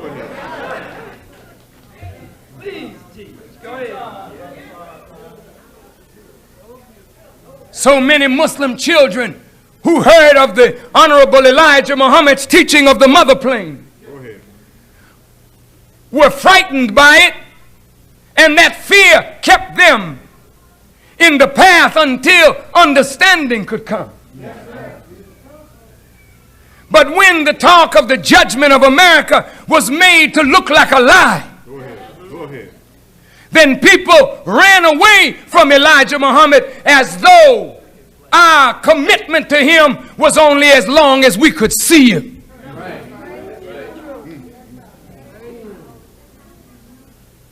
That's the way they were when Moses was here. They followed Moses as long as they could see him. But when Moses got out of sight, they said, out of sight, out of mind. Aaron, make us a God. As long as Jesus was running the miracle show.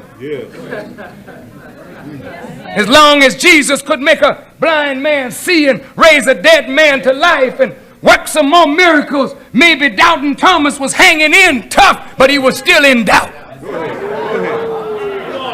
Peter was hanging tough and talking tough, but Peter was not the man that everyone thought he should have been. All that tough talk was hiding a weak heart.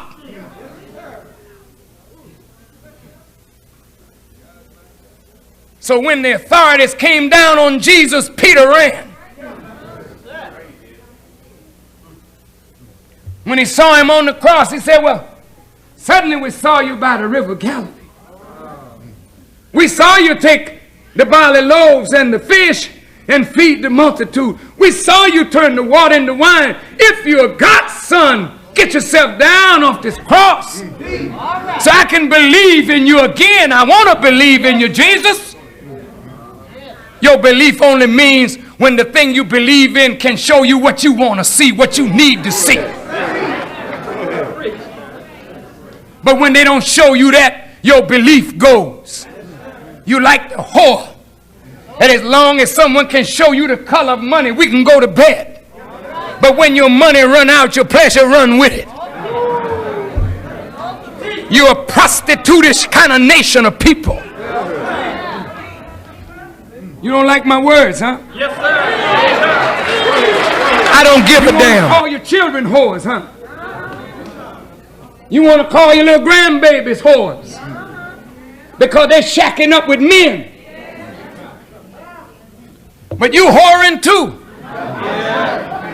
But your whoring is a sanctified whoring. You whoring after strange gods that can do you neither benefit nor harm. You bowing down to stones and statues. And people can come and show you false images and pictures and say, this is Jesus, and you got him hanging on your wall and you never know what Jesus really looked like.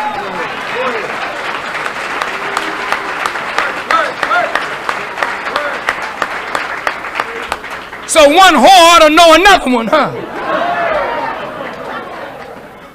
You get your mouth off your children and start remembering your whoring ways. Because every time God deliver you, that's when you know he's God. But after he gets you safely where you prayed to go, that's when you begin setting up other gods beside him. I want to talk to you and me and us. Some of the spaceships that are sitting out around the sun. These are 6 pictures. They have to put a kind of a flask over the sun when they're photographing things out there. And this little white light out here is one of the spaceships that's sitting around the sun. I know you can't appreciate it from there, but I'm just explaining what you might be able to order. Here will show a spaceship sitting around the sun too, and it's just a little point in view, but it's letting out a little luminous glow. On this next one, this luminous glow goes into a face of a black man as large as the sun, which shows you some of the power that these ships have. It actually shows a black face coming from the sun. And as I say, you'll be able to order this out. This one simply shows, again, the light of a couple of them sitting there. And this one shows a refraction. It simply means when they photograph the ship, there is a upside-down ziggurat. It looks kind of linear. I know this isn't making sense, but that's what it shows, a refraction. And then this one shows you a close-up of 2 of the ships they have sitting up there. They look like upside-down ziggurats. The ziggurats are what they have down in the pyramids in South America. If you turn them upside down, this is the way they look. When you turn them like this is what they look like here. And this just shows them sitting here. And this is a picture of a torpedo that the Russians fired at this ship. And it shows, again, this is the torpedo here. It's called a sun cruiser or a ventla or a ziggurat. And it shows them firing at it. They can't hit it. It's too big. It just disintegrates stuff. But you have ships sitting out there already just watching the big fun go down. And these are some of the insignias that you find on some of the temples. Again, you find it on the Zeus temple and all. These are the insignias on some of the commanders of some of those ships that are sitting out there again.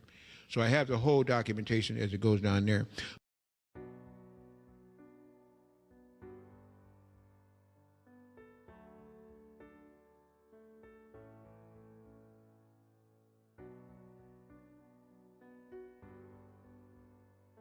We have monatomic gold, supposed to be that white powder, and I'm not talking about the dope and the drugs.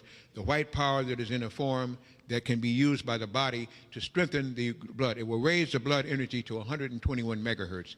Almost impossible to keep it there, but the more you use it, no bacteria so can live in a frequency that high. If you take that, clean out the body, sleeping on the dials, get rid of the poison, stop taking in all the mess in the water that they're giving you, it's the easiest way to get converted. Because if you do that and hold the right kind of thoughts, thoughts are things. And we could think away our worst enemy. We could bring on the worst plague by just our thoughts. Combine high thoughts, send the energy of the planet to a higher degree, and only those who can correspond with her can stay alive on her. Right now, as I say, we're thinking low, we're doing low, we're allowing an enemy who couldn't stay on this planet to begin to stay there. That would be simply it. Thank you, sir. What is the plant found in Africa somewhere that I understand can eliminate AIDS? Are you familiar with that? I heard about ibogaine. And there are many other institutions. Professor Kokich had Kimron interferon, which is made of ibogaine and some other things there. It was very successful until, again, the government said, well, after he cured 18 people who they say were terminal AIDS patients and cancer and everything else, he cured them. So then they told him that the Mitsubishi company could better handle it, and so they killed him. I'm sorry, he later on died suddenly. And then they give it to the Mitsubishi company, who brings you Immunex, and they start giving it to people here to take. It's easy enough to cure any of these things because, to tell you the truth, AIDS was brought on by Mobutu Seko Seko of Zaire, who was given $5 million and had 2,000 people given that AIDS, and AIDS is not a disease. AIDS is acquired immune deficiency. It means that anything else, once you have your immune system compromised, can live. I have a whole tape I made 12 years ago on AIDS, what it is, what it isn't. All you have to do is to stop taking the pus, stop drinking the milk and the cheese and the butter and all the rest of the stupidity, take away all those things, clean up your system, get a diode, spend some money, and stop those poisons from coming in. Your body will heal itself, and your own bone marrow will produce whatever you want. But under these circumstances, what can it do?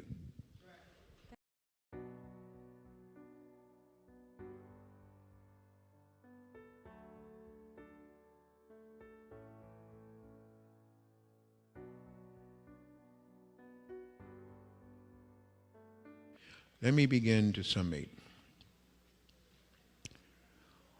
One solution to the electrical problems that we have are diodes.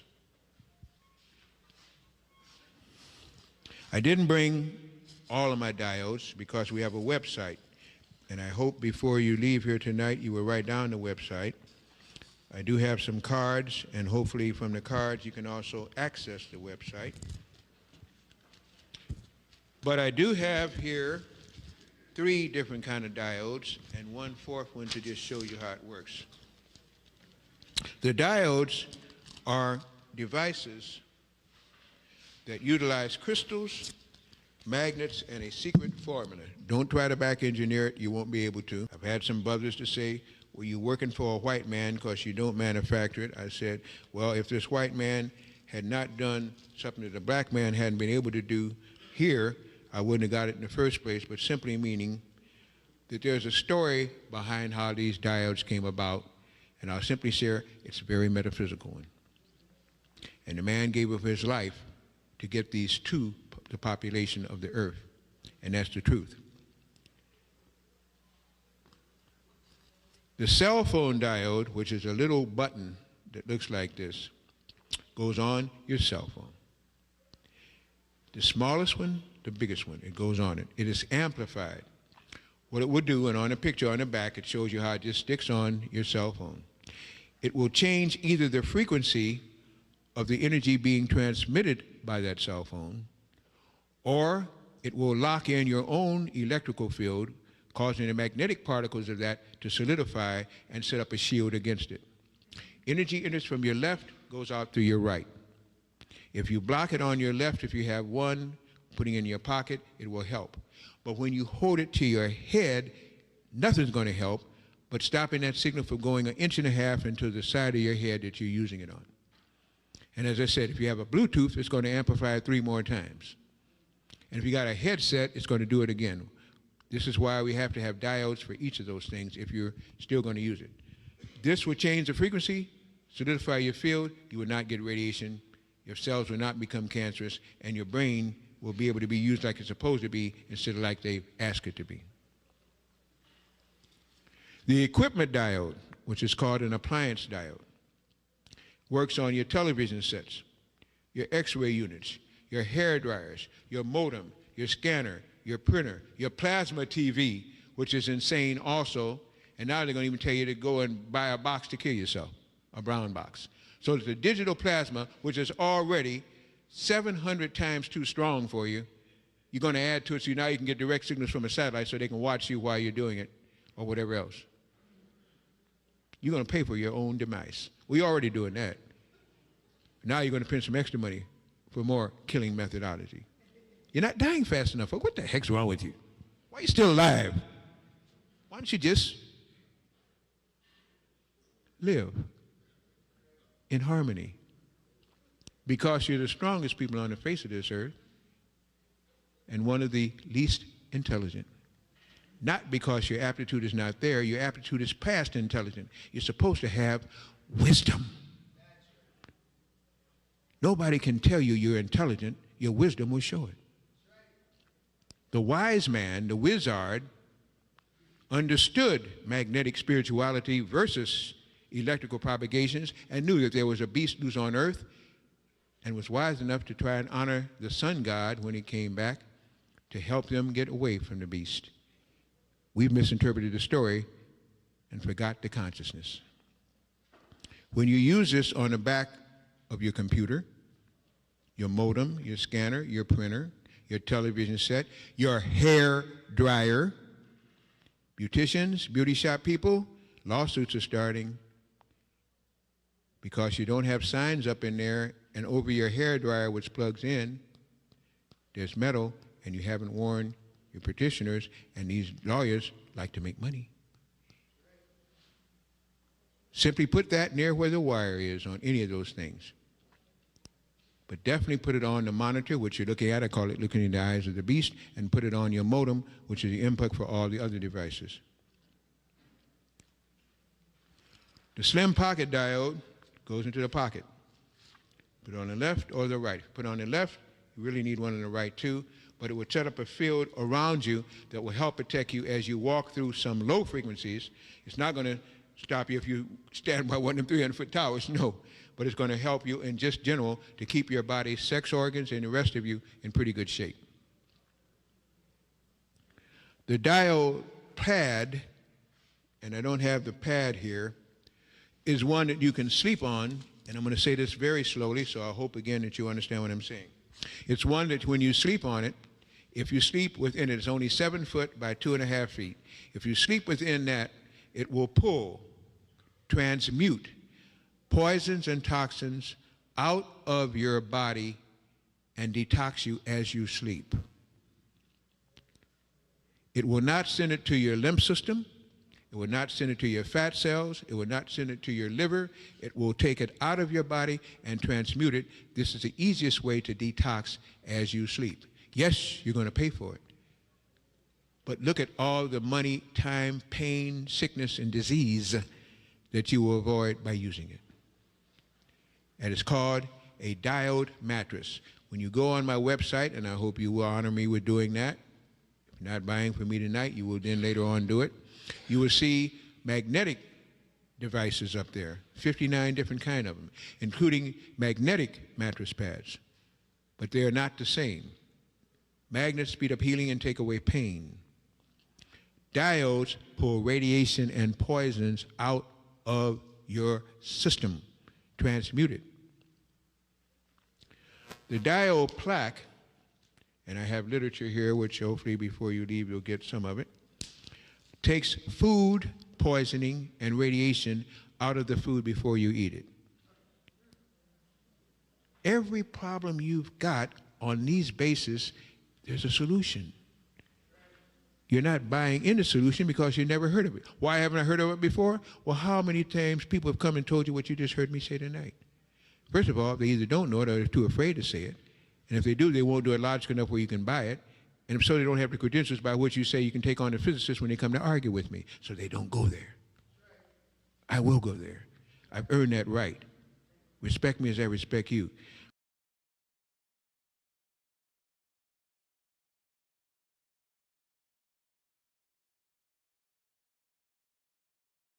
Had a diode necklace, but it's getting so hard to use crystals nowadays that the company had to stop. Because now when you go buy a bunch of crystals, watch the hassle you have to go through, because they know what crystals can do if you use them correctly. We found the solutions. We found and observed the problems. But the only problem I have is that my own people buy less from me than the people who I'm talking against, not because I'm against them, but because they had the power and they're trying to take it away from my people. I'm only trying to help. Why don't you give me a chance to try to help you? You have to help me if I'm going to help you. If not, then I'll go to the highest bidder. But I'm only asking you to start bidding only if it makes sense.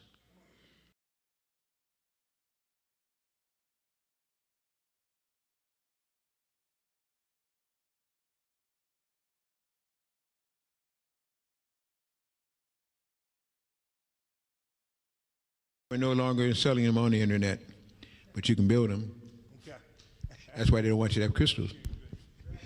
Orgone energy is original energy.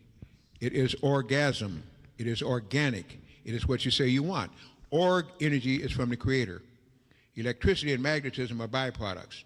The first step down from organic energy or original energy is magnetism. The second is electricity. We're using the lowest right now. And the planet, as it goes back up to pure or original energy, will get rid of all of that. You also, if you can't change, because the planet is going to the fifth dimension. That's where they talked about it when the moon is in the seventh phase and Mercury and Jupiter aligns with Mars and peace will come to our planet and love will they fill the air. It's prophesied. The fifth dimension had it, and we're about to go there.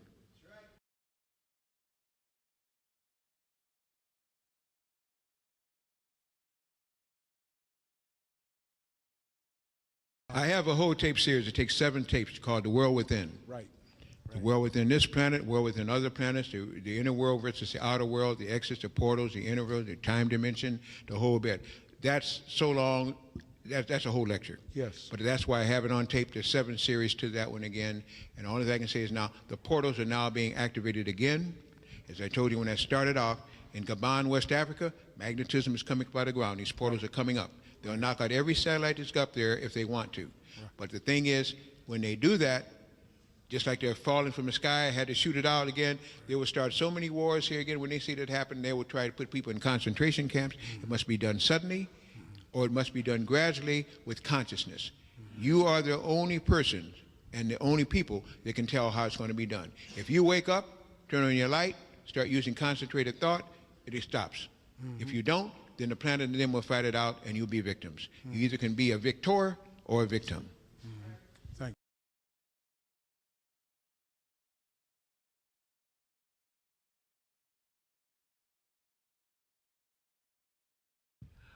I will say this.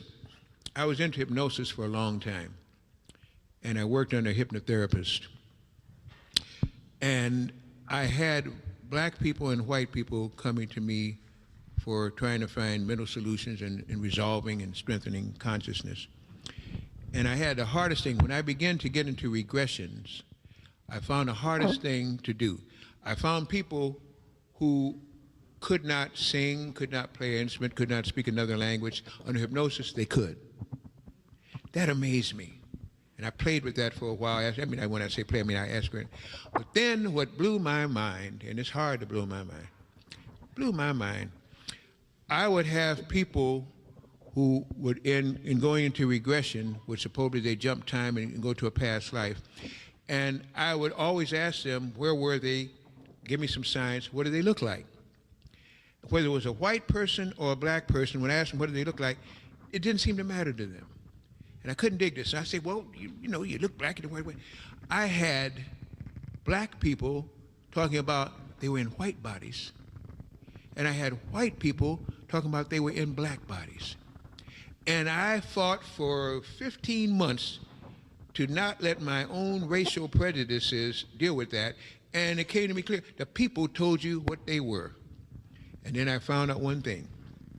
On this planet and any planet that goes highly magnetic, thoughts are things. And whatever you hate or whatever you love with a passion, you draw towards you.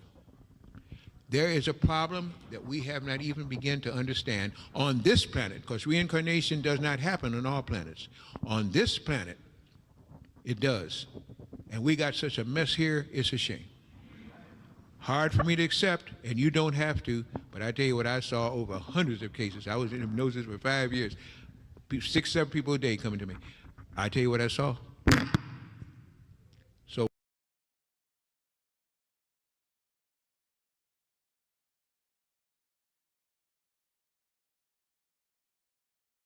if you are ascending in consciousness, you're operating on a different vibrational rate by your thoughts. Therefore, your whole body is going to follow what comes from your mind. Your mind is to your spirit, as your brain is to your body. So once you convince one, it's going to follow suit. You see what I'm saying?